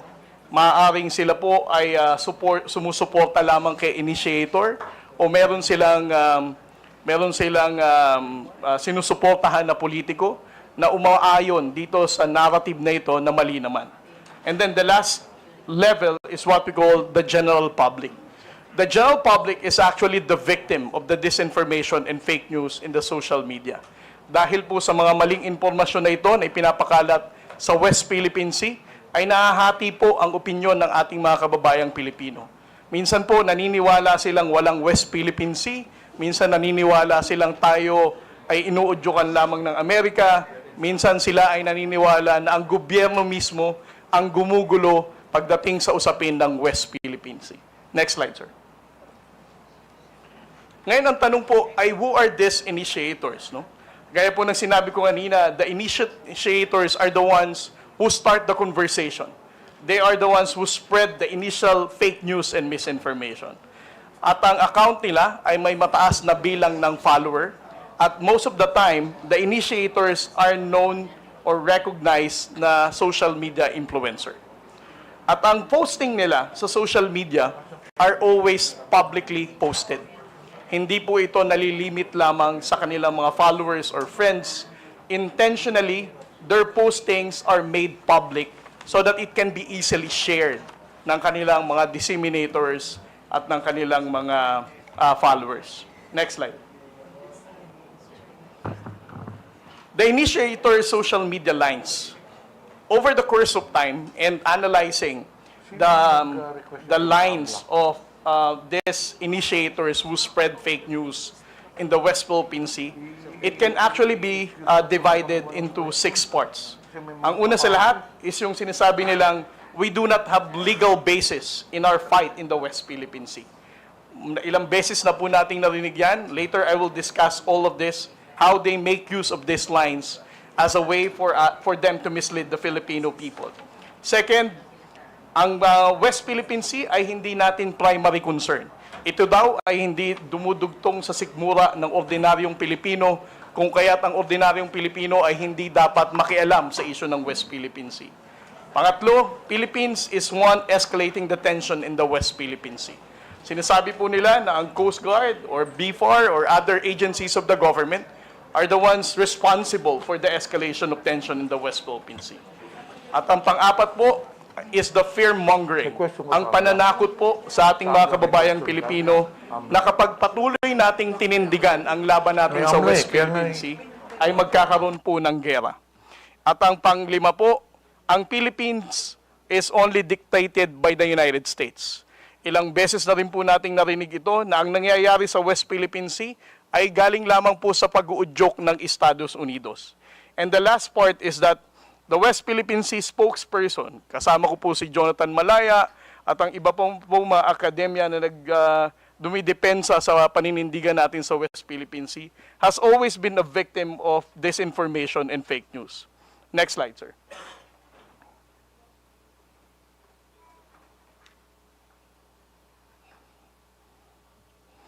For their line na we do not have legal basis, paulit-ulit po nilang sinasabi na ang West Philippine Sea is just a fiction. Ito po ay gawa-gawa lamang daw nung panahon ni Pangulong Noynoy Aquino at wala naman daw po tayong basihan. Secondly, they always downplay the 2016 Arbitral Award. Hina-highlight nila na despite of the 2016 Arbitral Award, which is internationally recognized as a landmark victory for the Philippine government, they always downplay this, saying it is very difficult for this current administration to get the support of the international community because it cannot be reinforced. The second one is, we're the one escalating the tension. Kung makikita po natin ang mga posting ng mga tao na to, lagi nilang ang sinisisi ay ang Philippine Coast Guard. Kami daw po ang bumangga sa China Coast Guard. Kami daw po ang dahilan kung nagdala ng mga isda doon, kaya nagkaroon ng gulo sa Baho de Masinloc. Instead of criticizing the aggression and unlawful activity of the Chinese Coast Guard, Philippine Coast Guard po ang nilalagay nila sa kanilang mga posts trying to distort the reality of what's really happening in the West Philippine Sea. Next slide, sir. At ang narrative na ang Pilipinas po ay inuudyukan lamang ng Amerika. Ito po ay paulit-ulit din nilang sinasabi, ang West Philippine Sea ay gawa-gawa lamang daw po ng Amerikano. Ang Amerika din daw po ang nagdikta ng naratibo natin pagdating sa usapin ng West Philippine Sea. At ang kanila pong favorite line, the transparency initiative of the Philippine government is actually dictated by Mr. Ray Powell, no? Na paulit-ulit din binabanggit ni Mr. Mark Lopez sa kanyang social media post. And then the next one is, West Philippine Sea spokesmen are pro-US and accepting bribes. I have been a victim of disinformation and fake news. Sinabi nilang CIA ako, sinabi nilang pro-US ako, sinabi nilang pumunta ako sa bahay ni Speaker at meron daw akong 3 black bag. Sinabi rin nilang tumatanggap ako ng $4 million as part of my talent fee sa US Embassy. Panglima po, WPS is not our primary concern. They are confusing the Filipino people by saying poverty is the main issue of the Filipino people and not the West Philippine Sea. Kanila pong binibigyan ng confusion ulit ang mga kababayan natin para sabihin they should not care about our fight in the West Philippine Sea. And then the last one, sir, is fear-mongering. There will be war. Ilang beses na po nating narinig ito sa ating mga social media trolls. Sinasabi nilang kapag patuloy na pinanindigan ang ating laban sa West Philippine Sea, ay maraming mamamatay na Pilipino, hindi kaya ng Armed Forces of the Philippines na tindigan ang pakikipaglaban sa China. Pero simula po na naging Pangulo, si Pangulong Bongbong Marcos, for almost 3 years now, he has been standing firm of not surrendering a square inch of our territory to any foreign power. Pero wala naman po tayong digmaan na naririnig pa.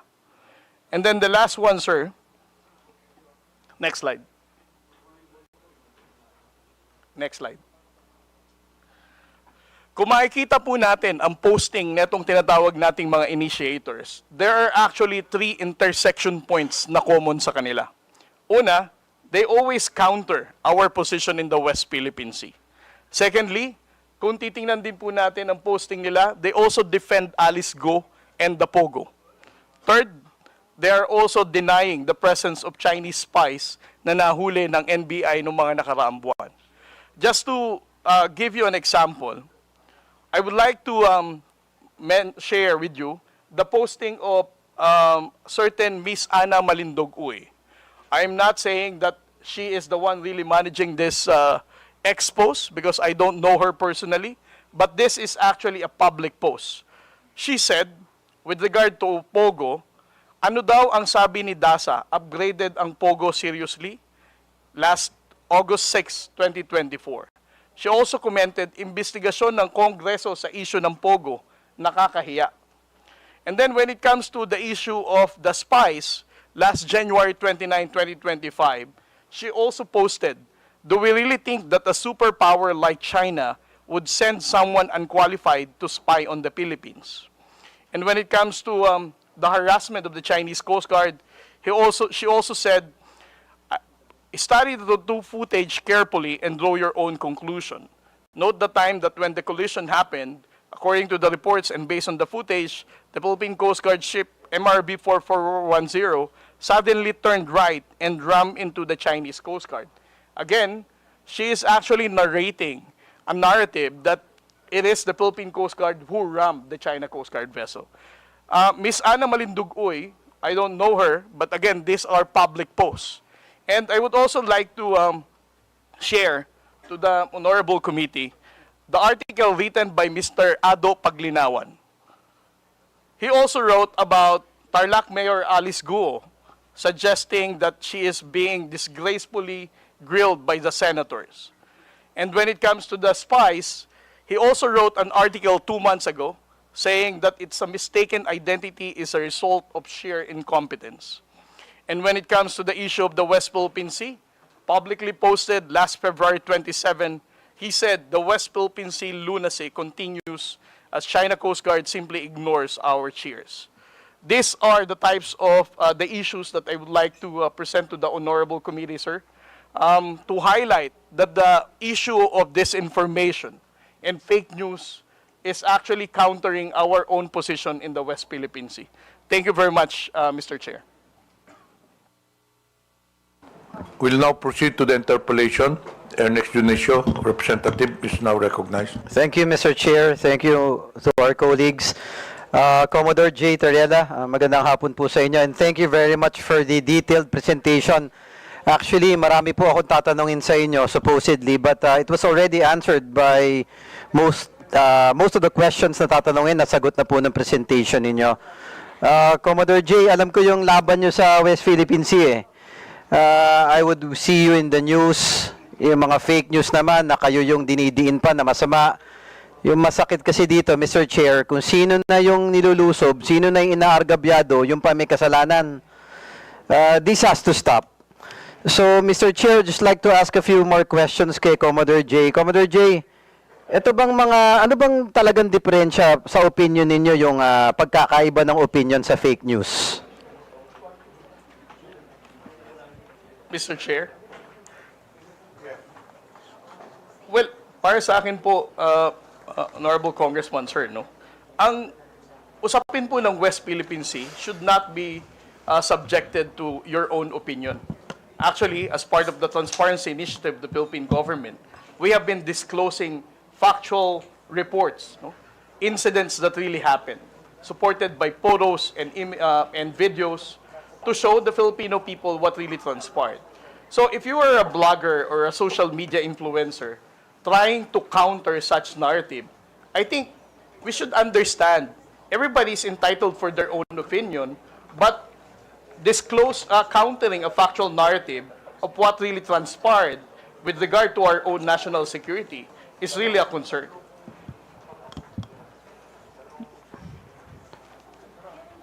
Yes, thank you for that. Mr. Chair, kasi yung West Philippine Sea, in my humble opinion, di lang naman kasi to geographic location, it's a symbol of our sovereignty. If I remember it correctly, Commodore J, di ba, nung last hearing natin, meron pa nga na nagkiklaim na lumalabas sa mga fake news na yung Palawan, pagmamayari ng China. Tama po ba? Yes, sir. Yeah, it's very alarming, Mr. Chair, lahat ng nangyayari na to eh. So, alam ko nag-imbestiga na kayo dito, Sir Commodore J. Ano po ba mga naobserbahan nyo? You mentioned kanina mga initiators. Ano ba to? Mga Pilipino ba to? Chinese? Or we don't know for certain? Well, right now, Mr. Chair, what we have are only public posting of social media accounts. Just like what the former Vice President mentioned, we cannot really ascertain whether these people are the ones managing those accounts dahil hindi naman talaga natin alam kung sila yon. Mr. Chair, may nabanggit po kanina na si Ana Malindogoy. Yes, Mr. Chair. Do we know, Mr. Chair, does this committee have any information na bisita po ba natin siya ngayon or Filipino vlogger po ba to? Or... Sino? Si Mark Lopez? Hindi po. Si Ana Malindogoy. Mentioned by Commodore Tariela earlier, Mr. Chair. Did we invite this personality? Unfortunately, she was not included. Is that a female? Yes, Mr. Chair. She was not included in the invitation to the resource persons. Maybe, thank you, Mr. Chair. Maybe it would be prudent since Commodore Tariela mentioned some posts that are very detrimental for our sovereignty and for the safety and security for our country, that probably this individual, be it true or not, we can try to find out through the committee and have this person invited and probably shed more light to the posts that was shared by Commodore Tariela, Mr. Chair. Please take note. This individual will be invited for the next hearing. Moving on, Mr. Chair, yung 2016, as mentioned by Commodore Tariela, yung arbitral award. In my humble opinion, ito napakalinaw na eh, na pagmamayari ng bansa natin, yung kinokontest ng ibang bansa eh. What I don't understand is, bakit kinokontra pa to? Commodore Tariela, ang gusto ko lang malaman, meron po ba tayong specific Filipinos identified who are, you know, masasabi natin na pro-China? Well, Mr. Chair, if we're going to base on the social media posting of what they, how they appreciate the 2016 Arbitral Award and how they downplay our fight in the West Philippine Sea, I would say that they are really going against our national security and that they are not pro-Philippines, Mr. Chair. However, I would also like to add that what is difficult for us on the Philippine Coast Guard is that we cannot really identify whether these people who are using such accounts are those actual people named with that social media account, sir. Thank you. Mr. Chair, I would like to request that all the information that has been presented by Commodore Tariela, also yung mga vloggers na hindi naman natin ma-determine kung tao ba o Pilipino ba, baka makuha natin yung mga handle nila, and maybe NBI or someone from our government can really check. Mr. Chair, this has to stop. We have to find out who these people are. Baka mga Chinese to, o kung hindi man, baka mga Pilipino na napinagkakalulo yung bansa natin. This has to stop. This is the reason why we have this hearing, to shed light and to stop the fake news na nakaka-apekto na doon sa sovereignty ng ating bansa, Mr. Chair.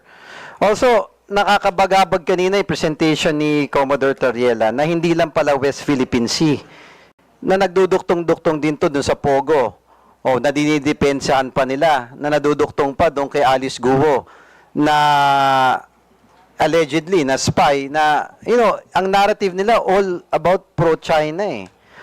So, Mr. Chair, na again, kay Commodore Tariela, kung hindi naman kalabisan sa inyo, please give this committee a copy of all the information that has been gathered by on your side sa Philippine Coast Guard, and we will try to dig deeper and find out who these people are and put a stop to it. It will also give guidance to us on the laws that we will be making to determine, Mr. Chair. Ito na nga yung pinag-uusapan last hearing tsaka ngayon eh. With what Congressman Rog was saying earlier, na importante talaga na naka-register yung mga tao sa account ng mga social media eh. Anyone can simply make an account, gagawa ng false claims kung ano-ano, tapos ini-influence yung mga Pilipino. But I do believe Filipinos are very smart at walang Pilipinong tunay na magkakalulo. Ang hindi ko maintindihan, kung meron man, ano bang reason nila? Is it political? Or is it because of monetary gains? But there should be no Filipino na dapat ipagpapalit mo yung bansa mo para sa mga idol nyong politiko o para lamang sa pera, kapalit ang sovereignty at security ng ating bansa. This has to stop. So again, Mr. Chair, may I manifest that we really have to find out who these people are. We will not stop. The committee will not stop. And again, ako lang, simple manifestation, Mr. Chair. To Filipino vloggers, minsan nakikarried away tayo sa mga nababasa natin o napapanood. Last hearing, tinanong ko yung mga vloggers natin. Sinabi naman nila na walang naniniwala sa kanila na ang Palawan parte ng China. Yun na pinapakalat online eh. Ako yayayain ko lang yung ibang vloggers natin, no? I know masipag kayo mag-post o gumawa ng iba't ibang content. Why not do a content that will protect our country? Why not do a content, meron kayong mga following eh, meron kayong mga taong naniniwala sa inyo. Isn't it prudent enough for a Filipino na kung gagawa ka na lang ng content mo, it's to fight for our country. Sometimes nalulungkot ako kay Commodore Tariela, tinitira pa ng ibang tao na tuta daw ng Amerika. Tapos yung Amerika minsan tinitira na yun daw may gusto ng gulo. No. Let's try to dig deep. Sino ba nang gugulo sa Pilipinas? Sino ba ang pumapasok? Sino ba ang aggressor? Mr. Chair, enough is enough. Kami sa Tondo, mga batang Tondo, hindi kami papayag sa mga taong ganyan. So, Mr. Chair, again, I appeal, sana sa mga kaibigan nating vloggers, if you are true Filipinos, let's all work together. O i-prove natin na maka-Pilipino tayo at makabansa tayong Pilipinas. Labanan natin ang negative news ng China, and let's stand for our country. One flag, one country, and one Filipino. Thank you, Mr. Chair. Thank you. Mr. Chair, Honorable Pamante. gusto ko lang pong tanungin si Commodore Tariela kung sino yung mga vloggers na yun. Can you identify those vloggers now? Isa lang ba o meron pang iba? Can you identify them? Well, Mr. Chair, I cannot attribute it to the person, but what I can quote are the name of their handle account, social media handles. I cannot attribute it to a person, but I can attribute it to a social media account.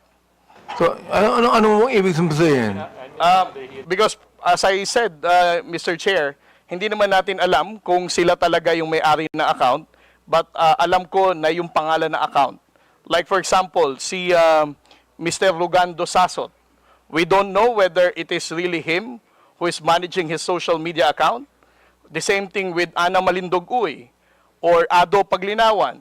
Those names are known to be writing about pro-China narrative. Well, Mr. Chair, why, Commodore, why don't we ask the NBI or the DICT to identify? Why? Why don't we ask them? Now, you keep on telling us about these things, and you're not telling us who the people are. So why don't you ask the NBI or the ICT to identify those people who they are? Because they can be identified. Oh, it's up to you because you're the one being bashed in this case. Perhaps even your statement here can even be treasonous. Why? Because these are Filipinos who are actually siding with China. Oh, saying things that are against our own sovereignty. So, Mr. Chair, I would like to ask to Commodore Tayela to ask the NBI and the ICT to finally identify these people. And if you do that, Mr. Chair, we're going to invite them here so they could be able to shed light to what they're saying. And also, let them realize that this committee is now crafting a bill that will regulate these things. Akala ba ng mga vloggers natin, malilibre sa lahat ng mga bagay na yan? No. There should be certain regulations on this, Mr. Chair. Do you know why? Because freedom of expression is not absolute. Are there any further questions with regards to this issue from the members? Mr. Chair, I would like to ask Commodore Tayela if he's willing to ask the NBI and or the ICT or the Department of Justice to finally identify these people. Yes, Mr. Chair, on the part of my office, I will be forwarding the report and the post of those known social media influencers that we have identified that are countering the factual narrative of the Philippine government when it comes to the West Philippine Sea.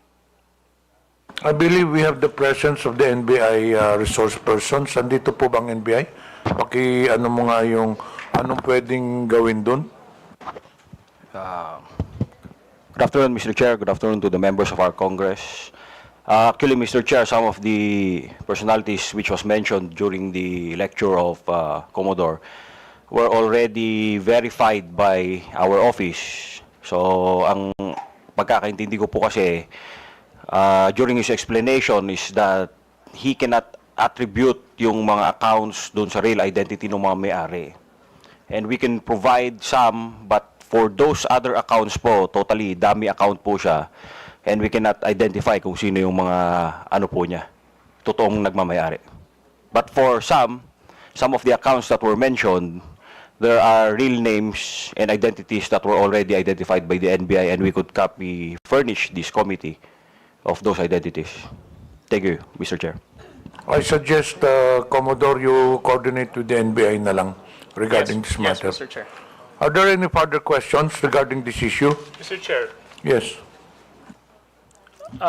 thank you very much. Commodore Tariela.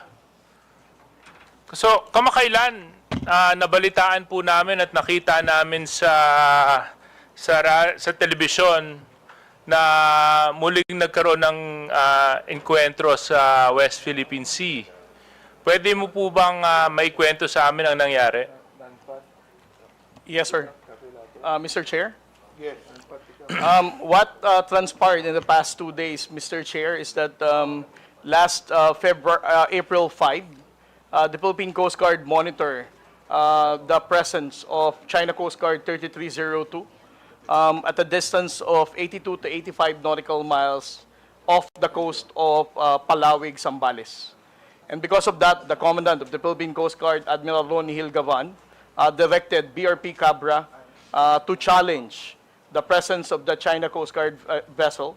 And last April 6, what happened, sir, is when the Philippine Coast Guard vessel was challenging this 99-meter vessel, which is relatively larger than the 44-meter vessel that we have, carried out a dangerous maneuver, attempting to, as if they are going to ram a smaller Coast Guard vessel.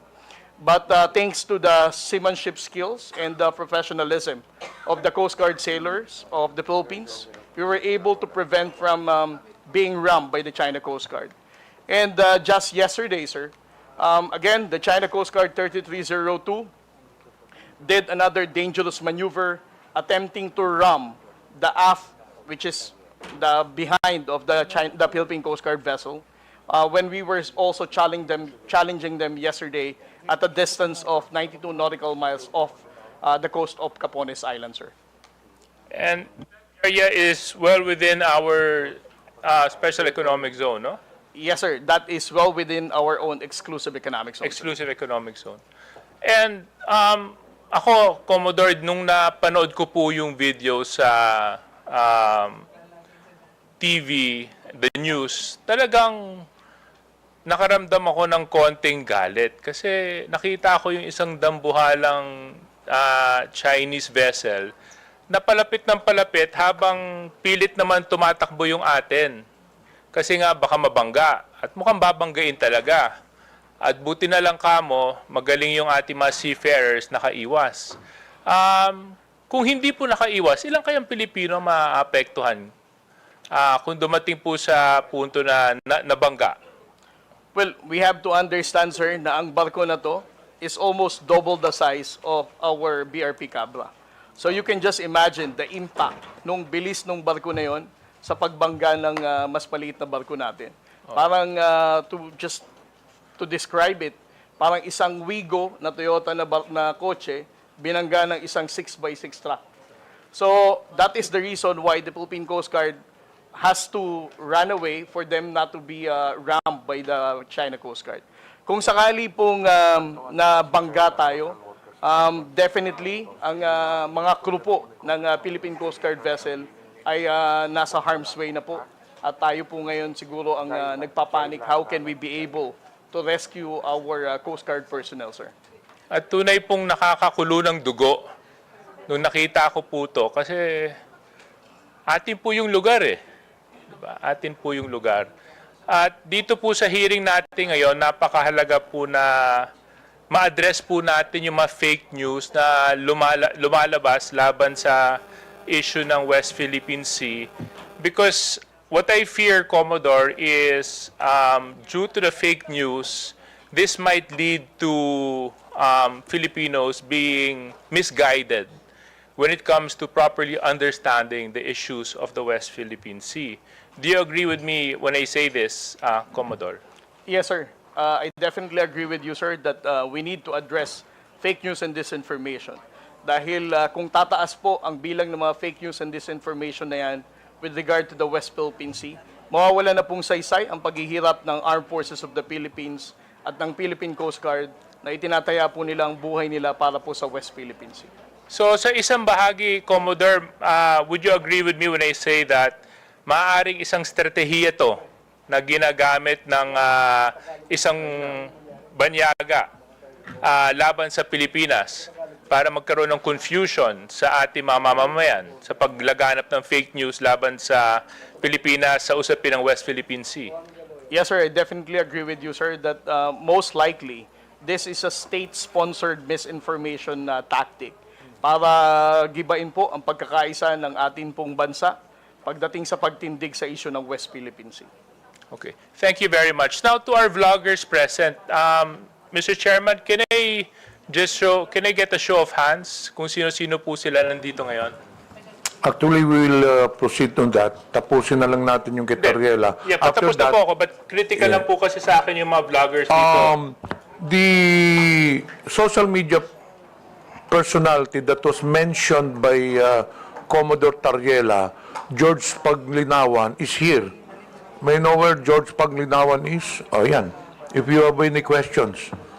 He was Sir, mentioned if by I may. Commodore Tariela kanina. If I may, Mr. Chairman, I am George Ahmed Mr. Paglinawan. Chairman, I think I have the floor. Okay. Yeah. So anyway, Mr. Chair, I just wanted to ask first. I don't have any particular questions to Mr. George. Oh, yung gusto ko lang malaman yung mga vloggers na nandito ngayon, pakitaas nga ulit yung kamay ninyo. Oo, hindi ko kasi kayo kilala isa-isa eh. Kanina, kung susubaybayan po natin yung takbo ng hearing, makikita po natin na napakahalaga po ng papel na ginagampanan ninyo sa paglaganap ng balita at sa mga pangyayari sa ating bansa. And in a certain way and in a certain form, you influence the manner of thinking of certain Filipinos. No? And I'm sure you agree with me that when I say the Philippines is a sovereign country. Now, I just want to find out from the vloggers present, do you condemn what China is doing in the West Philippine Sea? Yes or no? Can you raise your hand? Can I just, all of you? All of you? Yung mga nasa dulo, hindi ko po masyadong, sorry malabo kasi yung mata ko. Are those vloggers as well at the end? Yes? Do they also, are you also raising your hand? Yes? Okay, so you also condemn what China is doing in the West Philippine Sea. Is this correct? Yes, okay. If so, then, Commodore Tariela, you mentioned na maraming mga disinformation, fake news na lumalabas patungkol sa usapin ng West Philippine Sea. Can you further elaborate on this? Yes, sir. Just like what I mentioned a while ago, sir, no? There are 7 types of narratives that they're saying. Una, wala tayong legal basis. Second, dinidiktahan lang tayo ng Amerika. Pangatlo, Pilipinas ang gumugulo sa West Philippine Sea. Pang-apat, ito ay hindi ito priority ng ordinaryong Pilipino. At panglima, ang mga spokesperson natin are actually receiving bribe from the government and even the U.S. government.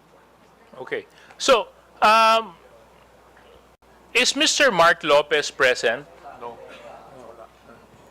And Comsec, can we check if Mr. Mark Lopez is present? Because I remember in our last hearing, he was very opinionated about this issue. Comsec?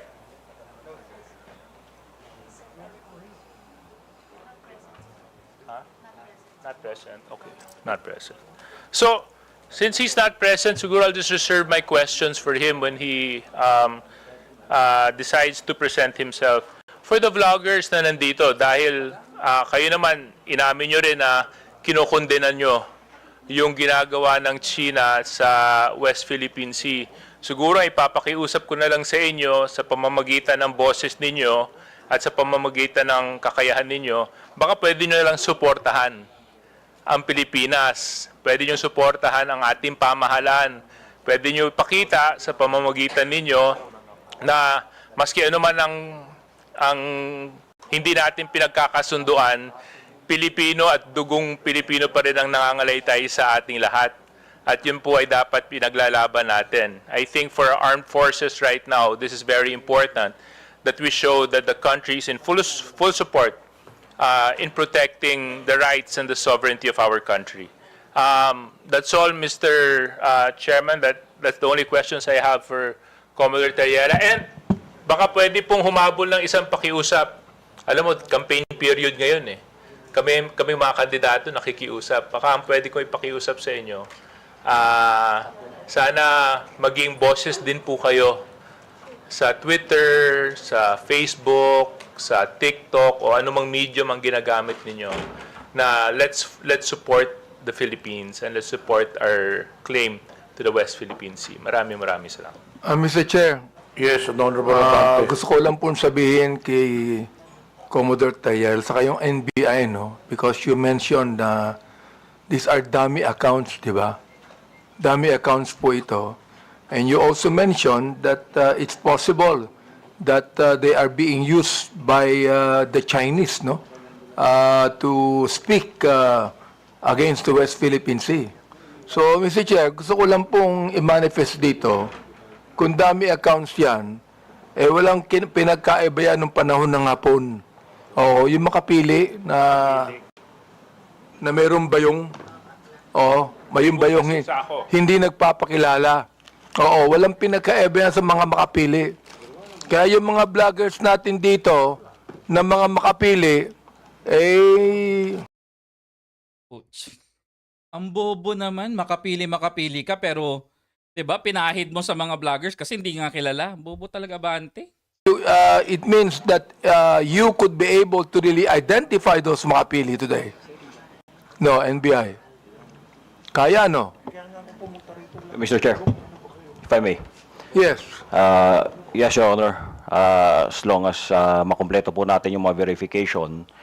But still, we depend on the information na kayang ibigay sa atin ni Meta as well as yung kayang ibigay ng mga telco sa atin na information.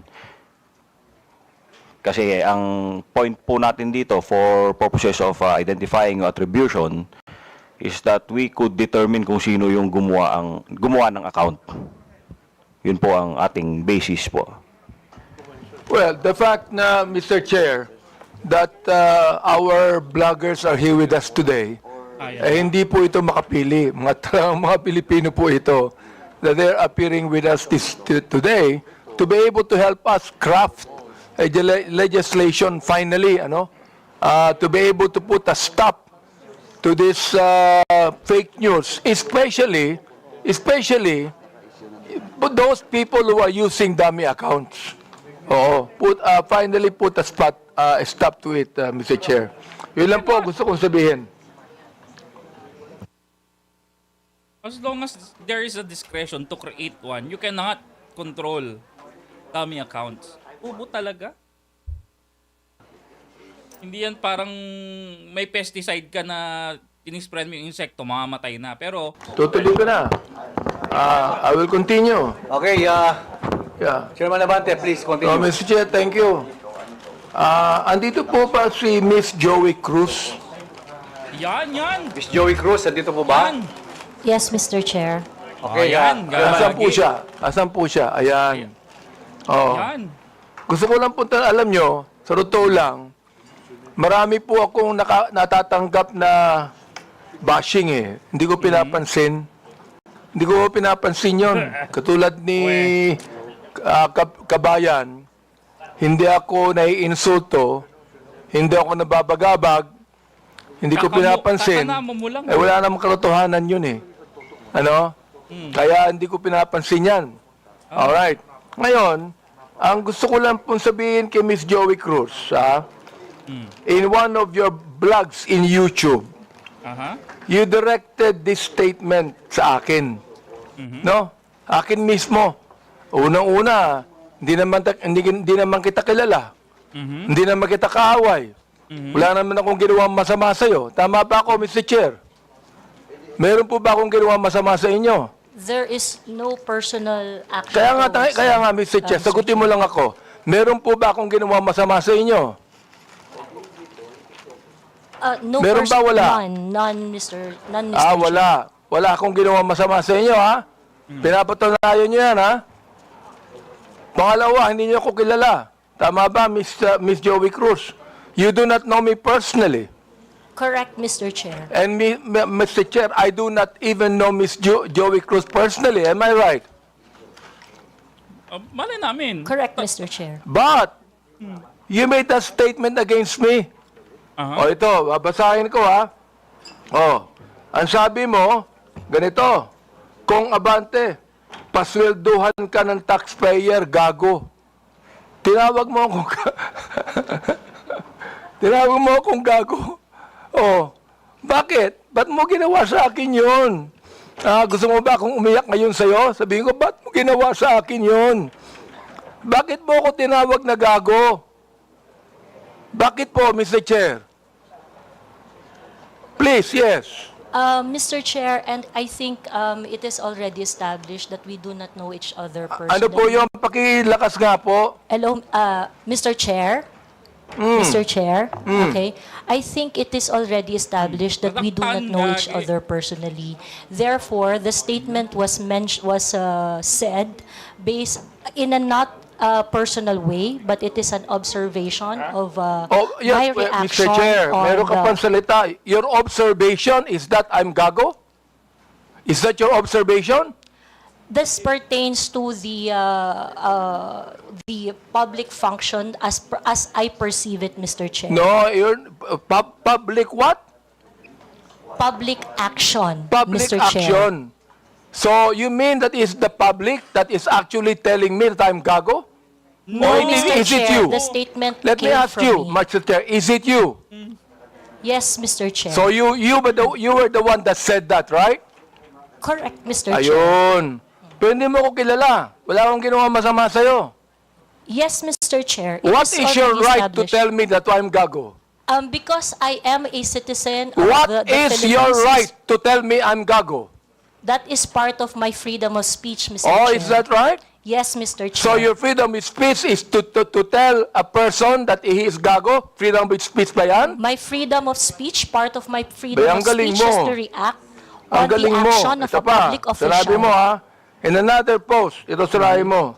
Pero alam mo, kaya tayo nagmi-meeting dito, parami na mention ko ito, no? Pero sa totoo lang, hindi ko pinansin yan, matagal na yan eh. Di ba? Hindi ko pinansin yan. Ito ha, ang sabi mo, you know, Kong Benny Abante, I can find all of this. Isasampal ko ito sa pagmumukha mo. Is that still freedom of speech? Mr. Chair, I am not very familiar. Yes on or that no, post. Mr. Chair? Is that still, you think, freedom of speech? When you said, isasampal ko ito sa pagmumukha mo. Mr. Is Chair, that freedom of speech? yes, Mr. Chair. Ganon. Oo. So, ibig sabihin, ganito. If I tell you right now, sasampaling kita, freedom of speech yan. That's part of your freedom, Mr. Chair. Pag sinampal kita, hindi na freedom of speech yan. Of course, sir. It's overt Hindi action na. already. Yes, Hindi sir. na, no? Yes, sir. Oo, ang galing. Mahusay ito. Oo, magaling ka. Oo. Ang sabi mo, I'm going to be Hindi ko masabi to, Mr. Chair. F-U-C-K-E-D. Prepared. Binanggit mo yon? Mr. Chair, Bakit naman? Mr. Chair, Ano may ba I nagawa know kong when kasalanan that post sa'yo? was posted? Mr. Chair? Oh. Mr. Chair, so that I can answer intelligently on the question You of... can, Mr. Chair, may I know you can the date answer of the intelligently, I but cannot what you answer... said here, is that intelligent? Let me ask you, Mr. Chair. Nung sinabi mo, Yan you ang know, gagagi. Kong Benny Abante, I can find all of this, isasampal ko ito sa pagmumukha mo. Is that intelligent?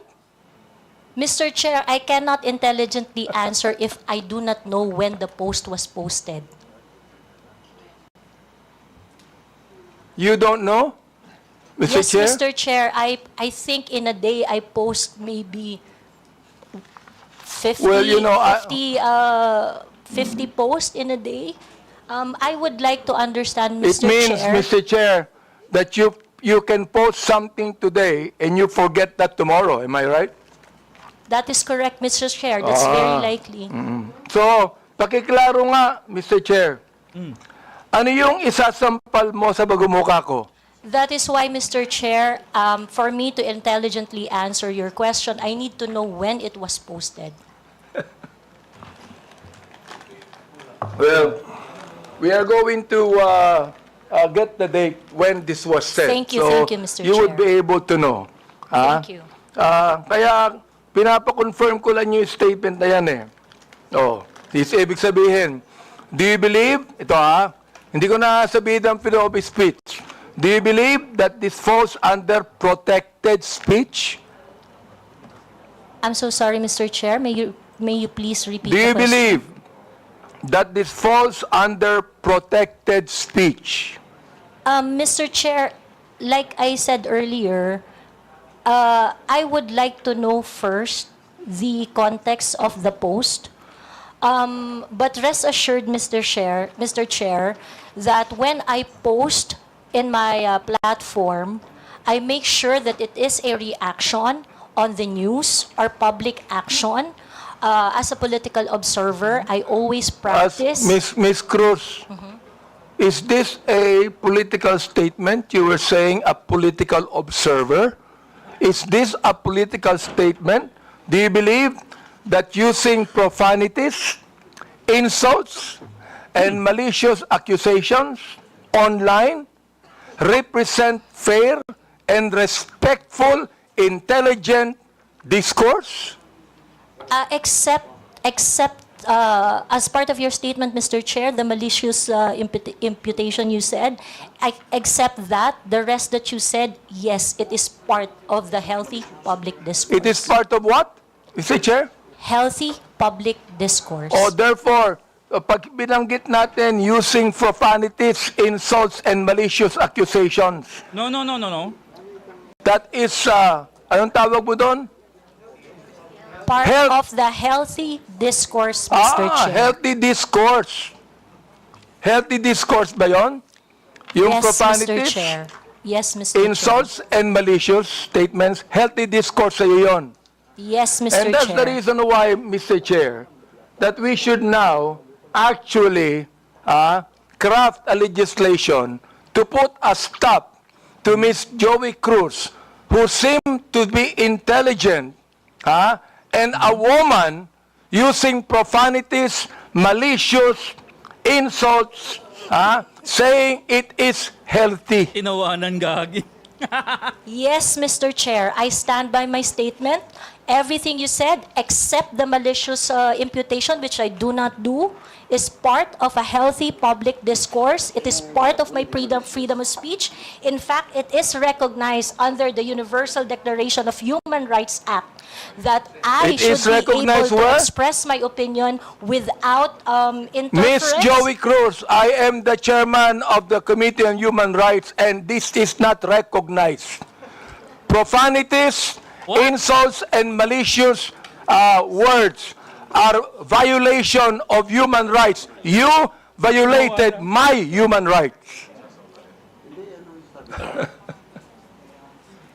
Mr. Chairman, Mr. Chairman, Mr. Chairman, may I inquire, sino po yung sa tabi ni no resource person? Please identify yourself. Are you the lawyer of Yes, Your Ms. Honor. Cruz? I'm Attorney Mark Anthony Manuel. I'm the counsel for Ms. Cruz, Your Honor. Have you entered your appearance here? Yes, Your Honor, please. So Mr. please Chair. be reminded that you can only give legal advice to your client, and you ask the chairman. Yes, Your Honor. Please sit, not in the resource person at the back. You are not allowed to sit. At the back, you sit at the back. Yes, Mr. Lawyers are not allowed to sit beside the resource persons. And please be advised that ask permission from the chairman. Yes, yes. Also sit at Mr. the back. Yes, Mr. Do Chair. not sit beside your client. And rest assured that I am only advising my client as And to then, her so legal ask the rights. chairman the permission before you give the advice. Yes, Mr. Chair. Also sit at the back. Thank you, Mr. Chairman. Gigil si Paduano. Thank you, Mr. Chair. Attorney, please comply. Are you through, because No, Mr. Chair, I'm just starting. wait, we are still on the issue of, I would like to finish the issue on Tariela, then we can go back to your interpolation. Honorable Junicio, are you still asking questions? You're done. Honorable Tariela, do you still have any statement to make? Nothing more left from me. Okay, we'll now proceed to the next item on the agenda. This is with regards to the issue on social media personalities. Mr. Chair, if there are no other congressmen that have questions for our resource person, Commodore Tariela, maybe we can excuse him because he has more important issues at stake, which is national sovereignty. So, kung wala na po magtatanong sa kanya, baka pwede na po natin siya ma-excuse sa hearing na ito. You are hereby excused since there are no more questions. And more on that, there are some resource persons here that I believe wala na mga question ng mga congressman. May I ask if AMLA resource persons are here? Attorney Arpon, Attorney Titanco. From the members, do you have any questions to AMLA? There are none, so you are hereby excused. To COMELEC, pakitaas pong kamay. To the members, do you have any questions with COMELEC? None? You're also excused, all the resource persons in COMELEC. Dun sa mga broadsheets, you're already excused.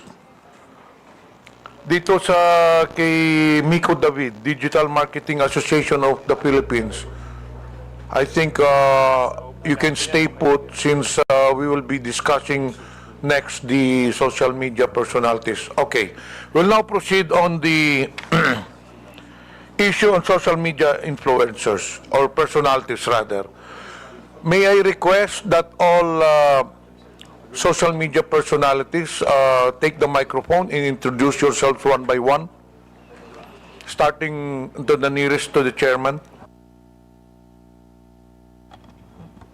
Good afternoon, Mr. Chair. I am George Ahmed Paglinawan. I am a lawyer. I am not Ado Paglinawan, the one that was mentioned by the Commodore Tariela. I believe there is another person who is named Ado Paglinawan, and I'm sure that that is not me. Thank you. Okay, next. Yes, my name is Darwin Ayun, si Salcedo, Boss known as Boss Dada in YouTube and Facebook. Next. My name is Dr. Richard Tesoro Mata. I'm a health blogger, pediatrician. Okay, sige na. Next. Good afternoon, Mr. Chair. I'm Glenn Ang Chong, a lawyer, certified public accountant, and former member of the House of Representatives in the 13th Congress. Next, please. Good afternoon, Mr. Chair, and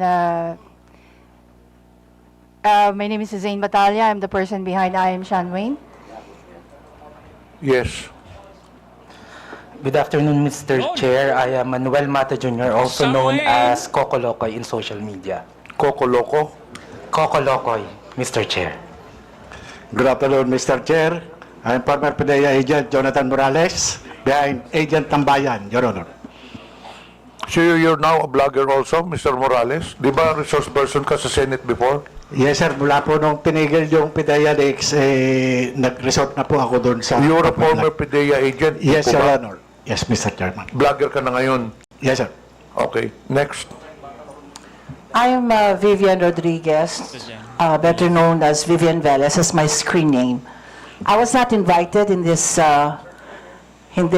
committee hearing, but I was mentioned the last time, the last hearing. So Okay. I'm here. Anyway, this is a public hearing. Anyone is welcome to attend the hearing. Next. Sino to? Si... Good afternoon po, Mr. Chair. I'm Alvin Montero. I'm not a blogger, nor I'm not a journalist. Thank you. Good afternoon, Mr. Chair and honorable members of the committee. My name is Claro Ganyak. I'm a retired professor. I'm not a blogger. I just express my opinions in social media. Okay. Thank you, sir. Good afternoon, Mr. Chair. Ako po si Elijah San Fernando, isa pong manggagawa at unionista, kilala sa TikTok at Facebook bilang Eli San Fernando. Next, please. Good afternoon, Mr. Chair. My name is Maria Florinda Princess Duque, or better known as Pebbles Duque. I am now a law student. Next, please. Good afternoon, Mr. Speaker. Mr. Chair, sorry. I'm Dr. Ethel Pineda Garcia. Okay. I think there are some vacant seats. Pwede na pong kunin yun. Yes. I am Trixie Cruz Angeles. I am a lawyer. Next, please. May I continue, Mr. Chair? Wait, meron pa yata dito sa... Kompleto na po ba ang social media personalities. Who is Vicente Cunanan? You're also a social media personality? Okay, so you can now proceed with your interpellation. Thank you, Mr. Chair. Again, Ms. Cruz, do you believe that freedom of expression is not absolute? Yes, Mr. Chair. You do? Of course, I'd like Mr. to ask the other bloggers if they also believe that. Yes, of course. Do you also believe that? Okay. Sir, Now, there's always a limitation. Ms. Cruz said, yung kanyang statement sa YouTube, no? Na profanities, insults, malicious is a healthy discourse. Gusto kong tanungin yung mga vloggers natin, do you agree with her on that? Yes. That profanities, insults, and malicious accusations is a healthy discourse and a part of the freedom of expression? We would like to ask every blogger to answer me yes or no if they believe in that. Mr. Chair, can I be recognized? Yes. Mr. Chair, no other than the highest court of the land has repeatedly said na hindi po masama ang pagmumura, lalong-lalo na sa mga pampublikong opisyal, especially kung ang pinatutungkulan po ay yung official functions nila. Not the person, but their official functions, Mr. Chair. So yun po ang paninindigan, lalong-lalo na po namin bilang mga manggagawa, dahil kahit meron pong TikTok, Facebook o social media, sa komunidad po, yan ang lengguwahe ng mga manggagawa at ordinaryong Pilipino na nagagalit. Hindi po kasalanan ng mga vlogger o ng mga gumagamit ng Facebook, TikTok, X o kung ano pa mang social media platforms kung bakit merong ganito na mga pagmumura o profanities. Ito po ay lengguwahe ng mga manggagawa at ordinaryong Pilipino na nagagalit. Hindi ko, Mr. Elijah, hindi ko binabanggit yung lingwahe ng ordinaryong Pilipino. Ang binabanggit ko, lingwahe ng vlogger. Hindi ka ordinaryong Pilipino. Mr. Chair. Tatandali lang, kasalala pa ako eh. Alright. Hindi ka ordinaryong Pilipino. Tama, mali? Ordinaryong Pilipino ako, Mr. Chair. Hindi ka ordinaryong Pilipino. Vlogger ka eh. No, I'm a manggagawa ako, Mr. Chair. Lahat ba ng ordinaryong Pilipino, vlogger? Mr. Chair, manggagawa ho ako na may platform ho. So, ordinaryong Pilipino ho ako, Mr. Chair. Mr. Chair, point of order. We have our rules here.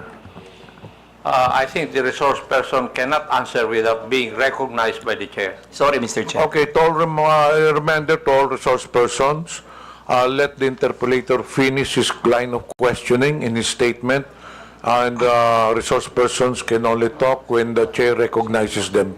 Okay. Nabanggit mo kanina na yung profanities, yung insult, yung malicious accusations, kung yan ay sinabi sa kanyang, ang tawag doon, functions bilang public official, okay yun. Yung sabi mo, di ba? But not on a personal basis, correct? Ayan. Yes, Mr. Chair. Sabihin natin, naniniwala ako dyan. Pero, hindi naman niya sinabi yan sa akin on my public functions, official functions. It is a personal accusations on me. Mr. Elijah. I cannot, Mr. Chair, can I be I cannot speak on behalf of Ms. Joey, Mr. Chair. Inaano ko lang yung sinabi mo. Yes, Mr. Chair. Okay, now I'd like to ask Ms. Joey, Ms. Cruz, are you insulting me on my public official functions or it is a personal accusation on me?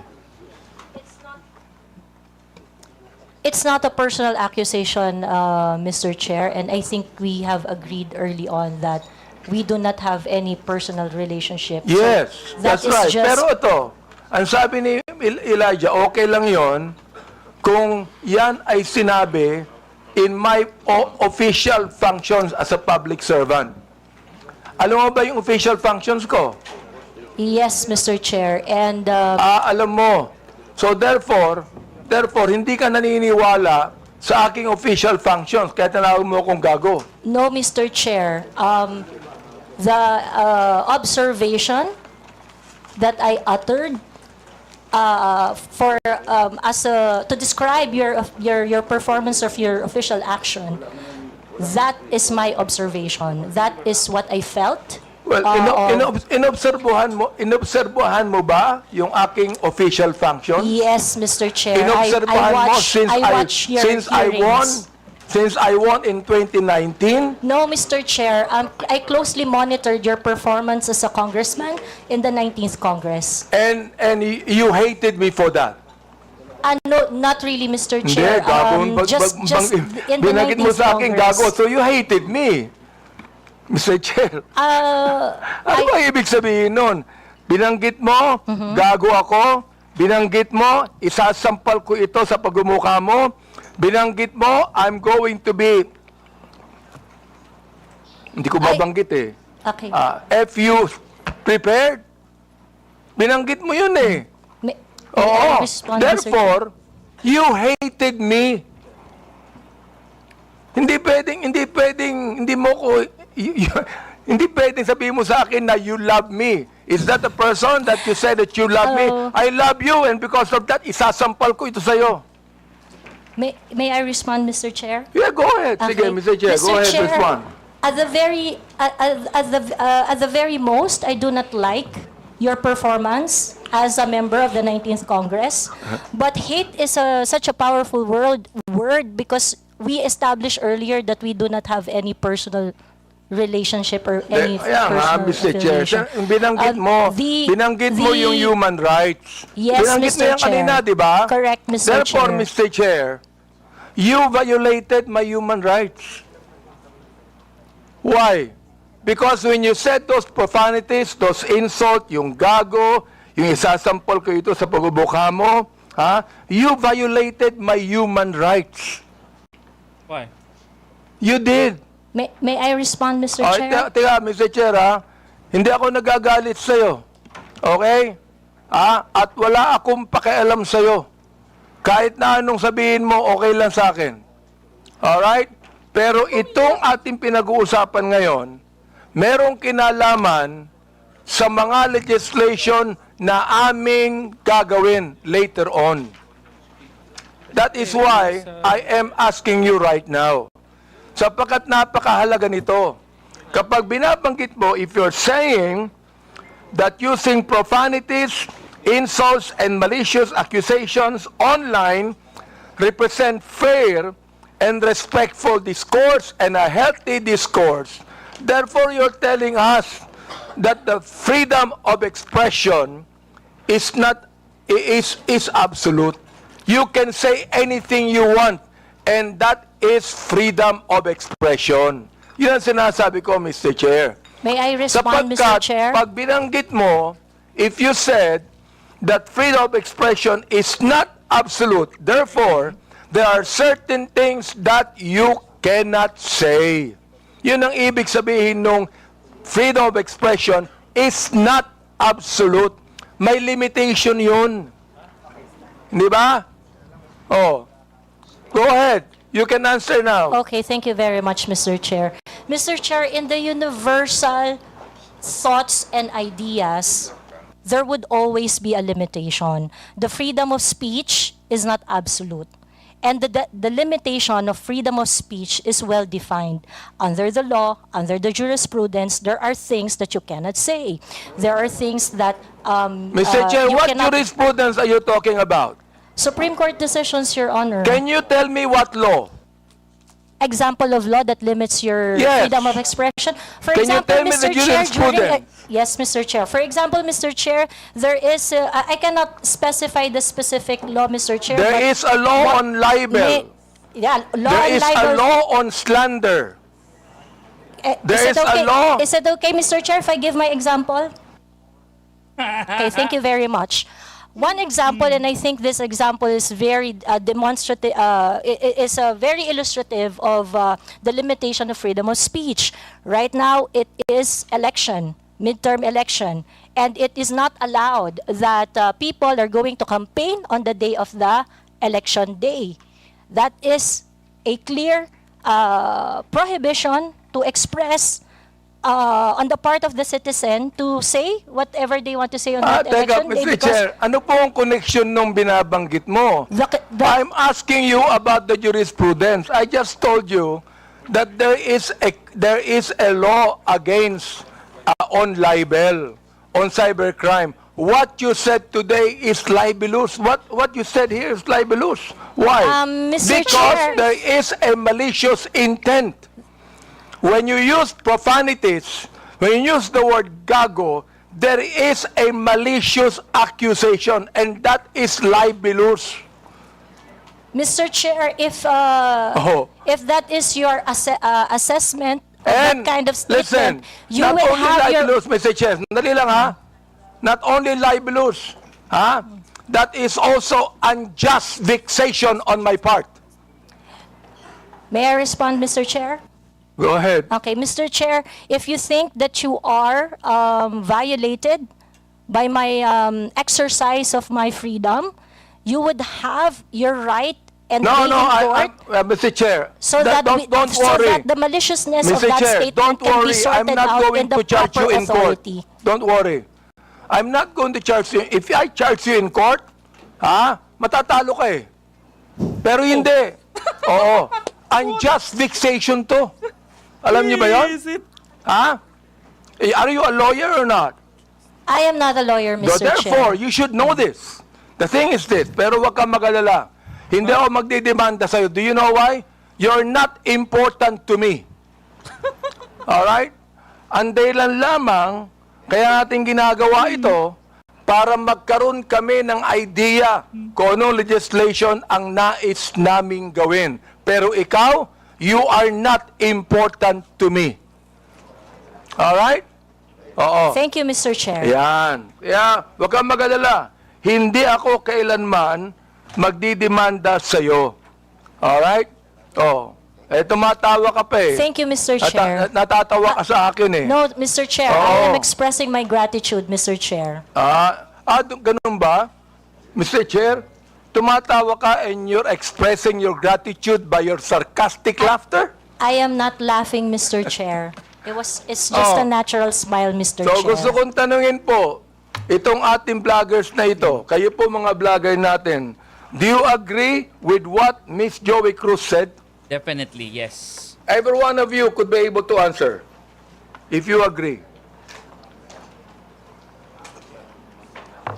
I have a lawyer there. Attorney Trixie. For me, it's a yes. I'm a blogger as well, and I stand... Attorney Trixie, you by have with the Joey. floor. Thank you, Mr. Chair. I disagree with Ms. Joey. I believe that there is, instead of a limitation on the freedom of speech, I believe that speech is either protected or not protected. Thank you very much. Those that are covered by the law, such as the law on inciting to terrorism, inciting to rebellion, and so on, are unprotected speech. And those that are not covered by any limitations by the law are protected speech. The Supreme Court has said that expressions of frustration are protected speech. And therefore, although we differ, Ms. Joey and I, on the approach to the problem, we agree on the solution. Okay, let me ask the other bloggers that we have. Each of you could be able to answer and tell me if you agree with Ms. Cruz on that. Your Honor, Mr. Chair, I am Dr. Mata. I'm a bit forgiving on those things sometimes, Mr. Chair, because sometimes people are so expressive that we tend to say things. And I could cite, Mr. Chair, your example on the last hearing. You mentioned something as well. I won't mention it now, but you said it's something, but I know it was withdrawn as well. So there's no, I'm not affected by what you said, Because sometimes you're just, in your emotions, you tend to say things which you said TANGA, but it's okay, Your Honor. Mr. Chair, let me answer that, no? When I say TANGA, binalik ko lang sa kanya eh. Siya ang unang nagsabi. Still. Siya ang unang nagsabi. Para bang pinukulo ka ng balisong, nasa lubo yung balisong, binalik mo sa kanya. Kaya ako binanggit. Hindi ako ang unang nagsabi. Ang unang nagsabi, yung vlogger mismo. Ibinalik ko lamang sa kanya. Ngayon, ako ang masama. Samantalang yung vlogger na nagsabing tanga ang gobyerno, hindi masama. Nung ako ang nagsabing tanga, ako naman ngayon na masama. Ano ba talaga, Mr. Chair? Yes. Thank you for your explanation on that, Mr. Chair. Mr. Chair.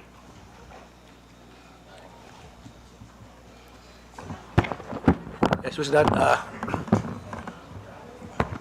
Mr. Chair. Mr. Morales, please proceed. Yes, sir. Doon sa kay Miss Joey Cruz, ang ko lang, bilang isang dating tauhan ng gobyerno, wag lang sana tayong magpakita ng anumang kagaspangan para hindi tayo napapansin ng publiko. Yun lang po. Gagi. Hindi nyo na-gets. Ano yung sabihin? Huwag lang magpakita ng kagaspangan para hindi makita ng publiko. Yes, Your Honor, Mr. Chairman. Yun lang po. Kasi kung magpapakita tayo ng kagaspangan at makikita ng publiko yung hindi na aayon na kilos ng isang public official, talagang makikita po tayo. At yun mapapansin ng publiko. Huwag naman sana tayong masasaktan. Sinong tinutukoy mo, Mr. Chair? Your Honor, yun pong mga gumagawa ng kagaspangan. Yun po yun. Sino nga yung tinutukoy mo? Hindi ko po alam. Siguro po, maaaring kayo po, Your Honor, mawalang galang na po, nasa inyo po yun kung sino po yung mapapatungkulan nun. Mr. Chair, ano ba yung kagaspangan na narinig mo? Sino nagsabi ng kagaspangan? Your Honor, ito po bilang isang dating tauhan ng gobyerno. Nagiging maingat dapat ang isang tauhan ng gobyerno habang siya ay nanunungkulan. Katulad ng pagnanakaw, pag-aabuso sa tungkulin, pagmamalabis. Yan po yung isa sa mga dapat na tinitingnan natin. At kung tayo man ay tauhan ng gobyerno, dapat ginagampanan natin ng buong husay, buong giting, tulad ng mga alagad ng batas na handang ialay ang sarili niyang buhay para lamang doon sa sinumpaang tungkulin. Mr. Chairman, Mr. Chair, tama yung binanggit ni Mr. Morales tama Pero ang tinatanong ko sa iyo, nag-a-agree ka ba sa sinabi ni Miss Cruz?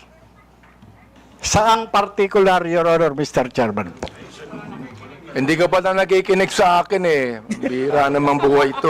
Pagpaumanhin niyo po, Your Honor, at nangati po yung aking binti, maaring hindi ko po wala kang napansin. karapatang magsalita kung hindi mo narinig lahat ng mga sinabi. Iyon pong narinig ko. Very clear meron po akong narinig. Very clear, Mr. Chair, ang sinabi ko. Kanina, pinag-uusapan natin yung lahat ng mga binanggit ni Miss Cruz. And I'm asking you now, kayong mga vlogger, mga objective naman kayo, di ba? Ano ang palagay nyo rito? Palagay nyo ba na itong malicious, ulitin ko para malaman mo, itong malicious, profanities, at insults, accusation, na ibinigay po ni Miss Cruz, ay kasama po yan sa tinatawag nating protected discourse o kaya naman healthy discourse or freedom of expression. Maliban Yun sa po pinoprotektahan ng batas. Ito po yung opinion o saloobin ng isang mamamayang Pilipino patungkol doon po sa pagkukulang ng isang public officer. Yun po hindi pinoprotektahan ng batas. Ito po yung pag-iingganyo ng paggawa ng illegal o labag sa batas. Yung pagkukulang, Mr. Chair, ay kung walang ginawang illegal, may karapatan ba siya? Kung walang ginawang illegal, Your Honor? Depende po Depende po sa napapansin at kung po sa nagbibigay ng opinion, Your Honor. Miss Joey, meron po ba akong ginawang illegal? Meron po ba? Nothing that I said in the Yun, blog. wala akong ginawang illegal. Meron ba akong ginawang immoral? There are things that I may not agree. You because may of not agree, differences. that's fine Yeah, with me. Yeah. Pero ang tinatanong ko, meron ba akong ginawang immoral? Wala naman. Differences I in agree values, that there Your are some Honor. things that you do not agree. Okay lang yun sa Differences in akin. values, Your Honor. Di ba? Pero wala akong ginawang immoral o illegal. You said that yourself. So therefore, anong ibig sabihin ng profanities, insults, and malicious accusations you gave to me? Yun ang tinatanong ko. Ha? May I answer, Your Yes, Honor? go ahead. Okay. First of all, Your Honor, I would just like to take exception once again that I never agreed to anything, any statement that is malicious as part of freedom of speech. It's not. What I said are not malicious. Those are observation on my end, and the profanity is part of part of my expression of discontentment, disgust, because my expectation for a public officer is not Therefore, met. Mr. Chair, when you're saying that a public official who is not doing anything illegal or immoral, and you said something malicious, insult and profanities, Again, that is your observation. And you have the right to say that. Again, Mr. Chair, I am taking exception on the malicious statement. My statements are not malicious because my statements are always pertaining to the exercise of the public duty of the officer I am responding to. So therefore, when you said reacting to. gago, that is not malicious. That is not malicious, Mr. Chair. Okay. That is not malicious, ha? Yes, Mr. Chair. Oo. Pero ako, Miss Cruz, kahit kailan, hindi naman kita kilala, hindi ko alam ang ginagawa mo, wala akong karapatang tawagin kitang gago. And I respect your opinion, Mr. Chair.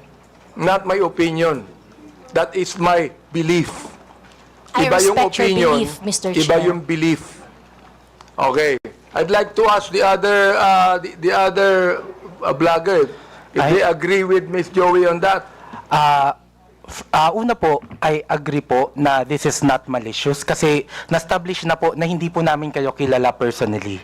And kung sabihin namin mahal namin kayo, it is because of your work as public official. Hindi po ibig sabihin mahal po namin kayo bilang kung ano pa man, malisyoso. And when we say we don't like what you are doing, it is also not malicious. It pertains to your job as a government official. So I think magkaiba din po kasi yung sukatan sa public official and also private citizen. So, I think it's important for us to understand the difference of and the limitation doon sa public official and sa private citizen. And I agree po. Lahat po ng sinasabi namin sa inyo, because we don't know you personally, are not malicious. It's not personal. It's about your job lang po. Sometimes, Mr. Chair, I'm not onion-skinned, ayan, kilala ako ni Congressman Glenn. Kaibigan ko yan. I'm not onion-skinned. Ang ibinabanggit lamang natin dito is how do we limit this? How do we regulate this? Yun ang aming inaanong batas. How do we regulate this kind of statements? Na masyadong personal to eh. Diba? Hindi ko na nga pinapansin eh. Oo. Kung hindi lang binigay sa akin itong mga bagay na sinabi, makikita ko ba to? Hindi ko nakita to Miss Joey Cruz I don't even care about that anymore. Hindi ako apektado dito Hindi ba? The thing is this, kayo makakatulong sa amin for us to be able to craft a better legislation to what? To tell you that the freedom of expression is not absolute. Yun ang nais naming sabihin dito. So, yung the rest of the vloggers, if, yes, Attorney Glenn, go ahead. Thank you, Mr. Chair.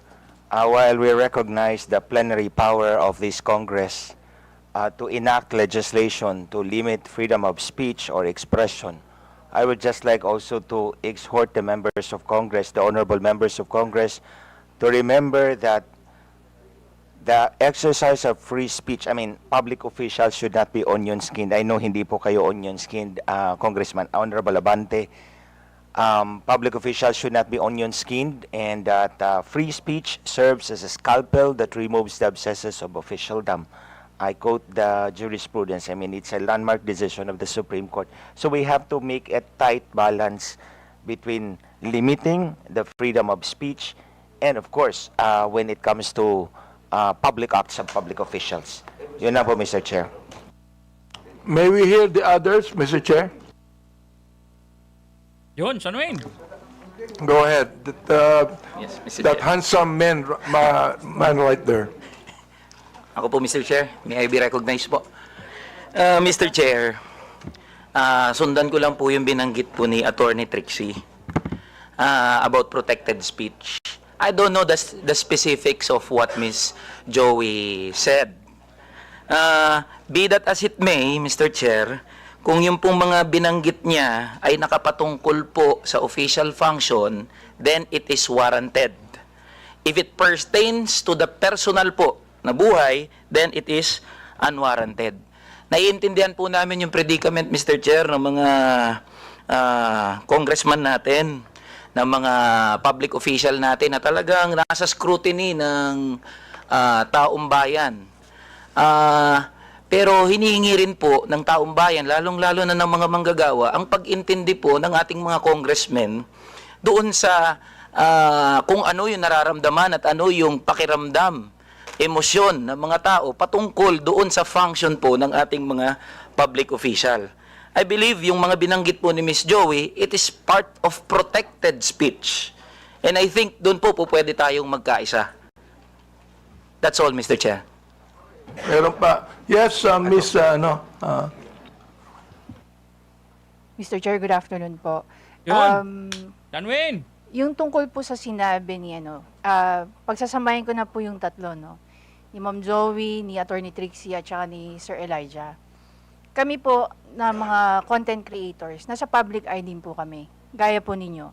So, whatever content or opinions that we also post online, nakaka-receive din po kami ng mga gaya ninyo na masasakit na salita. Kaya naiintindihan po namin kung saan din kayo nanggagaling. However, ang difference lang po natin, ang atake sa amin personal, ang atake po sa inyo, on your official function. Ngayon, ang masasabi ko lang po siguro pagdating sa bagay na yan, kami po, pinapabayaan po namin yung mga haters namin at saka bashers to air out what they think and feel about what we say. Hindi ko naman din po sinasabi na dapat ganun din po kayo. It so happen lang that sa inyo po, pagdating sa mga nasasabi nyo po, sa mga press briefing nyo po, sa press con nyo, or even sa mga pinapublish sa news, ang sa aming mga content creator, naka-anchor kami lagi kung ano lang po ang nasasabi ninyo. Mr. Chair, Ms. Batalya, Yes po. gusto ko lang pong banggitin din, no? Alam mo, natanggap ko itong mga bagay na ito since Quadcom days, Hindi ako binabas ng sino man bago ang Quadcom. Exactly. Bakit kaya? Di ba? Chair, if I may, hindi ako nababas Oo, ngayon lang talaga. Hindi ko alam kung bakit Oo, yun ang gusto kong sabihin sana sa inyo. Di ba? Yes, Manuel Mata po. Mr. Yes, Chair, if Mr. Mata, yes. that is exactly the point kung bakit hindi po tayo nakafocus dapat dun sa mga protected naman na speeches ng mga tao. But the reason of frustration, ano po yung context bakit po nasabi yon ni Miss Cruz? Para alam po natin kung bakit siya na-frustrate, bakit niya po nasabi yon, and yun po yung masolusyonan natin. I think dun po sana tayo nakafocus, and I think yun yung rason kung bakit sinasabi ng batas natin na dapat hindi onion skinned yung mga government official para nakafocus tayo doon sa totoong problema and cause of frustration ng mga tao. Mr. Chair, sinabi ko na hindi ako onion skin, di ba? Yes po, Mr. Chair. The fact that you are here talking with us with this kind of respect is, I agree. Kaya, Mr. Chair, hindi ko talaga, since the time na yung Quadcom, hindi ako nagsalita ng anuman sa inyo o nag-vlog sa akin. Miss Joey, hindi ka nakarinig sa akin anuman salita, di ba? Uy!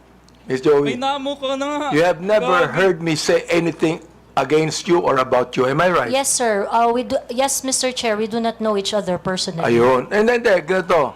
I have never said anything about you nor anything that you have said against me. Am I right? Sorry, Mr. Chair? I have never said anything about you or anything against you, even if you said something against me. Am I right? That is correct, Mr. Chair. Yun ang gusto kong sabihin sa inyo.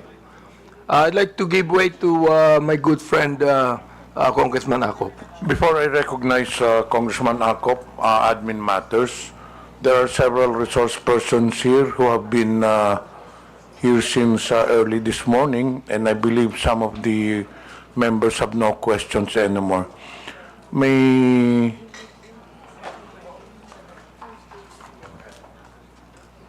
Andito po ba si Attorney Kirsten Bautista? To the members, do you have any questions with regards to the Department of Justice? Meron po ba tayong tanong sa Department of Justice? Palagay ko meron po, Mr. Chair. Meron, okay. Sa BIR, may tanong pa po ba tayo? I do have some questions to the BIR, Okay, Mr. later. Chair. Okay. Andito pa po ba ang PIR? Okay. So, hindi pa pwede po kayong umalis. Okay. Sino pa ba ang... Sa NBI, may tanong pa po ba tayo? Do you have any questions sa NBI? Kayo? Baka meron pa, Mr. Chair. Bonus na lang Okay. ulit. Sa PNP, meron po ba kayong tanong sa PNP? Yes? Okay. What about sa KBP? Kay Attorney Randolf, who is a KBP legal counsel, and Attorney Mark Tolentino. Do you have any questions with KBP? But of course, you are free to stay, no? If you want to stay. May tanong po ba tayo sa KBP? Wala? Kung walang tanong sa KBP, then KBP is allowed to be excused. But as I've said, you're free to stay. Sa Digital Marketing Association of the Philippines, kay Mr. Miko David, may tanong pa po ba tayo? Anyway, you can stay, but you're allowed to be excused. Sa Global AI Council, Mr. Antonio Mauricio, andito po ba? Your Honor, umalis na, Your Honor. Okay. Sa Press1.Philippines, andito po ba ang Press1.Philippines? Do you have any questions? Yeah. Meron. Okay. We'll now proceed. What about ScamWatch Pilipinas, Mr. Joseph?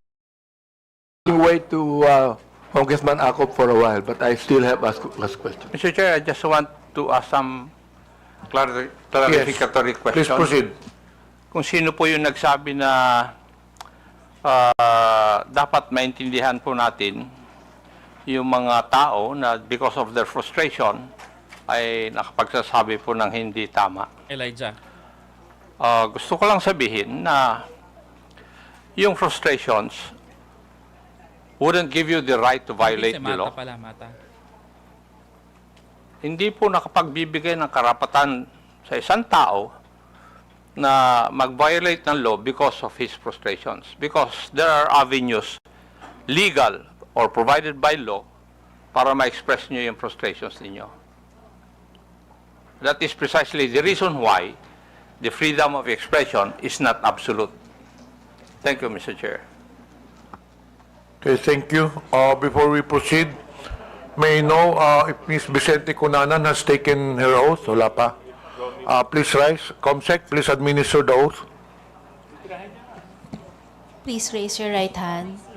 Do you swear to tell the truth, the whole truth, and nothing but the truth in this inquiry? Please respond with I do.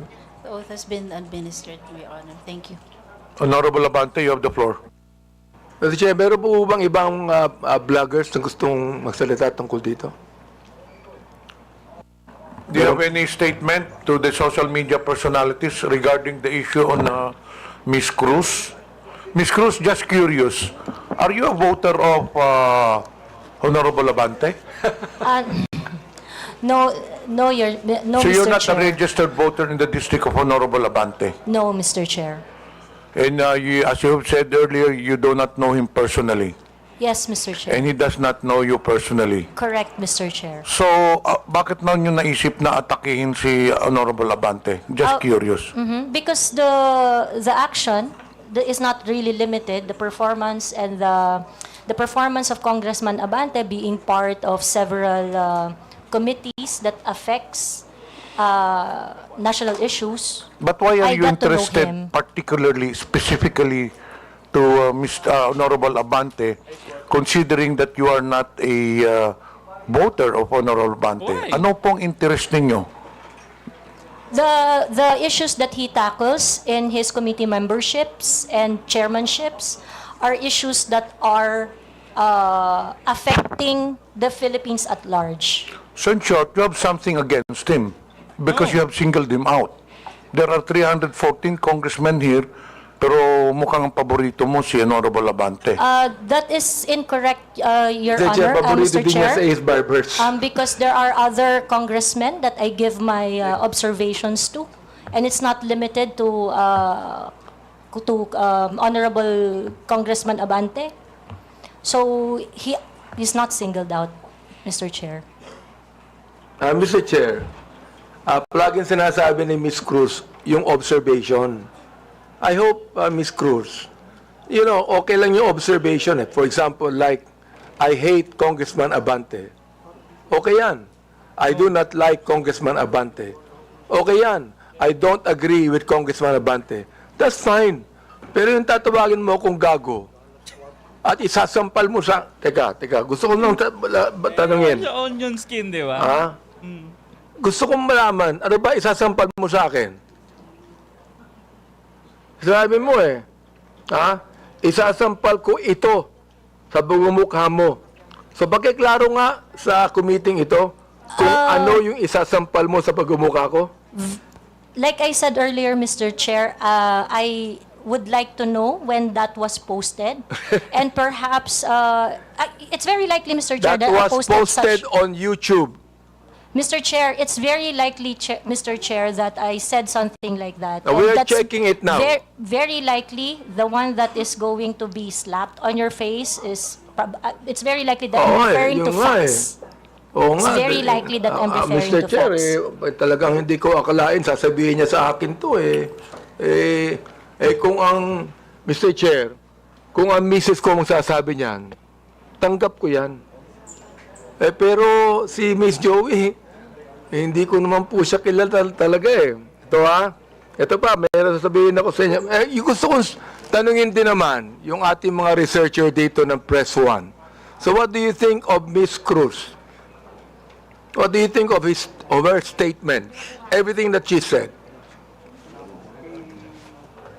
Mga researcher po kayo ng Press One. Can you say something about that? Press One, can you please answer? Mr. Chair, we were confined with the facts as researchers. So I think as long as if Miss Joey Cruz is giving her opinions and her opinions alone, I think it is beyond our capacity to it is beyond our capacity because she is entitled to her own truth. But again, if it's something to do with the known facts, no, I think we can debunk what is being said. Ayun po. Yun po, Mr. Chair. Okay, may I ask Mr. Chair, Mr. De Guzman? Yes, Mr. Chair. Well, in my opinion, Mr. Chair, it's basically as a reputation management practitioner, I think in that aspect, it's not really a matter of freedom of speech, but it's a matter of, number one, respecting for others. Number two, it's a matter of an ethical practice, whether you're a journalist or even a content creator, because basically your audience has a wide range. They are not just limited to a particular segment who would understand, unless, of course, that's the type of brand that you want to project. So you will really break those ethical rules, those courtesies, and the respect. So that's my personal opinion, Mr. Chair. Even in mainstream media, tignan niyo si Tulfo, nagmumura siya. Diba? So, irrelevant. May I? No, I don't agree with how you stated it, sir, which allegedly she said. Because, well, people can say anything they want, but if it violates the law, then it's illegal, and it still has to be determined if what she said really was illegal or what she did was illegal, and that I think that is for the courts to decide. Exactly. I agree with that. I think we have already heard the other bloggers. Those who wish to make a statement, you can do so. But to those who have already made their statement, pwede na siguro yun. Mr. Chair, Permission to speak. gusto ko lang pong sabihin kay Miss Joey, yung batas tungkol sa unjust vexation. Supreme Court has defined unjust vexation as any human conduct without violence that unjustly annoys an innocent person. Yan. Yan ang batas. Oh, the elements of unjust vexation are there is human conduct that unjustly annoys or irritates another person. Such human conduct was not attended with violence.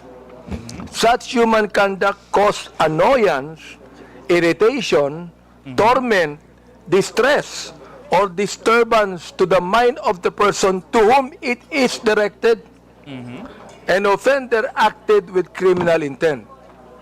That is what unjust vexation is, Miss Cruz. Your point is? Oh. If I say, Miss Cruz, I was irritated by what you said. I was annoyed by what you said, even without violence. I was distressed with what you said. I became depressed with what you said. Oh, di ba, Miss Cruz? So sabi ko, ganito na lang. Ganito, ha? Let's just be very careful. Okay lang po sa akin. Sabihin mo sa akin, I hate Congressman Abante. I don't like him. I don't agree with him. Fine. Pero yung babanggitin mo dito, gago ako, isasampal ko ito sa pagmumukha mo, I'm going to be FUC prepared. Ay nako, palagay ko, very irritant yon sa pinagsabihan mo. Tama ba ako, Mr. Joey Cruz? May I respond, Mr. Chair? Sige. Thank you. Mr. Chair, I understand that it may come across as something that you may not feel comfortable with what I said and things like that. And again, if you feel that you are aggrieved with what I said, I will welcome any action remedies from your end. No, the thing, On the other hand, Mr. Chair, You would while welcome what? While, You would welcome what? Any remedy that you may seek, Mr. Chair. Any against legal me. action, is that what you're saying? That is Mr. correct. Chair? Any remedy, not limited to legal action, No, Mr. Chair. I'm not going to resort to any legal action anymore. Ha? Bakit? Magbabayad ka pa ng abogado mo. Maglilitis pa tayo ng matagal na panahon. That would also be irritant to you. You do not want that to happen to you, am I right? Huwag mo Yes, sabihin Mr. sa akin Chair. that you welcome any legal action. If you, because you enumerated the elements of the Oo. unjust vexation, Siguro, Mr. Chair. ang pinakamagandang sabihin mo sa akin because I'm annoyed, Mag-sorry ka. mag-apologize ka sa akin. Kapag ka sinabi mo ito, oo, hindi ba? O ngayon, kung ayaw May mo, I okay lang respond? sa akin. Ayaw mo, okay lang. Walang problema doon, Mr. Chair. Walang We problema can doon. agree ha? on that, Mr. Oo. Chair. Basta makikita nyo na lang na we are going to craft legislation that would actually regulate what our bloggers is trying to say. Let me ask our DOJ people, ano ba ang palagay nyo? Sinabi ni Miss Joey Cruz. Nandiyan ba po ng DOJ? Mr. Chair, Go ahead. Mr. Chair, right now, the only legislation we have on malicious statements being made is on libel under the revised penal code and on RA 10175 on online libel. All right. Salamat po. Can the NBI also say something about that, Mr. Chair? Yes, Your Honor. Well, Your Honor, for purposes of discussion, we have what we call the doctrine of fair comment. So under the doctrine of fair comment, it means that every discreditable imputation publicly made is deemed false because every man is presumed innocent until his guilt is judicially proved, and every false imputation is deemed malicious. So under this doctrine, as a general rule, when the discreditable imputation is directed against a public person in his public capacity, it is not necessarily actionable. What we are talking here is whether or not it is actionable or not actionable. But as an exemption, if the discreditable imputation to a public official is either a false allegation of fact or a comment based on false supposition, it is actionable. So dito po sa doctrine na to, it's up to the person being attacked whether he wants to file a complaint or not. If he wants to file a complaint, then evidence must be submitted in order for the prosecutors to assess the evidence as well as the court kung sasampa man dito sa korte. Thank you, Mr. NBI. I'd like to also say, sapagkat marami ring bashing ang binigay ni Ms. Cruz kay Congressman Ace Barbers, di ba? Ms. Cruz, marami rin Mr. Chair, I would just like to inform the court that there is a pending action that I have against Ace Barber. So I would like to invoke the sub judice rule on that matter. Invoke sub judice? Wala namang kasong final. Wala namang kasong final No, Mr. Chair, I filed a libel suit against Congressman Barbers. Kay Ace Barbers. Yes, Mr. Chair. Oo. Huwag ka na mag-file ng libel suit sa akin. Wala naman akong sinabing masama sa iyo. Yeah, we agreed. We did not say anything personally on each other. Okay. Well, in your numerous blogs, Ms. Cruz, you criticize the government and specific personalities. But you have not released any content addressing the West Philippine Sea issue or taking a stand against China's actions. Why is that? It is Something that is beyond my competence, I would Okay. say. It is something that I do not know much. Although I would like to correct you, sir, that you said I did not release any content, but I actually do.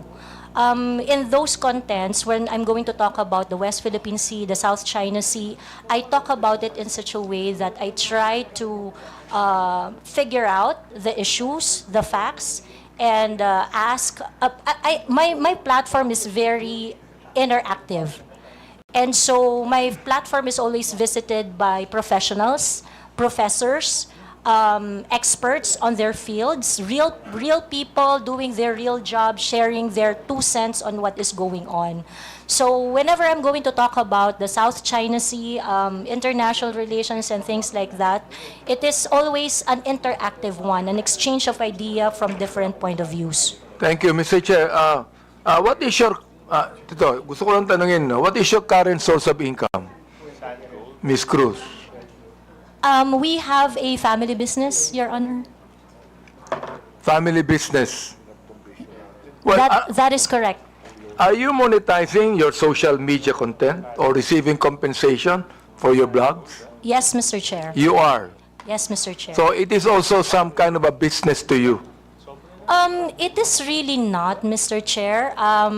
In fact, if you're going to look at my vlog, it's very unprofessional. I do not have a studio. It is very casual. I do not have regular time. I'm going to vlog whenever. But how many followers do you have, Mr. Chair? On YouTube, I think I have around 79,000. In Facebook, I have my Facebook account with 143,000 followers was taken down a couple of days ago, and my social media accounts are usually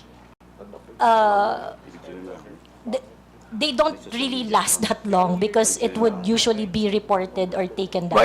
Ilan po yung social media account ninyo, Ms. Cruz? I have TikTok, YouTube, and Facebook. So, ibig sabihin nun, you're getting money out of that. Parang sa'yo, that's a source of income, correct? It is a source of income, but Good. it is not a job for me because I can not vlog if I want to. Ano yun, Mr. Chair? I do not have to vlog if I want to. Mr. Chair, I do not have specific schedule when I do vlog. Sa akin, So, let me advise you, Ms. Cruz. Huwag ka na mag-vlog kasi naiinis ka din eh. Naiinis ka din. Hindi pwedeng hindi ka mainis sa sinasabi mo eh. Di ba? Naiinis ka din. Mr. Chair, I'm Naasar ka actually din. Tama ba ako? Naasar ka rin. Nai-stress ka din dun eh. not really, Mr. Chair, because I'm a very I grew up in a household with very political orientation, so it is something that I really like So doing. Mr. Chair, did you grow up in a household where you curse each other? No. My Yun. parents are devout So you Catholic. did I'm the not only grow one who up curse. in a household. I am the only one who curse in our household. You Your are the only one that Yes, curse. Yes, that is correct. Well, you know, you're a grown-up person. Sana tinuruan ko ng bata ka pa ng magulang mo. Ako tinuruan ako ng bata ng magulang ko eh. Nawag akong magmura eh. They did, Your Kaya hindi ako Honor. nagmumura eh, Mr. Chair. They did Dali lang, teach me. So, tinuruan They did ako teach ng me magulang that, Your ko Honor. ng bata ako wag magmura eh. Kaya hanggang ngayon, hindi ako nagbumura eh. They did teach me not to curse, Your Honor, but they also taught me how to be your authentic self. Ganon. Okay ka. In one of your posts, you said, ito nakakaawa ang mga pulis under BBM administration. Can you elaborate on that? What led you to the conclusion that you said that? That is a series of posts on the memorandum that is circling around saying that policemen would have to react on official PNP pages. And I think it is so unfortunate that apart from the regular duties and responsibilities of a policeman, they are being asked to do such kind of menial task. I think it's something that they do not have to do. I vehemently disagree with that kind of policy, so that's why I felt I commiserate with the policemen. You what? You commiserate. Yes, Your Honor.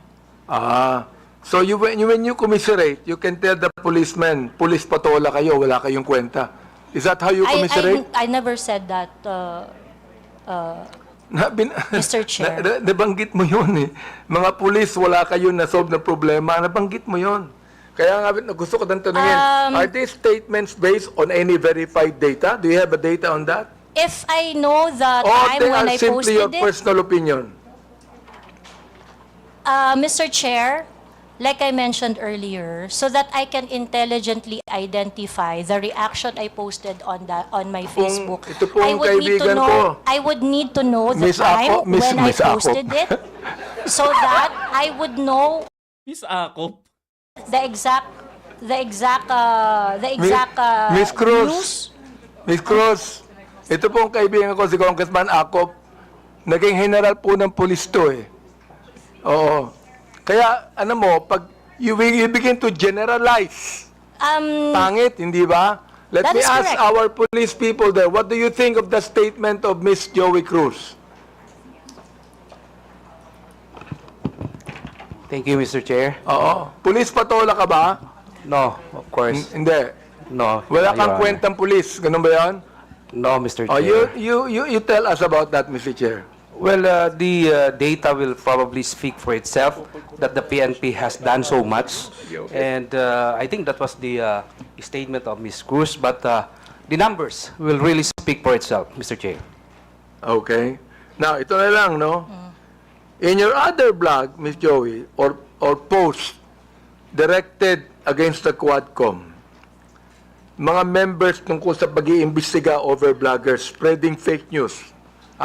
Itong Tricom po namin. You dismissed them and said something along the lines of what?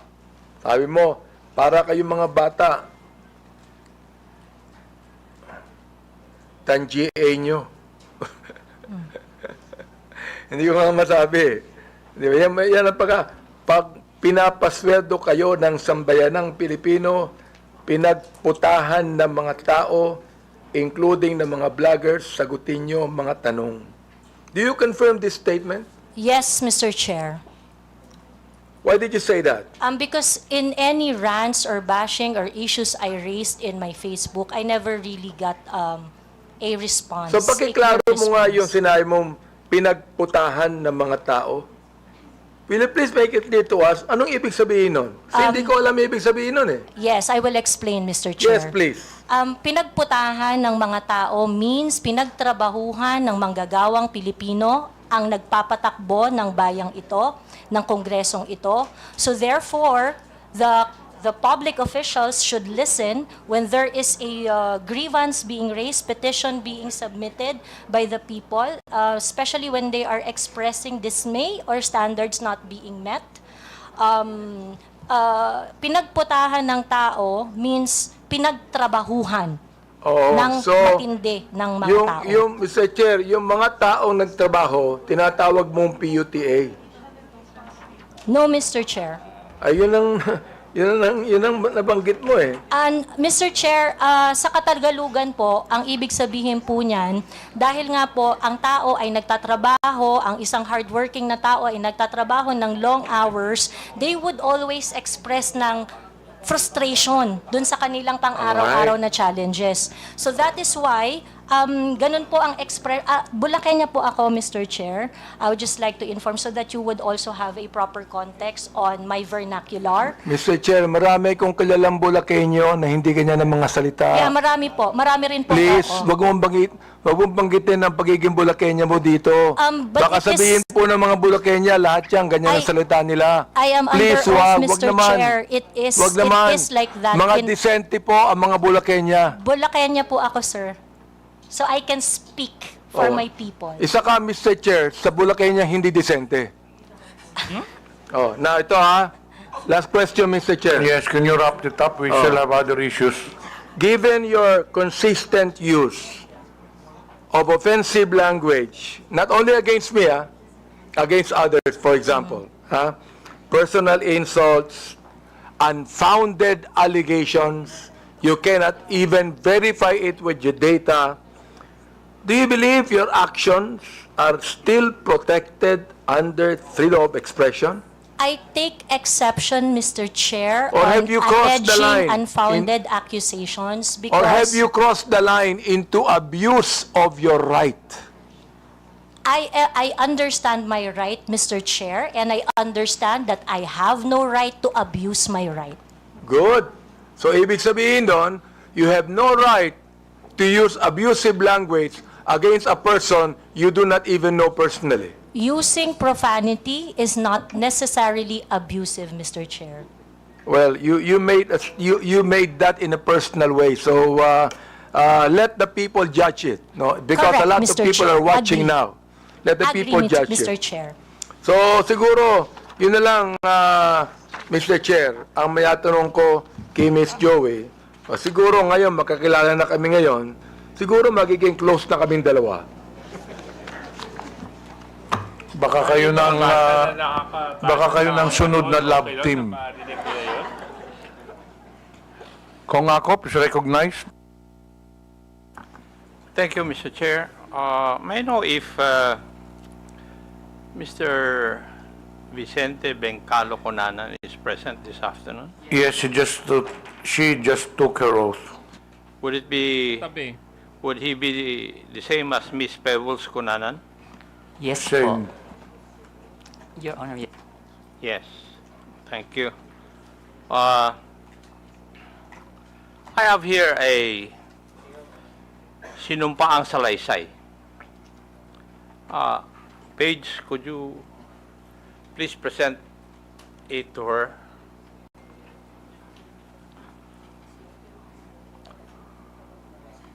Would that be your affidavit?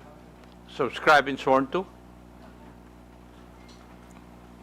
Pakitignan yung dokumento na binigay po sa inyo. Yung po ba ay affidavit po ninyo? At pirma nyo po ba yun na andyan? Mr. Chair, yes po. Thank you. Page, pwede bang?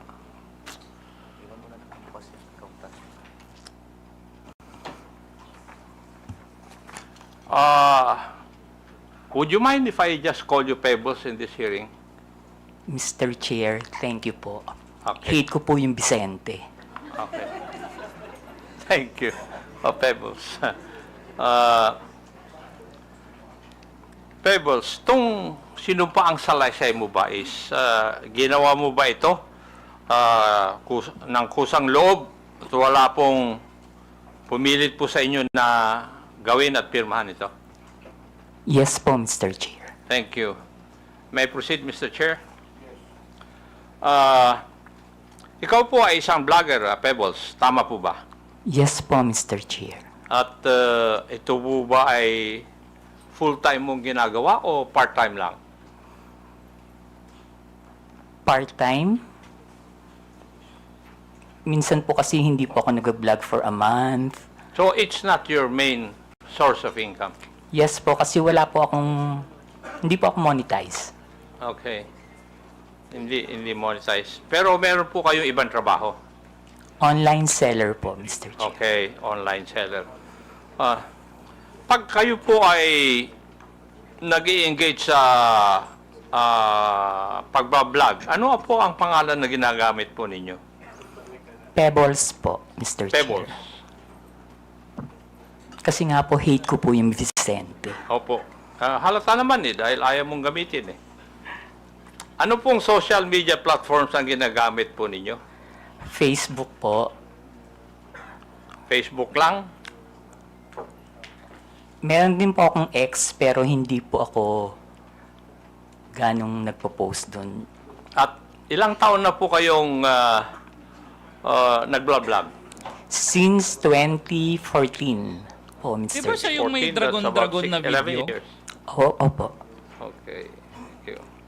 Now, dito po sa affidavit po ninyo, meron po kayong binanggit tungkol sa isang Maisog rally sa Hong Kong noong July 2024. No, Mr. Chair. Yung pong Maisog event sa Hong Kong, that was July 7. July 7. July. Ay, wala naman nakalagay dito yung date eh. Ako lang ang naglagay para malaman ko kung magsasabi ka ng totoo o hindi eh. Pwede po bang ipaliwanag po ninyo sa committee ito? Feeling ko ganun nga, Paolo. Kung ano po itong maisog rally? Yan po yung normal, Mr. Chair, na ginagawa ng TOPS Coalition, yung may isog event na sa iba't ibang lugar, katulad ng sa New York, sa Vancouver, maski dito po sa Pilipinas, sa Liwasan. Yan po yung may isog rally na sinasabi. At ginagawa ito sa iba't ibang lugar ng Pilipinas at saka ibang bansa. Opo. Thank you. Ikaw ba ay kusang loob na pumunta doon sa mga maisog rally na yan? O sa mga lugar na ito? Kapag ini-invite po ako, Mr. Chair, Wait, pumunta ba siya dun sa Hong Kong, guys? Opo. May sumasagot po ba sa iyong pamasahe? Meron po. Meron. Pati yung accommodations po ninyo? Yung pamasahe lang po, pero yung accommodations, kapag isang beses pa lang po kasi ako nakapunta ng abroad na maisog rally. Saan po yun? Sa Hong Kong. Sa Hong Kong. Okay. Doon po, yung friend ko po yung nag-sponsor sa akin ng airfare and hotel. At pwede ko po bang malaman, masabi po ninyo dito sa committee ito, kung saan ka nag-stay at saka ilang araw ka na natili doon sa Hong Kong?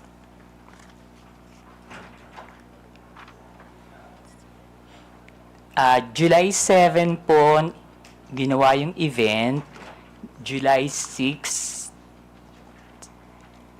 7, and 8 po. July 6, 7, and 8 po ako nag-stay. Pero yung pangalan po ng hotel, nakalimutan ko na po. Okay, thank you. Bakit po kayo naimbita sa private dinner na sinasabi mo na naganap noong July 7, 2024? Hindi po, Mr. Chair. After po ng event, meron pong dinner. Naimbita po Ng kayo? lahat ng naging speaker dun sa event.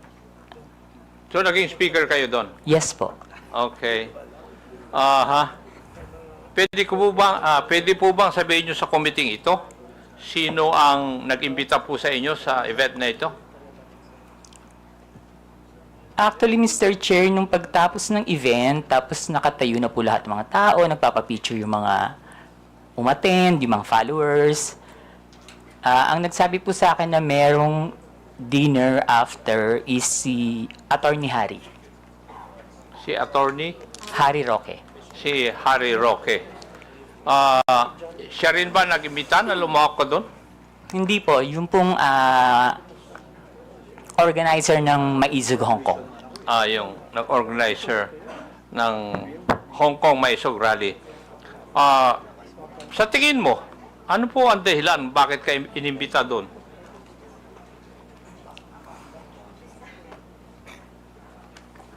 Kapareho rin po nung mga ginagawang rally dito sa Pilipinas na sabihin lahat ng ginagawa ng gobyerno na hindi namin gusto kasi that time kalaban po ako ng gobyerno. Liwanagin po natin yon. Kalaban ka ng gobyerno? Ano Opo. po ang ibig sabihin po ninyo sa kalaban ka ng gobyerno? Mr. Chair, kayo po ba ay critic ng gobyerno? Yes po, kritiko yun. po. Kasi Opo, malawak po kritiko yung po. sinasabi po nyo na kalaban ka ng gobyerno. Sorry, kritiko po ako ng gobyerno. Kritiko ka ng gobyerno. Okay. Meron akong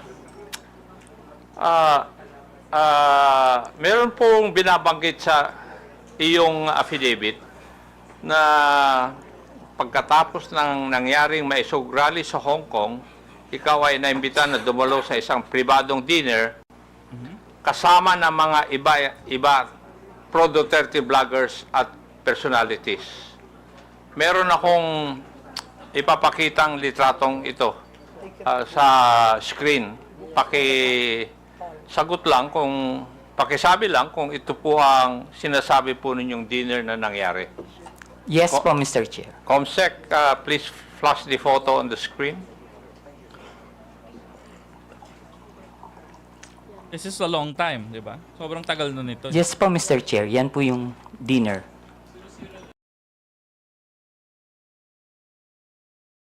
Nyari sa net. Uy! Babayad kami. Ano ba yan? Pero I think this thing surfaced online before. 'Di ba? Like matagal na 'to eh, matagal ng issue 'to eh. Na brought up to ni Joey if I'm not mistaken. Kasi laging content nga ni Joey itong si Pebbles, 'di ba? Kunyari. Uy. Yes po, Mr. Chair. Yan po yung dinner. Pa tayo? Rappler. Siyempre. Diyan, lipat tayo sa ano. Ha? Pati rin Rappler? Nag-end?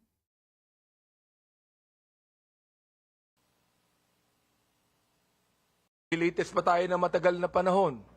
Ba't nag-end din na ng Rappler? Pwede ba? Narayan ka. Yes po, Mr. Chair. Try ko po lahat. Yung kakilala ko lang po, ha. Opo. Yung pong nakaupo from left side is si Tio Moreno. Yung nakatayo po na Tio Moreno, yung nakaupo dito sa kaliwa? Dito po. Naka-black? Hindi po yung naka-brown. Naka-t-shirt? Yes po. Ay, ipag doon po kasi ako tumingin. Kasi nasa left sa photo, yes. Okay. And yung nakatayo po na white is si Miss Sas Rogando Sasot. Okay. Ako po yung kasunod. Sumunod po si Miss Joey. Next si Sec Trixie, si Atty. Vic. And then yung nakaupo pong green is si Prof. Ana. Uy. Okay. Yung naka-red, hindi ko po kilala. Yung katabi po ng naka-red, si Atty. Harry Roque. Yung nakatayo pong naka-black, si Daniel Long. Yung naka-green na nakatayo, hindi ko po kilala. Yung katabi ng naka-green, si Pam. Yung katabi ni Pam, hindi ko po kilala. And then yung pong nakaupo sa right, si Mr. Abines. Yung katabi ni Mr. Abines, hindi ko po kilala. Then si Atty. Glenn Chong and si Doc Badoy.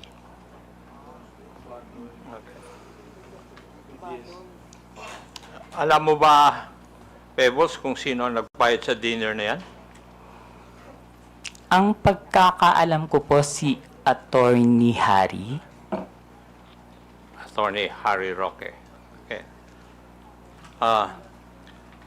Punta na tayo dun sa laman ng iyong affidavit.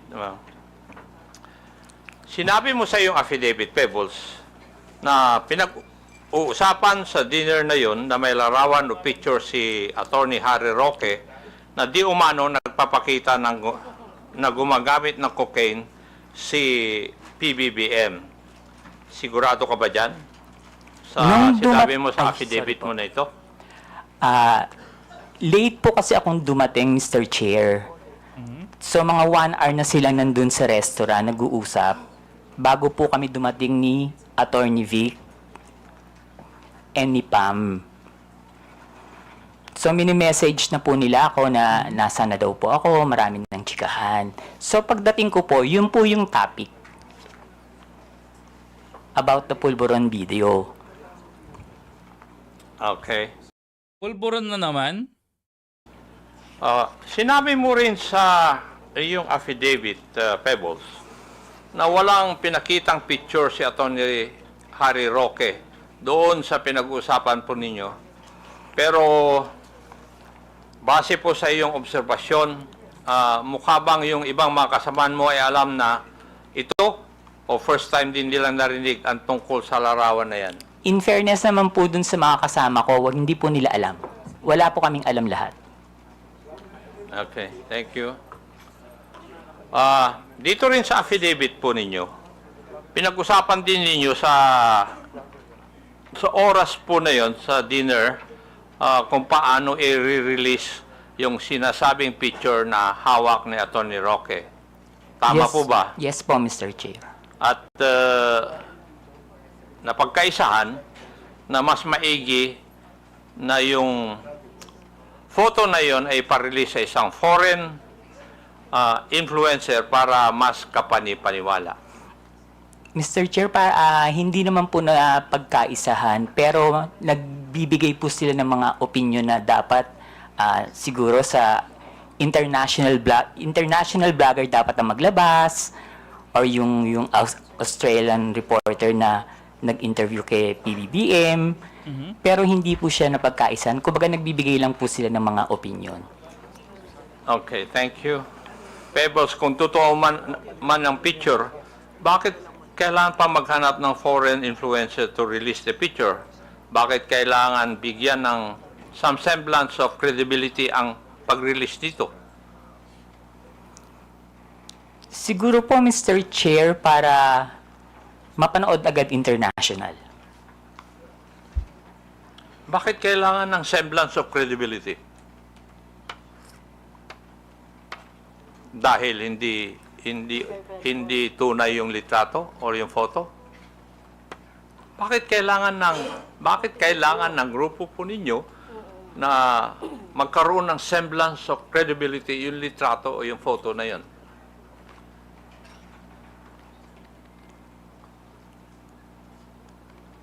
Hindi ko po...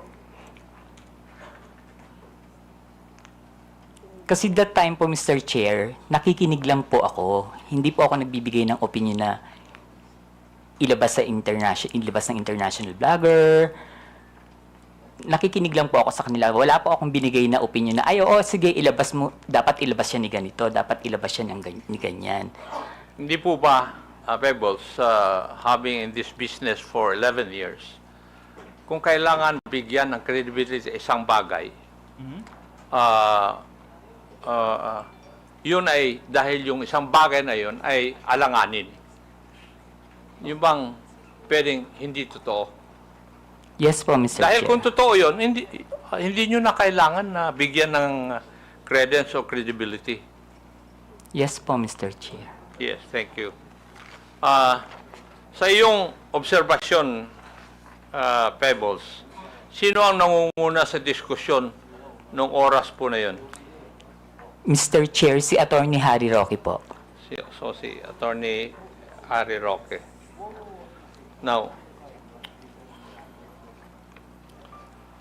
pwede ko bang tatanungin, Pebbles, at that time na ikaw ay nag-vlog, ng panahon na yon, ikaw ba ay DGS? Hindi po, Mr. Chair. Ano po kayo? Pro-Philippines. Pro-Philippines. Usus! Ano pro-Philippines? Wala po akong pinapanigan.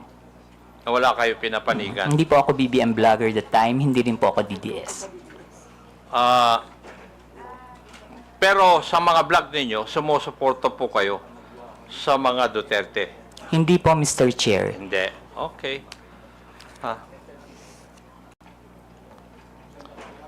Dito rin sa iyong affidavit, Pebbles, may binanggit din ni Atty. Roque na sinabi niya na kaya niyang magpabagsak ng gobyerno. Tama rin po ba ang pagkabasa ko dito sa affidavit po ninyo? Yes po, Mr. Chair. Ang exactly sinabi niya dyan is nagkamali sila, magaling akong magbagsak ng gobyerno. Aha. Oh. Sa tingin mo, kaya po ba niya talaga? Mr. Chair, hindi po, kasi nagtatago po siya ngayon eh. Tama. Meron. Yung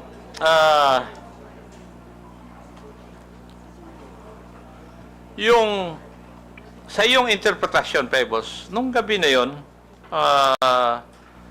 kung ano man ang pinag-usapan nyo doon, specifically yung supposed photo na gumamit ng cocaine si PBM ay parte ng plano na pabagsakin ng gobyerno ayon kay Harry Roque? Sa palagay ko po, Mr. Chair, party po yun ang plano ng gusto nilang pabagsakin ng presidente. Sorry dun sa may name ng Unique Melo. Use your main account. Wag mong gamitin to. Now, meron ka rin binanggit dito sa iyong affidavit, yung may rally sa Vancouver, Canada. Dito po yata, inirelease officially, yung photo na pinag-usapan ninyo doon sa Hong Kong may rally. Yes po, Mr. Chair. Pero paano ka i-imbitahin sa maisog rally kung hindi ka naman parte ng DDS, paki-flash di po ba? ang video clip na nagpapakita ng pag-release ng Pulveron video sa rally sa Vancouver.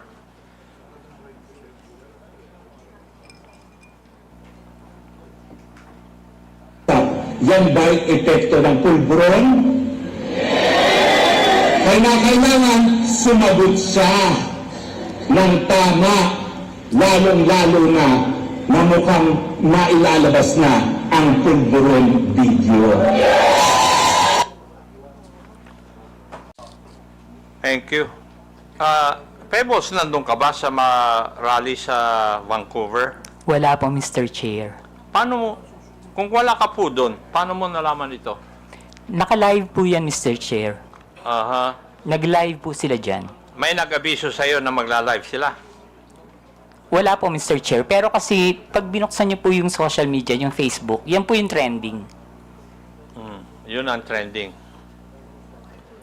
Actually, may point yung inciting to sedition na parte, ha? Kasi gusto nilang mapauwi si Roque. They cannot do that without any case. Kailangan nilang i-link si Harry Roque sa inciting to sedition para mapauwi siya. Rin ang nagbibigay ng pahayag sa harap ng mga tao, kaya masasabi ba natin na aktibo siyang bahagi ng event na ito? Yes po, Mr. Chair. So, malinaw na si Atty. Roque ang isa sa mga pangunahing personalidad sa rally kung saan inilabas ang pulburon video. Yes po, Mr. Chair. At base sa video, siya mismo ang nasa sentro ng kaganapan. Tama rin. Yes po, Mr. Chair. Ngayon, ayon din dito sa iyong sinupang salaysay, isa sa mga dumalo sa Vancouver Maisog Rally ay si Maharlika. Yes po, Mr. Chair. Oh, tama, Pwede po tama. bang sabihin mo kung sino itong si Maharlika? Tama. Itatay nila kay Maharlika para mapauwi si Maharlika. Oh. Ayon din dito sa iyong salaysay, parang alam na ni Maharlika ang nilalaman ng video bago pa ito may sa publiko. Bakit po ninyo nasabi ito? Paulit po, Mr. Chair. Exactly. Ayon dito sa iyong salaysay din, parang alam ni Maharlika ang nilalaman ng video bago pa man ito may sa publiko. Yes po, Mr. Chair. Ano po ang basehan ninyo? Kasi noon pa po niya sinasabi na may video. Okay. Ayon sa iyong affidavit, sinabi mong nagpadala sa iyo ng mensahe si Maharlika bago pa man lumabas sa video na tinaguri ang pulveron video. Tama rin po ba? Yes po, Mr. Chair. Ano po yung nilalaman ng mensahe sa iyo? Na may video po at naka-green na damit si PBBM. Okay. At sinabi mo rin sa iyong affidavit, hinikayat ka ni Maharlika, nasakyan mo ang ilalabas na video. Ano po ang ibig sabihin nito sa iyong konteksto? May mataas pa. May mataas pa. Doon. Ang sabi niya po is, sakyan ko na lang. Kasi po, ang sinasabi ko po sa kanya is, Nakakainis kayo, bakit kayo may kopya? Kami wala. So, bakit naman kaya sinabihan ka ni Maharlika tungkol sa video bago pa man lang ipalabas to?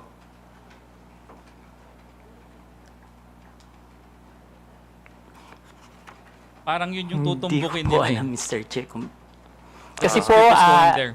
sa totoo lang po, Mr. Chair, si Maharlika, kaibigan ko po yan, pero kahit kaibigan ko siya at meron siya mga issues, hindi po siya nagsasabi sa akin kung sino yung mga puting ahas niya.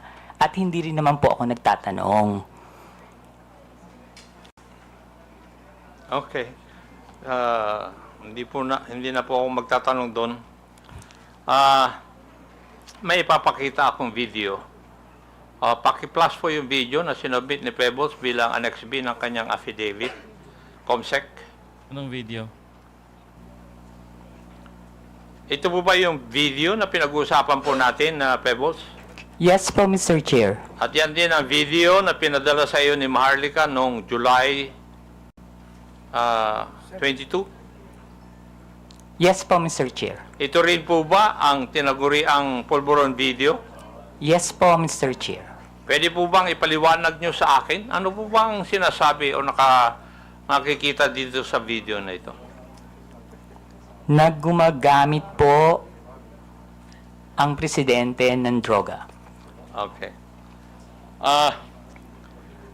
Meron din dito sa iyong affidavit. Binanggit mo yung isang raw version at yung enhanced version. Pakipaliwanag po sa amin. Ano po ang ibig sabihin nito sa iyong affidavit? Yung raw version po kasi, kapag tiningnan nyo, hindi nyo siya masasabi na kahit na hindi po siya talaga, hindi nyo rin po talaga masasabi na si PBBM. So, in-enhance po nila yung video para mas maging maliwanag at mas makita. Okay. Ang ibig nyo bang sabihin, na-edit yung video? Yes po, Mr. Chair. Enhanced version? Maski po yung raw video, hindi po ako naniniwala na si PBBM yan. Ano po yung inyong basihan? Kasi Mr. Chairman, ganay. Pwede pakiulit yung sinabi mo kanina, Miss Kunanan? Alin po, Mr. Chair? Yung indisi, ano yun? Sino yun? Sa raw at saka enhanced version? Hindi po si PBBM yan. Indisi? PBBM, hindi po yan yung presidente. Thank you, Mr. Chairman. Ano po yung basihan po ninyo, Pebbles? Kasi po, Mr. Chair, hindi naman po talaga yun yung mukha ni PBBM. Noon ko po pa kasi siya kilala. And kung yung edad niya that time, kung titingnan po mabuti yung nasa video, kung 30 plus pa lang siya or 40, parang wala pa po yatang cellphone nun. Okay.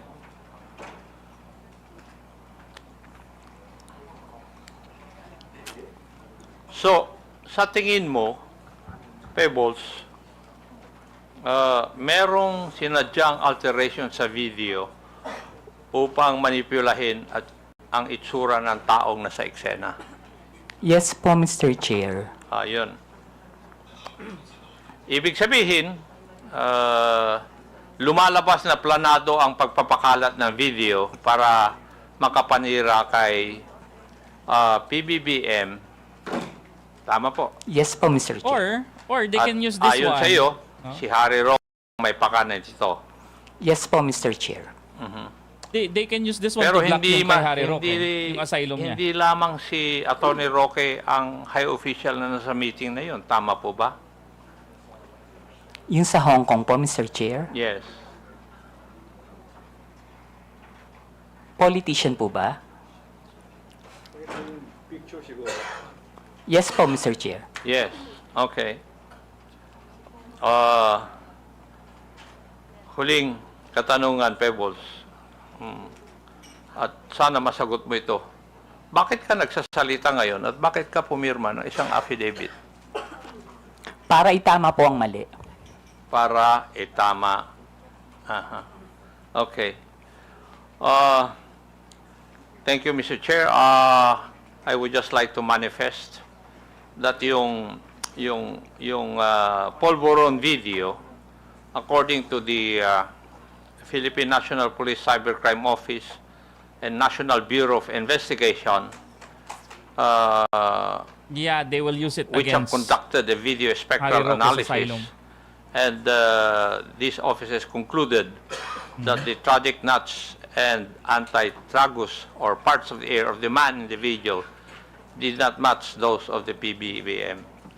And there were also independent fact-checking organizations which conducted verification, conducting deepfake analysis insofar as the video is concerned, and all confirmed na hindi po si PBBM ang nasa video. Thank you at maraming salamat, Mr. Chair. Thank you, Pebbles. Thank you po, Mr. Chair. Mr. Chairman. Yes, this JJ. Yeah, can I have just a few questions to Ms. Pebbles Cunanan? You have the floor. Thank you very much. Ms. Cunanan, nabanggit niyo po kanina na ito pong Polvoron video ay peke. Yes po, Mr. Chair. Paano niyo po masasabi na peke yung video?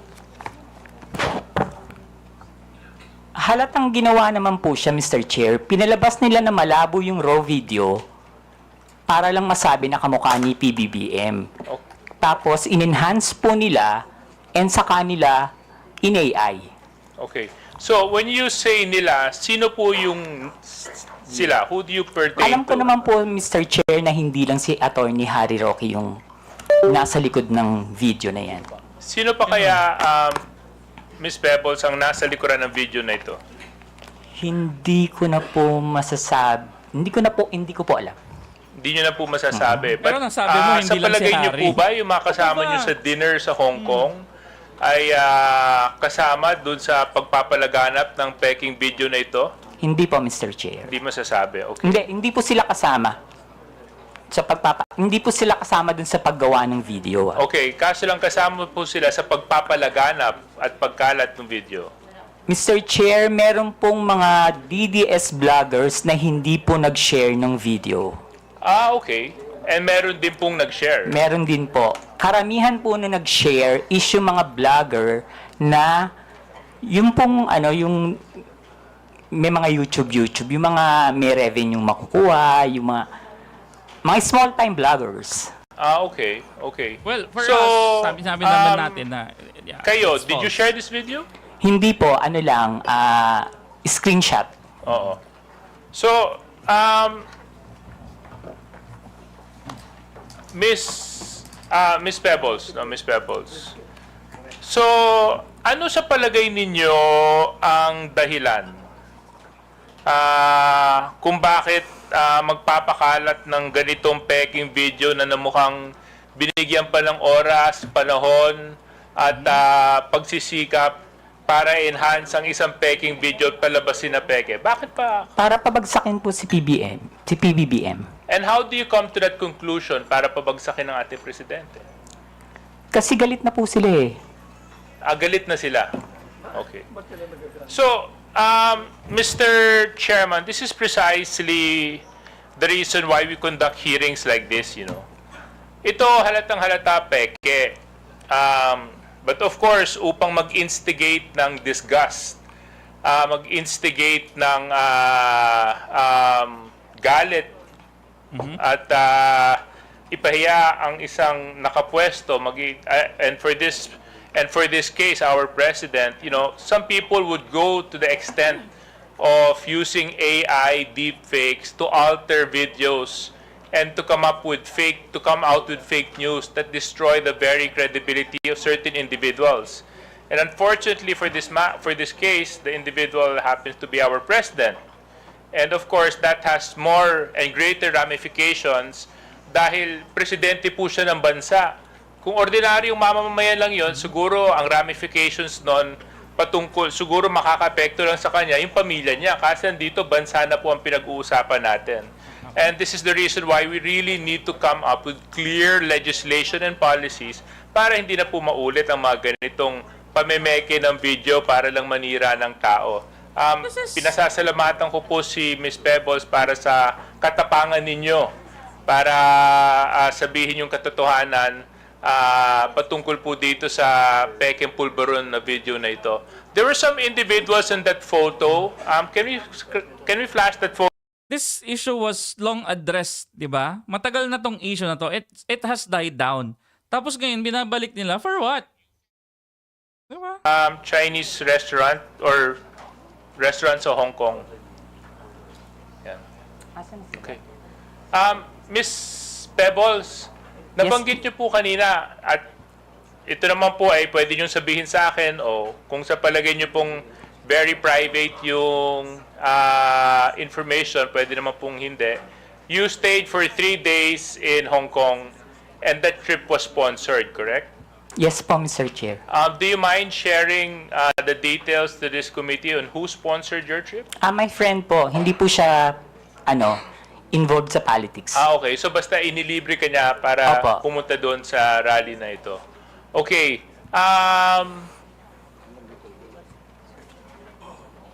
What was the year of this photo? July 7, 2024 po, Mr. Chair. Okay. The individual present, sino? Joey? Si Tio Moreno po yung nasa right. Kung dyan po niyo po titingnan sa monitor. Siya po yun? Chairman siya ba yun? Opo, si Joey po. Si Miss Ma'am, Joey. Si Miss Joey po yun. Can you confirm if you are this individual in the photo? Yes, sir. Thank you. Yes, sir. Thank you. And then, Attorney Glenn Chong, can you confirm if you are the person in this video and this photo?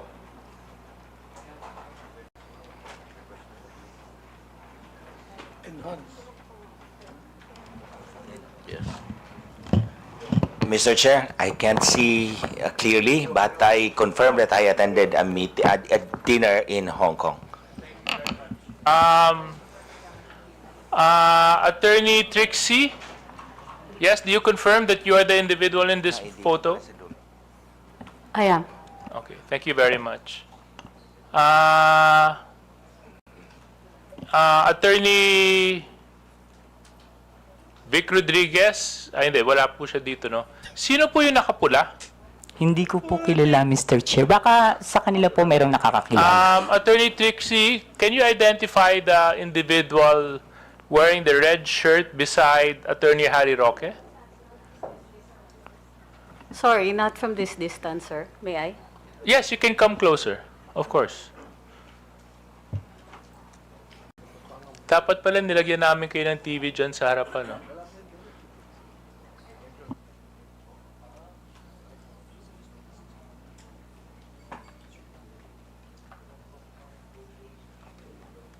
Yung nakapula sa'yo.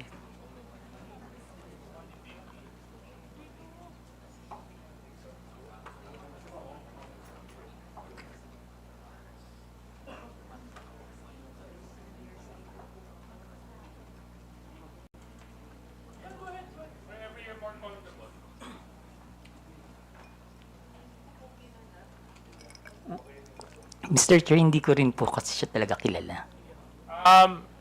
Miss Cruz, kayo po, kilala niyo po yung nakapula? Sorry, medyo malayo. Kasi pwede po kayong lumapit dito para ma-identify. Yes, yes, Mr. Chair. Attorney Glenn Chong, pwede rin po kayo lumapit para ma-identify yung individual na nakapula at nakaberde. We just want to identify the individuals present in the dinner. Sino ba yan?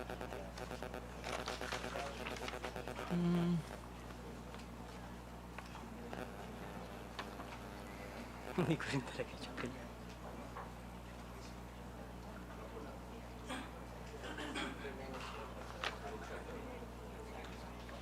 Si Third Floor Media?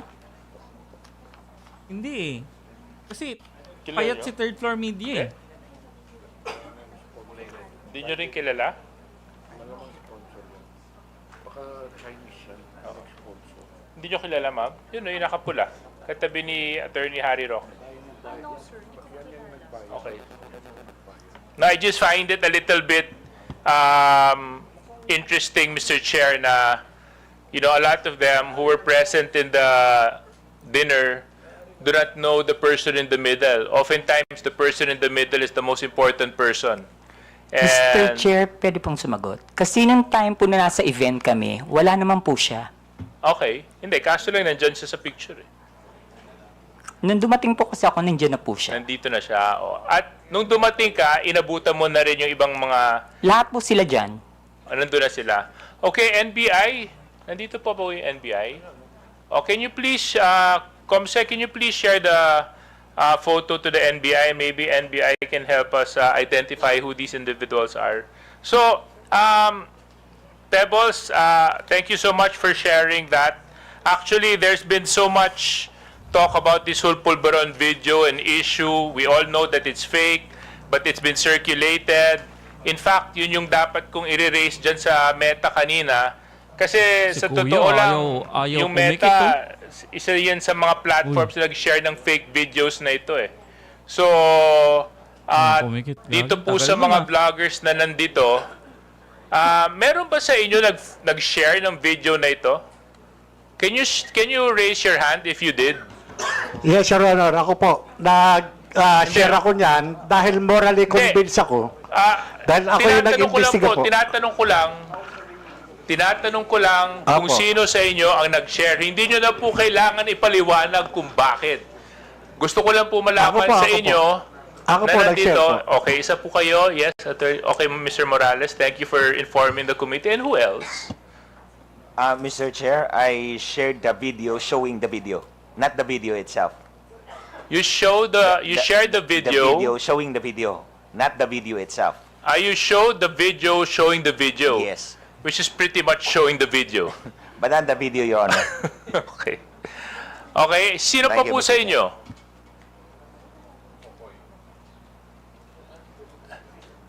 Yes? I think, Mr. Chair, I also shared the video and I am also asking for answers. Okay. So, yun lang siguro yung isa sa mga magandang learning experience natin sa committee na ito, peke, deepfake ang ginamit. Medyo questionable naman talaga kung titingnan mo at first glance. Maybe we should have used a little bit of caution and a little bit of prudence and practice a little bit of responsibility when sharing this video. Kasi pwede nyo naman po ipa-verify, pwede nyo naman po malaman kung totoo, hindi, bago nyo ipakalat, bago nyo ilagay sa wall ninyo, bago nyo ilagay sa page ninyo. Eh. But you were reckless enough to post it regardless of the fact, not knowing and not verifying the truthfulness of the video. Now, some of you may say we were looking for answers. Some of you may say na hindi dapat mangyari ito. Kaso lang siguro may iba namang pagkakataon para malaman, di ba? I'm sure kung kayo po yung tao na nasa kabilang banda, hindi nyo rin po magugustuhan na gawan kayo ng deepfake video at palabasin na gumagawa kayo ng isang bagay na labag sa ating batas. So, with that being said, Mr. Chair, I just like to wrap up my questions by asking BIR. BIR, nandito po kayo? O nakaalis na sila? Oh, you, ma'am. He went out for a while. I think he had a bathroom break or restroom Okay, break. thank you for letting me know. So when he comes back na lang, Mr. Chair, tatanong ko lang yung BIR kung dun sa documents na hinihingi namin ni Kong Romy Acop kung na bigay na nila dito sa committee. Thank you very much, Mr. Chair. Mr. Chair, Yes.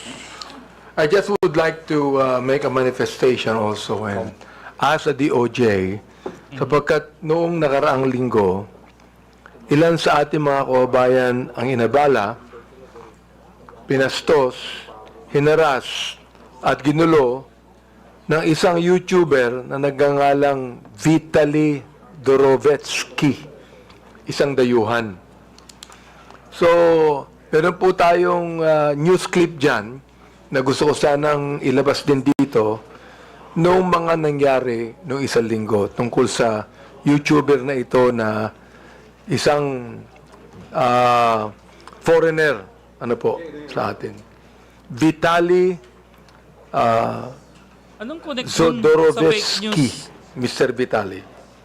Ano Meron yan, po siyang siguro?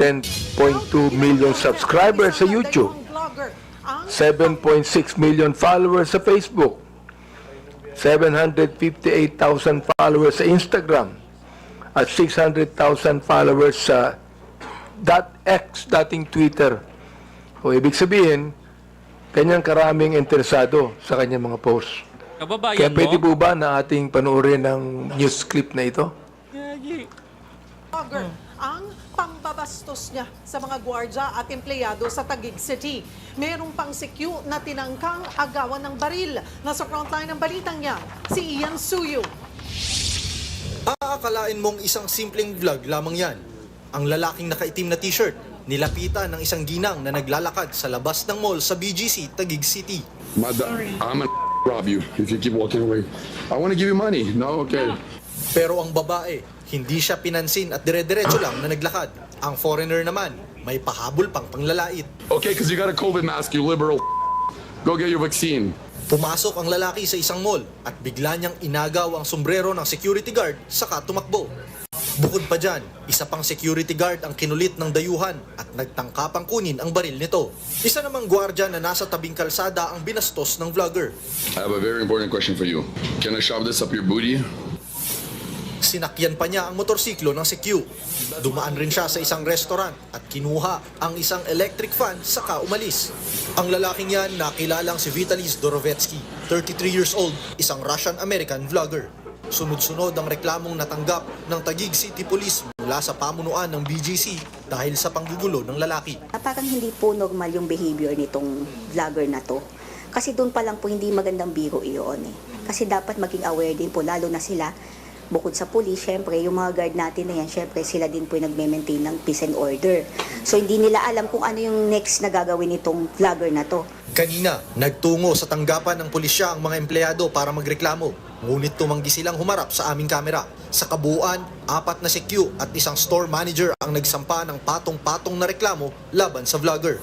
Kabilang dyan ang unjust vexation at theft. Nakikipagtulungan na rin daw ang mga pulis sa NBI at Bureau of Immigration. Matapos makapagreklamo ng 4 na security guard at isang store manager, sunod na hakbang na raw ng Taguig PNP ay para alamin ang kinalalagyan ng suspect na vlogger at posible raw itong maharap sa deportation. Nagbabalita mula sa frontline, Ian Suyo, News 5. Anong fake news Your doon? Honor, sorry, Your Honor. Here, Your Honor, from the BIR, Your Honor, I apologize for being out when they called me, Your Honor. I went to the restroom. No problem, no problem. But DSJJ is still on. Oh, dito pala. Okay, you know. Thank you, Your Honor. Honorable Abante, you have now floor. Then next will be DSJJ. Thank you. No? I'd like to just find out from the DOJ kung ano na po ang development ng kasong ito. Itong kay Vitaly, na harmful effect ito ng unregulated social media platforms. Tinalo pa ang mga vloggers natin sa mga followers. Can you imagine? 10.8 million followers po ito. So, DOJ, can you tell us the development of this case? Thank you, Mr. Chair. Although I am here in my capacity as a representative of the DOJ, I am actually with the DOJ Office of Cybercrime and I am not involved with the filing of the case. But as to my knowledge, I only know what is in the news, which is the involved government agencies are PNP CIDG and Bureau of Immigration. But I can check if the proper complaints have already been filed with the City Prosecutor's Office, Your Honor. The Philippine National Police, can we ask about the case? Because it was the police that people went to file charges against this crazy and brutal and harmful and malicious Mr. Vitali? Sir, thank you. Sir, actually, I believe the Taguig City Police Station take cognizance of that case, and I think it was the case was already filed by the Taguig City Police Station, and they have coordination with the Bureau of Immigration. Mr. Chair, I think what this this guy did should be Itay an niya. eye-opener to all of us, especially our bloggers here, na pag hindi natin po ito niregulate, we are not just going to have one foreigner that will come here to give harmful effects on unregulated social media platforms na ginawa nitong taong ito, but we're gonna have more, Mr. Chair. So, if left unchecked, masakit mang tanggapin, ngunit magkakaroon tayo ng mas maraming Mr. Vitali. Anong kinalaman ni Vitali sa atin, mga Pinoy? What the heck is that? I'd like to make a manifestation here exposing this Mr. Vitali. I hope that our law enforcement agencies would really do something about this at atin pong i-check pa ang ilang mga foreigner bloggers natin na gumagawa ho ng malaking kalokohan dito po sa ating bansa. At pinapanood po ito ng 10.2 million subscribers sa YouTube, 7.6 million followers sa Facebook, 758,000 followers sa Instagram at 600,000 followers sa X, Mr. Chair. Gusto ko lang pong sabihin dito sa ating committee na meron tayong dapat na gawin. The law enforcement agencies should really fast-track this case and find out kung sino pa ang mga foreign vloggers natin na gumagawa ng itong klaseng kalokohan. Thank you, Mr. Chair. Yun lamang. Deputy Speaker J.J. Suarez is recognized. Yes. Mr. Chair, very quickly lang sa BIR. BIR, have you submitted to the committee the documents that we have requested from you last hearing? Your Honor, we have yet to submit the documents, Your Honor, but we have it already, Your Honor. As to the, Your Honor, as to the taxability or the compliances of the, are we talking about the platforms, Your Honor? Like the Yes, Facebook? yes, the taxes that the platforms contribute. Yes, Your Honor. As for the taxes, Your Honor, what we can say now, Your Honor, is their compliance, whether or not they complied or not, or whether or not they have a pending audit, Your Honor. But as to the submission, Your Honor, of the taxes paid, Your Honor, I do apologize, Your Honor, but as of the moment, Your Honor, without the exceptions provided in the tax code, Your Honor, we cannot provide the data based on the based on 270 of the tax code, Your Honor, for prohibition to prohibiting us to divulge any details of a taxpayer, Your Honor, without one is an executive session or a written written consent of the taxpayer, Your Honor. So, but do you confirm that ByteDance, Meta, do pay their taxes, correct? Your Honor, yes, Your Honor. As Meta, Your Honor, since they are a foreign corporation that do not have a physical presence in the Philippines, Your Honor, their taxes, the taxes they incur is withheld by the Anyway, business. Mr. Chair, siguro antayin ko na lang yung mga documents na manggagaling kay Attorney Uy. Yeah, and then Attorney Uy, can you just submit it to the committee and we can evaluate and move forward? Thank you very much, Your Mr. Honor. Chair. Thank you, Your Honor. Mr. Chair. Yes. I'd like to tell the BIR also that sabi nga dito ng Meta, they gave us a briefing on Meta's policies and enforcement that they have invested, no? Invested. Ibig sabihin, they should be really paying taxes, no? Because they have invested, sabi nila, are estimated to enable 34 billion US dollars in additional GDP and support creation of 380,000 jobs in the country upon completion. So they have the Pacific Light Cable Network, Jupiter Cable System, Apricot Cable System, Bill Frost Cable System. Are these 4 companies in the listings of the BIR?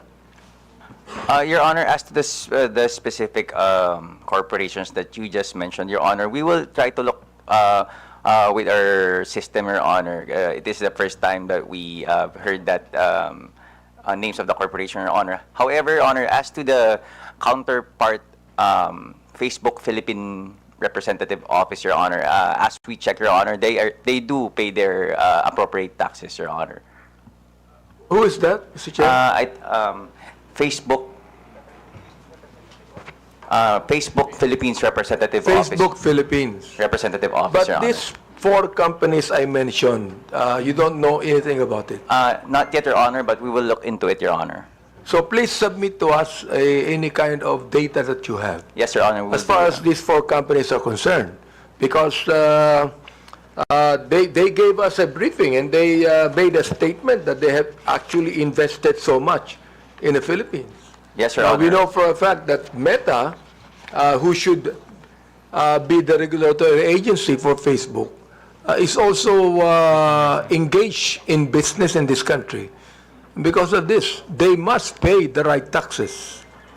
Yes, Your Honor. We will comply with the request of the committee, Your Honor. Thank you very much. Thank you, Mr. Chair. Senior Deputy Speaker Don Gonzales is recognized. Thank you, Mr. Chairman. I have something, question and issues to DICT. I have some questions. Nandito ba yung mga tiga-DICT, Mr. Chairman? Mr. Chairman, nandiyo ba yung DICT? Do we still have DICT? Wala na yata because accordingly they have a coordinating meeting considering that they have a change of leadership sa DICT. Well, Chairman, thank you, Mr. Chairman. Salamat. Kung wala na, next hearing na lang po siguro. Maraming salamat, Mr. Chairman. Do you still have questions to the members? If not, we will deliberate on admin matters. During the last hearing, we invited we issued subpoenas to 11 social media personalities. Only 8 appeared. So the subpoena was still in effect, as I've announced during the last hearing. And today, again, there are 3 personalities who did not appear while the subpoena is still in effect. Mr. Alan Troy Sas Rolando Sasot, Ms. Lorraine Marie Tablang Badoy Partosa, and Mr. Jeffrey Almendras Celis. So it's up to this committee to take action on this. Mr. Chairman. Chairman. Yes, Honorable Paduano. Mr. Chairman, on record, I have with me a letter from Ms. Alan Troy Rugando Sasot, and the first and second reply of Ms. Sasot is still the same, no? He is Alan, he siguro. Anyway, she is residing abroad in Beijing, and once again, the reply is still the same. Now, Mr. Chairman, with this, we have invited her, during the first hearing, and this is now the 4th hearing, Mr. Chairman. But, before I move for the status of Ms. Alan Troy Rugando Sasot, Mr. Chairman, may I respectfully move that we will ask the DFA and the Bureau of Immigration for the present status of Ms. Sasot, and for the 2 agencies to report to this committee ASAP, so that we will know what's really the status of Ms. Sasot. And with that, Mr. Chairman, since 4 invitation, and that includes a subpoena at testificandum for Ms. Sasot, may I respectfully move, Mr. Chairman, that we cite in contempt Ms. Sasot in violation of Section 11, Paragraph A of our internal rules, refusal to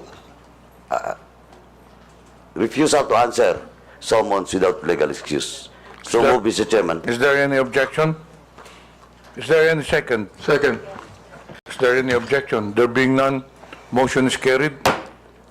Second, Mr. Chairman, is a subpoena at testificandum was also issued to Mr. Celes, Jeffrey Celes, and an invitation, the show cause order, and a subpoena at testificandum was issued to him, but still, he is not present in today's hearing, Mr. Chairman. And before that, Mr. Chairman, I have some information that Mr. Celes has left the country abroad.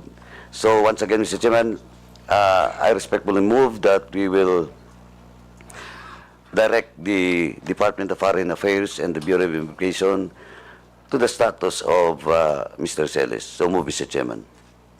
Is there any second? Any second from the members? Second. Any objection? There being none, motion is carried. Now, next, Mr. Chairman, may I respectfully move that in violation of Section 11, Paragraph A, refusal to answer summons without legal excuse, I move that we cite in contempt Mr. Jeffrey Celes. So move, Mr. Chairman. Any second? Any objection? There being none, motion is carried. At lastly, Mr. Chairman, for all those, for the three, the last one is for Ms. Lorraine Marita Blanc Badoy Partosa. We have a letter addressed to this committee with regards to the subpoena ad testificandum that was issued to Ms. Badoy. She's now in Hong Kong, and attached is the travel schedule and ticket. Before I move, Mr. Chairman, I respectfully move that, once again, may we ask the Bureau of Immigration to the travel records of Ms. Badoy. So move, Mr. Chairman. Any second? Any objection? There being none, motion is carried. Now, Mr. Chairman, may I respectfully move that we cite in contempt Ms. Badoy Partosa in violation of Section 11, Paragraph A of our internal rules for refusal to answer summons without legal excuse. So move, Mr. Chairman. Any objection? There being none, motion is carried. Now, in the case of Ms. Mary Jane Kiambao Reyes, Mr. Chairman, we have received a copy of her letter. He's now abroad, and for the record, she was present last hearing, Mr. Chairman. And with this, Mr. Chairman, he was just invited into today's hearing, and I think the content of this her excuse letter is valid. So, may I as well invite Ms. Mary Jane Kiambao Reyes for the next hearing, Mr. Chairman. Now, in the case of Mr. Aaron Peña, he was also present in the last hearing, but now I sent us a letter, reply to the invitation to today's hearing. Nasa Davao po siya ngayon, tapos may event. No? So, since he was present last hearing, once again, Mr. Chairman, we will just invite Mr. Aaron Peña in the next hearing. Now, in the case of Mr. Ernesto Abines Jr. and Mr. Elmer Hugalbot, that was issued the subpoena last hearing, we have received a copy, a reply letter coming from both Mr. Abines and Mr. Hugalbot. And again, the reason why they're not present in today's hearing is all about their financial capacity to spend in attending this hearing. That's why, Mr. Chairman, I respectfully move that we will once again issue the subpoena ad testificandum to both Ernesto Abines and Mr. Elmer Hugalbot, and for this committee to address the issues of financial capacity of Mr. Abines and Hugalbot. Siguro, tayo na pong kumuha ng ticket so that in the next hearing they will be present. Now, Is that a motion? Yes, Mr. Chairman. Any second? Any objection? There being none, motion's carried. Now, lastly, Mr. Chairman, once again, we'll just issue for all those unserved subpoena to Ms. Catherine Binag, Ms. Claire Contreras, Mr. Lord Byron Cristobal, Jeffrey Cruz, Alex Distor, Mr. Edwin Hamora, Mr. Julius Milanose Mawe, Mr. Joe Smith Medina, Mr. Cyrus Preglo, Ms. Maricar Serrano, and Mr. Ramon Jan Balibalostan, for once again serve the subpoena ad testificandum because this is still unserved, and for the COMSEC to coordinate with the SAA and SAA to coordinate with the government agency, especially the PNP, for this subpoena ad testificandum for all those mentioned names to be served for the next hearing, Mr. Chairman. So move. Any objection? There being none, the motion's carried. May I remind the 11 personalities that was just mentioned, the subpoenas were issued to you last hearing, so the subpoena is still in effect. So I just would like to issue a warning that if you do not attend to the next hearing, then the next step for the committee to do is to cite you in contempt. And there are other 3 personalities to be issued subpoenas because they were already issued show cause order to this, 3 personalities but did not appear again. Mr. Alvin Kuray, Ms. Maria Christine Cloud Kuray, Mr. J. Yumang Sonsa. Mr. Chairman, I move to issue a subpoena ad testificandum for 3 mentioned names, Mr. Alvin Koray, Ms. Maria Christine Cloud Koray, Mr. J. Yumang Sonsa. So move, Mr. Chairman. Any objection? There be none. Motion's carried. Now, lastly, Mr. Chairman, I'd just like to inform this committee that we have received a copy reply to our invitation for Mr. Mark Anthony Lopez. He was present at the hearing, and he refused to be present today for reason that he has already explained and discussed to us his participation as a blogger. But nonetheless, Mr. Chairman, for me, supposedly, he has all the time in today's hearing to explain why he should not be cited in contempt, because during the last hearing, Mr. Chairman, I already warned all those resource persons that be cautious not to issue statements maligning, attacking the ongoing investigation, Mr. Chairman. And I have a copy of the blog after the hearing, no? While I personally talked to him and warned him about a possible violation, no, for discussing, maligning and attacking this committee hearing. And I'd just like to read in toto, Mr. Chairman, the content of his blog. Point to ponder, and quote, "It was bluntly obvious that there was a concerted effort to humiliate us and bring us down on our knees, and when it was deemed a success yesterday, the Enchimadas, Talianistas, Dilawans, Peking Pula, and even mainstream media are gleefully celebrating and pouncing on our forced breakdown and takedown in Tricom hearing. Imagine all that effort, hype, and hysteria dedicated to a puny bunch of bloggers. Ewan ko ha, pero pwede naman kami ignore, di ba? Pwede naman kami baliwalain. After all, if we indeed are fake news purveyors, the best thing they should do is fight us with their own kind of information dissemination. For the admin, let your work, policy direction, and placement speak for itself. And let your social media army hype their kingdom come. Pero kami talaga ang priority at national interest. Mr. Chairman, with this blog made by Mr. Mark Lopez, Mr. Chairman, this is in violation of, once again, Section 11, Paragraph F of our internal rules, undue interference during the proceedings, Mr. Chairman, or committee investigation. So with that, Mr. Chairman, once again, I respectfully move to cite in contempt Mr. Mark Anthony Lopez, for such violation. So move, Mr. Chairman. Any objection? There being none, motion is carried. Now, Mr. Chairman, for the second motion, in the case of Mr. Mark Anthony Lopez, under our rules, in violation of letter F is only maximum of 10 days. So with that, Mr. Chairman, I move that Mr. Mark Anthony Lopez be detained in the premises of the House for 10 days, Mr. Chairman. So move, Mr. Chairman. Any second? Any objection? There being none, motion is carried. While Mr.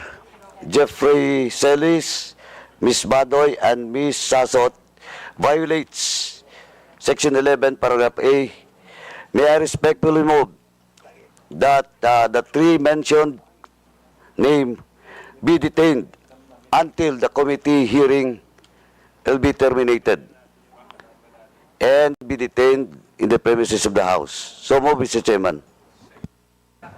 Any objection? There being none, motion is carried. Any other matters from the members?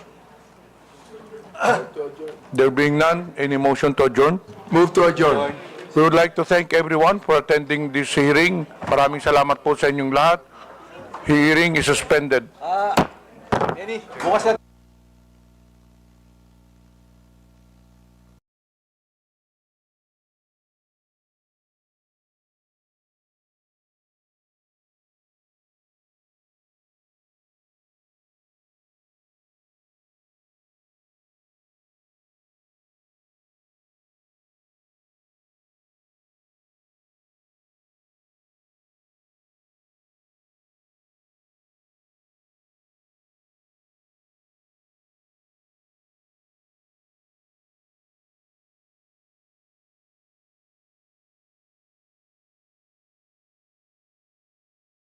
Yon. So, kumusta naman ang panonood? I was in the toilet earlier.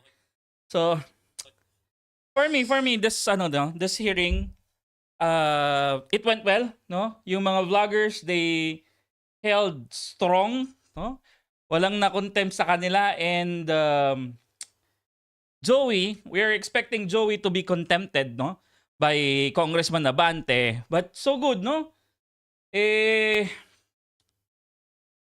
Magaling sumagot si Joey. Okay. She stood her ground. Even if sinabi ni Abante na mag-sorry ka, nope. Diba? Denied the sorry of Abante, which is, that's the right thing to do. Diba? Kung nasaktan mo yung feeling ni Abante, no? Feeling niya yun eh. Diba? Wala kang magagawa doon because i-adjust mo na lang yung sarili mo sa nararamdaman ng ibang tao, di ba? And when it comes to those people na contempt, no? Sasasot na. They would need to get sasasot from China. Di ba? If sasasot, hindi nila makukuha. Wala rin. It's useless, kumbaga. Diba? Jeffrey Celis as well. Jeffrey Celis is in Canada already. Lorraine Badoy nasa Hong Kong. Ngayon, hindi natin alam if Lorraine Badoy will go home.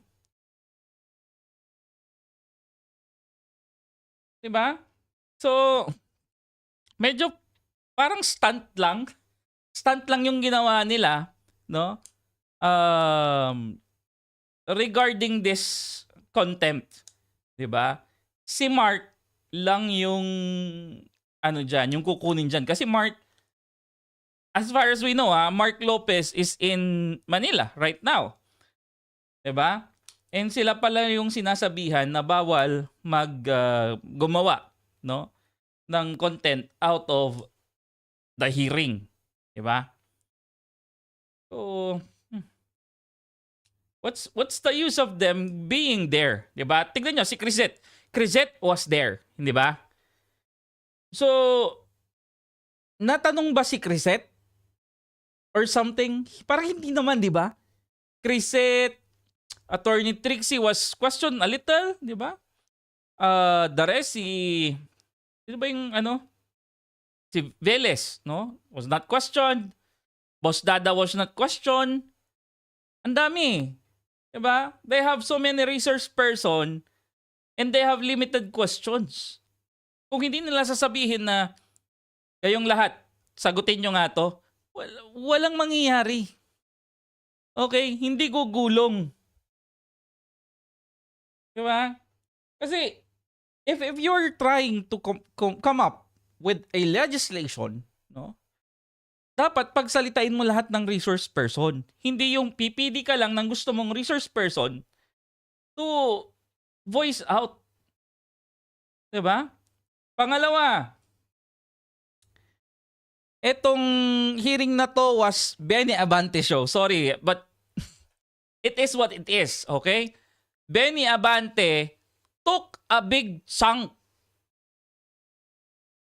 It lasted for ano to? Nag-end na ba? Tignan natin.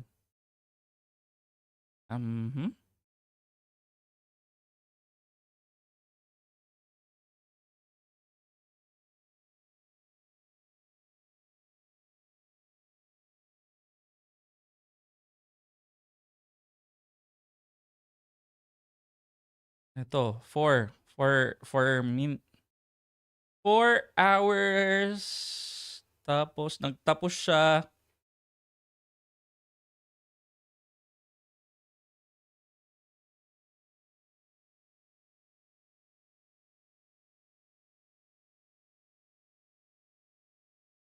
Until here.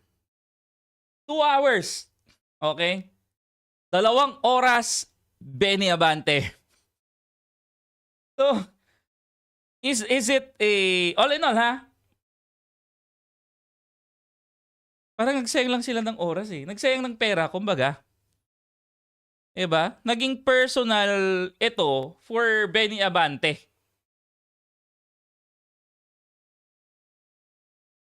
Hindi nakakuha ng sorry ko.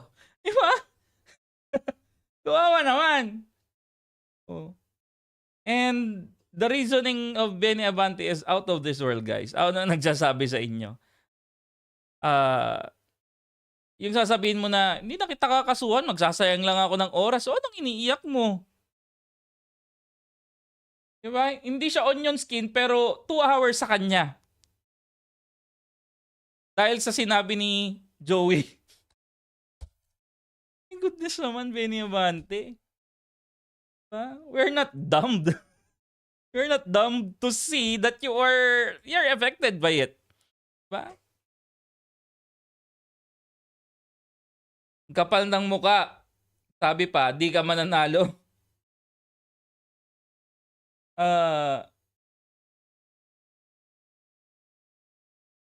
Exactly, Mark Anthony. Diba? Kung papansin ninyo, yung traitor lang yung nandyan ay siya rin. Traitor naman, diba? Oh. You were invited there. They're knowing you na ikaw ay isang DDS vlogger, tapos nag-flop ka, tapos ang masama doon, nag-snitch ka pa. Diba? We don't like snitches, guys. No? We don't do that. Oh. Sabi rito, mahusay. Mahusay. Kahit, alam ko frustrating na sometimes for her, pero tinatawa niya lang. Compared kila, siguro, hindi lang sanay sila Crisette, no? Na makipag-argue, kasi nga, their vlogs are just posted. Whereas, Joey kasi, no? Nakikipag-usap siya eh. Nakikipag-argument ka, no? Or gumagawa ka ng argument habang nagsasalita. That's why, siguro, kayang-kaya ni Joey. Sabi niya, irritated daw siya. Annoyed daw. Pero di siya onion skin. Exactly. Iyak siya. Diba? Ah, pero yung iyak ni Crisette, iiwasan na ng Tricom yan. Kasi hindi maganda sa image ng mga Congress. Exactly. Lalo na alam naman natin that in the Philippines, no, meron pa rin tayo ng sense of protection for the women, 'di ba?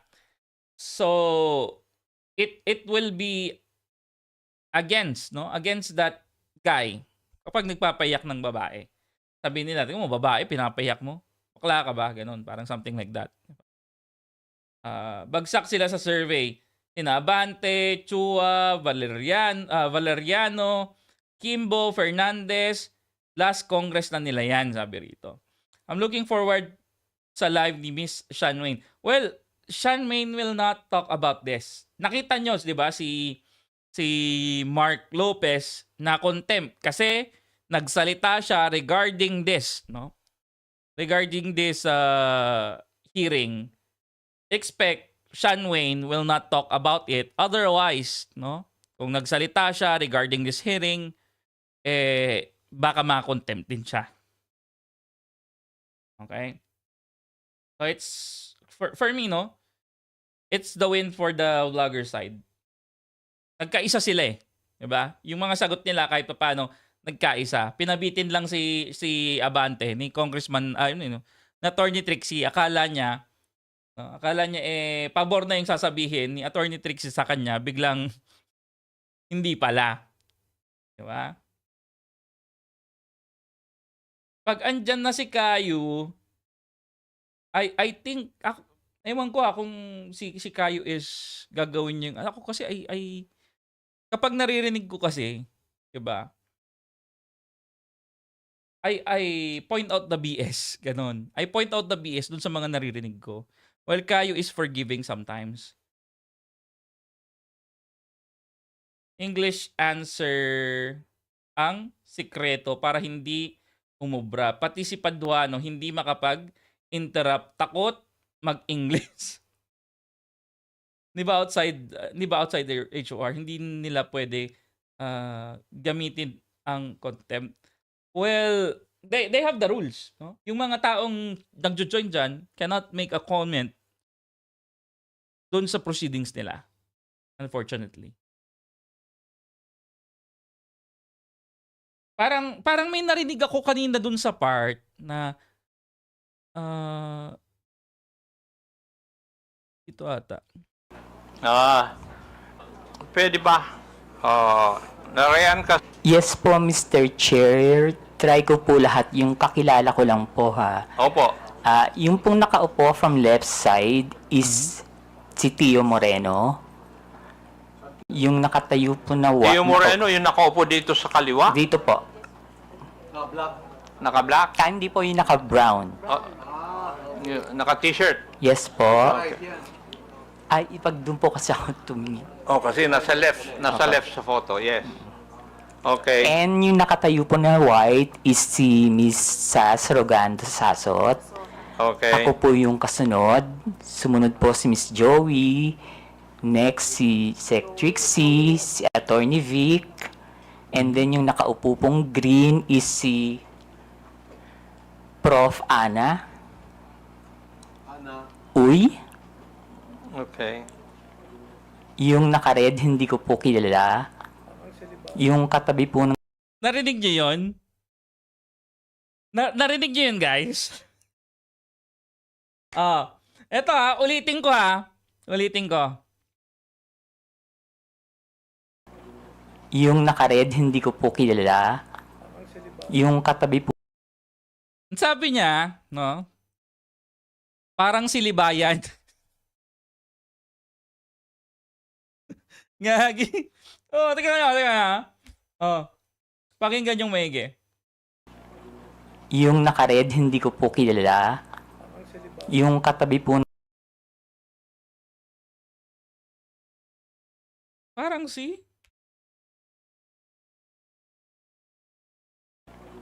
Yung naka-red, hindi ko po kilala. Yung katabi po... Parang si Libayan, sino? Wala namang kamukha si Attorney Libayan dyan.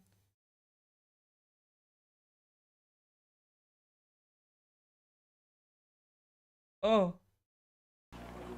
Yung naka-red, hindi ko po kilala. Yung katabi po Malinaw. Sige, i-boost up pa natin. Boost up pa natin. Pa. Boost up natin. Marinig niya. Filters. For natin. Sige. Game ha? unang naka-red, si Atty. Harry Roque. Yung naka-red, hindi ko po kilala. Yung katabi Gets, narinig nyo? Oh, 'di ba? Parang si Libayan, pero negative.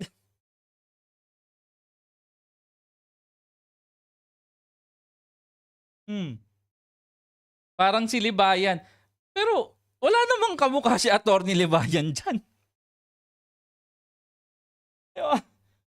Ang layo naman. Anyway, no?